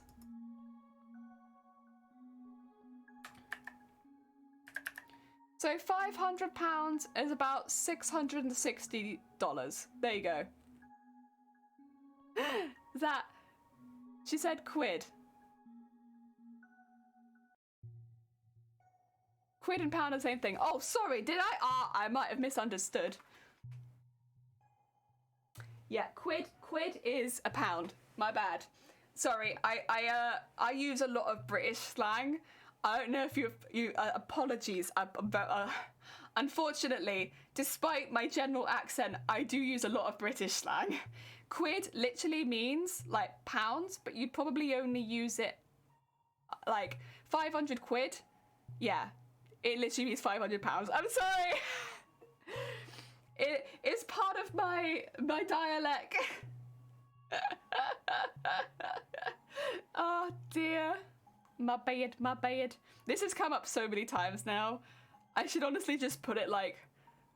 I should put something under my or like next to my head so that when I say certain words, people know what I mean, because it's come up a few times. Quid is probably one of the ones that's come up a few times the most, because I know earlier, like when I was beginning streaming, a few people thought I'd said squid, and they were like, "Oh, cute."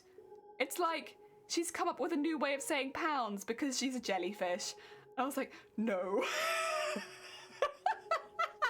Although I like the idea of it, it's quid. Oh my god, quid is pounds. Why? I don't know. It's just like I don't know why it's just everyone will say quid, but like I don't know why, even though it is pounds technically. I don't know. Feel like, yeah, no, you're not ignorant. No. It's difficult because unless you live somewhere, you don't pick up the slang of that country. You're not ignorant. It's literally like, that's just slang. Oh dear. That's like new. Now you've got some slang for this country. Quid. There you go. It actually says most of the word uses the word pound as a measurement. It can be confusing. Yeah. Ignorance is meaning is like I didn't know. Yeah. It's like, I suppose technically, yeah, but I don't want you to feel, nothing to forgive. Nothing to forgive at the very least. And I'm always happy to explain. Yeah. Oh dear. Oops. I Britished all over my chat. My bad.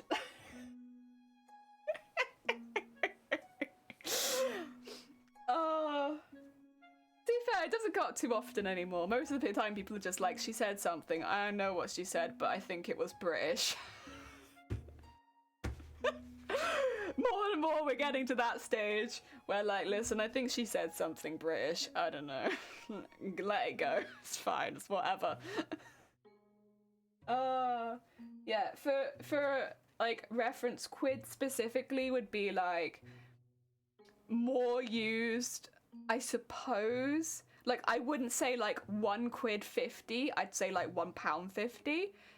But if it's like a whole number, I might say like 5 quid, 10 quid, 50 quid. But if there's like pence after it, normally I say like, you know, £1.50, £10.90. That, I don't know why, but there you go. That's kind of how things are said. If there's pennies involved, then we use pound, but if it's a nice round number, quid. It's the same currency, nothing changes, except the way that we might say it. So it'd be like, oh yeah, that's 5 quid. Oh, it's £4.99. Oh, it's £4.99. Yeah, I don't know why. British people are strange, yeah. I have foreigners where I say, yeah, mate. And people start telling me that their day and how they're feeling, and sometimes slang makes my life harder. Yeah, I literally... So I just got to the point where I don't really enunciate a lot of the words. Like, instead of saying, like, are you all right? I just be like, aye? People. Like, the amount of people that work, which we just go, yeah, aye? Yeah, aye? Yeah, aye? Yeah, aye over there? What are you doing over there? Yeah, aye? And everyone's like, what's going on in this shop? Everyone's just yelling at each other. And like, to anyone who doesn't come in and hear a lot of British, they might just hear people being like, aye, aye, aye, aye, aye, at each other. I swear we're talking. We're communicating, I promise. Yeah, aye would be like, yeah, aye. Yeah, aye, over there. Yeah, aye. What are you doing? Like, yeah. You come in the south of the US, so I think it got you beat. Yeah, potentially. One that got me, which was, it's not English slang. It's not really slang. It's more like a phrase. Shifty. Over by there. Over by there.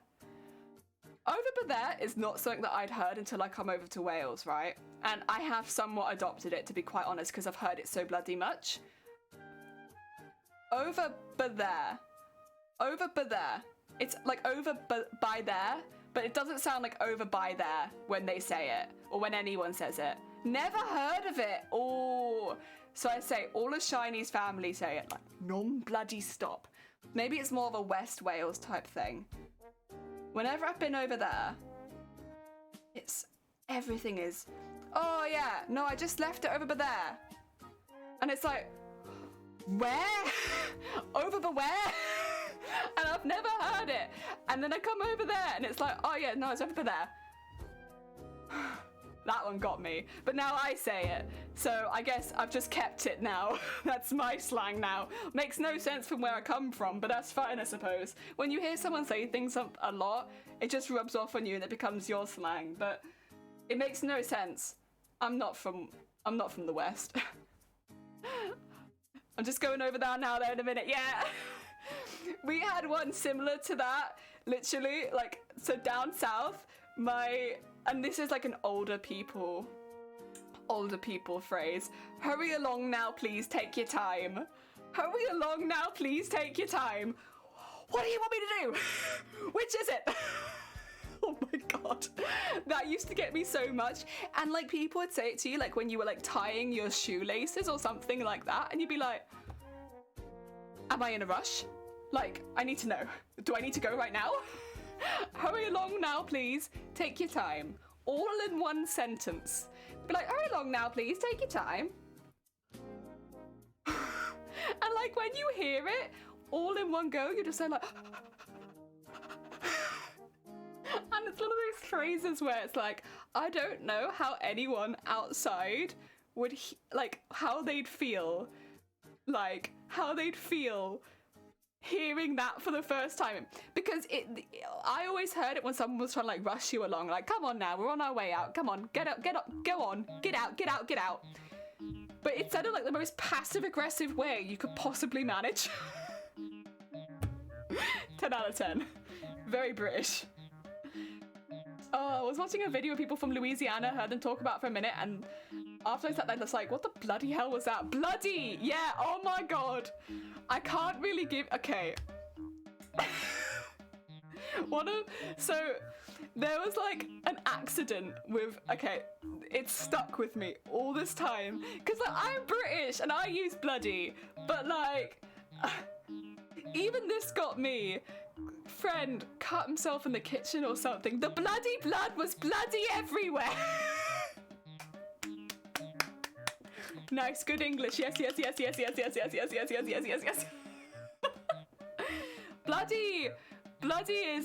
is good. I think, yeah, you use bloody too, right, George? The bloody blood was bloody everywhere.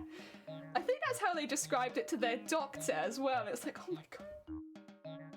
The bloody blood. It's like trying to like expand your essay. Ah, yes, the bloody blood. Oh dear. Unto, do you want to? I might have been a bit cheeky. Heck yeah! No, it's fine. I'm glad you did, because of what one of them was. Yes. Stroof. The bloody blood. Oh my god. Read English is Claire. Just kidding. Anime is how it goes here. Welcome in. I don't know. British swearing. Bloody is probably the tarnish of. Oh yeah, bloody. Well, you say that, but like, I'm not gonna say it. But like, in this house, we use the C word, but I don't think in America that's used very casually. But over here, it is a casual swear, kind of. Not everywhere, but in this house it is. Bloody and the C word. Casual here too. But it's not everywhere, so I'm careful. But it's like something you'd call a friend. I still have a present here and wrapped. Nah, you're fine. Don't worry. Like, UK is kind of going to heck, so it's all good. Term of endearment, right? Like, literally. I've put your mug in the sink, even though you just wanted to use it. There you go. I'm something. Plenty of sod, yeah. I'm not sure if bloody is slang as an actual meaning. People say bloody when they're mad and saying bloody. Is that really it? Yeah, it's like, oh. Bloody hell. Like, the blood, you made a bloody mess all over my floor. I just cleaned that. And you get the bloody hell out of my room. Like, Jesus Christ. It's like, yeah, it's just like a term of like exaggerated. God dang. Aussie talk, see you as just part of the normal speech. Yeah. Oh dear. In America we tried to do it. Yeah, but like, I don't want to get too political about it. It's just obvious that some words have a different meaning. My favorite is the fanny pack. I like that one. That's a good.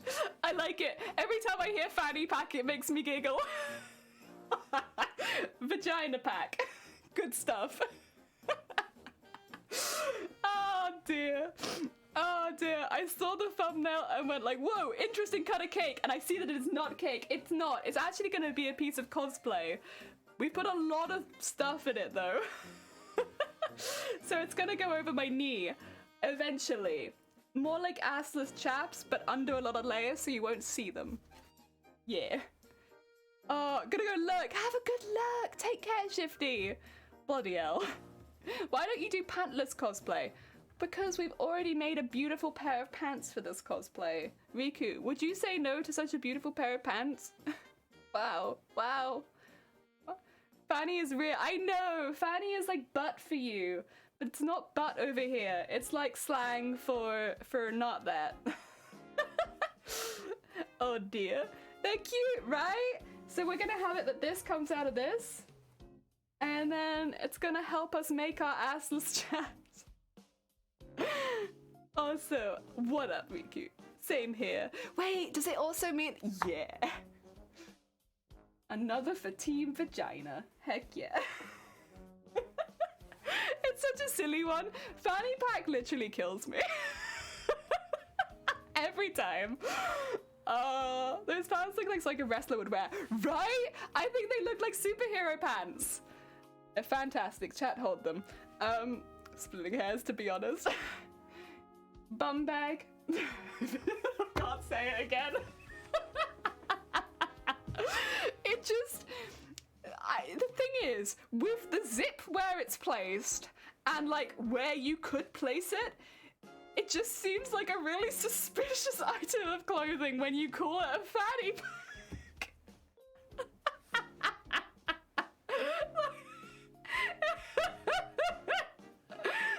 It looks like, yes, my second fanny. It's right here. I use it to stock like cereal, snacks, maybe a passport. Who knows?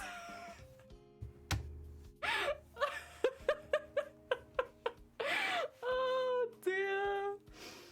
It's so funny to me. I love it. I am also like, 5 years old and I find this hilarious. The stickers. Wait, they haven't come, Riku? Oh, Riku. Like they haven't? I will double check with the shipping if that's the case, because they really should have got to you by now. What I'll do after stream, Riku, I'll double check, resend you the address you sent me, make sure that that's all been correct, and we'll double check, see what's happened. Okay? Fanny actually means something. A Scottish Twitch streamer calls people that. Yeah! Like if someone calls you a fanny, it's like the same as calling, oh, you dick, or you fanny. It's literally like calling you like a bit of a plonker. Because fanny literally means vag. So that's why. There you go. It's also a storage unit item. Oh my god. Well, I mean, yeah, I guess, technically. Kangaroo pouch is more of an apt name. Yeah, it would be. That would be a really cute name, to be fair. I like that. Can we just change fanny pack? It's got a bad rep. It's a British word people use for a woman's private area. Yes. Okay, so also I have one more thing to tell you. Okay. Packages might take more time due to COVID. That's true. But I'll be honest, it's a little out of the date where like everyone else has got them, even living abroad. So although Riku's was sent out a few days later, it really should have got to you by now. So we'll double check. Plonker, been a while since you heard that. Do you not use plonker very often? A friend in the UK used to call me a plonker or pillock. Pillock I've never really used. That's not one that's been part of my vocab. That might be elsewhere in the UK. They use pillock more. But plonker for sure. Like, yeah, that one. I literally, that's my go-to. I'll be like, oh, you plonker. That's my mug. That's my mug I'm using for tea. Did you just put it in the dirty sink? What? I swear to God, Riku. I'll not use a word here. No idea what it was at first. Oh dear. Yeah, plonker is yeah. I literally it's just means you're an idiot. How could you? You idiot. The amount of words that we have over here just to call you an idiot seems a bit idiotic, to be honest. But there we are. Heck. Riku. I'll just give it as a general out to everyone in chat. We've turned the quotes off for anyone who's not a VIP or a mod. You can still check the quote list by doing ! quote space list, but you won't be able to put quotes in chat. The reason is because people were kind of just spamming them or coming in to spam the quotes, which is making it very difficult for me to read the chat. And I know there are people like you, Riku, who won't do that. That will just come in and like who just do the one and just have like a specific quote that they want to use. So it's a shame, but also yeah, it was something that was on my mind for a while, where it's like, this is becoming a problem. I have a pretty limited space for chat box on OBS, and to be fair, when I had Streamlabs OBS as well, it's making it very difficult to read the chat. And it's fine if it makes sense and like it's just the one-off. Like, that's cool. That's what the quotes were always for. They were for like this, that, funny, haha. But when it's like 10 in a row, randomly spamming them, it's not really a great function anymore. And I think what's probably better is just having it that anyone can access the quote list, but only mods and VIPs can access the quotes. Yes. You like them more. The site. So if you do !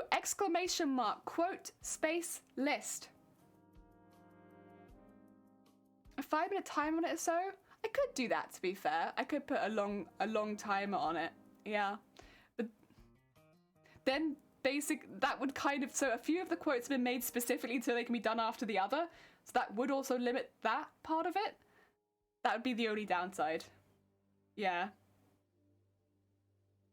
it would mean some of the quotes wouldn't be able to be used, really. But I can chat with the mods about it and see which one will work out best for us long term. For now, this will be the solution. Maybe we change it long term. But yeah, it's not ideal, but yeah, sorry about that. Could have still the VIPs not have the timer? I don't know if Nightbot's giving me that option. When I checked yesterday, it was literally just like, set it. I'd have to maybe have two different commands for that. Which we could have, to be fair. We could do that.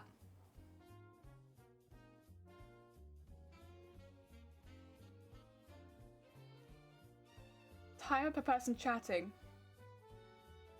You can do that on the sound alerts, but I don't know if you can do that on Nightbot, because they're done through different things. So the sound alerts aren't done through Nightbot.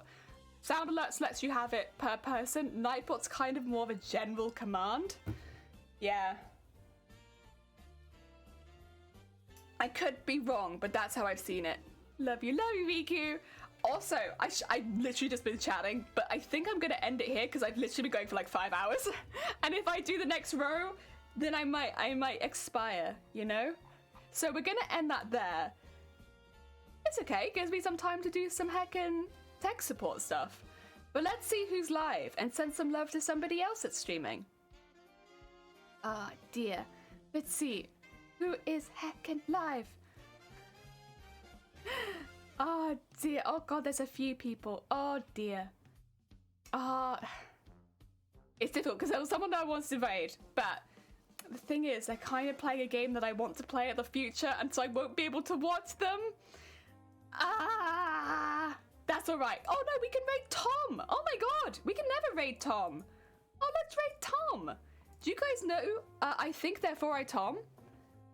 I think therefore I Tom is a very sweet bean that sometimes hangs out in this channel.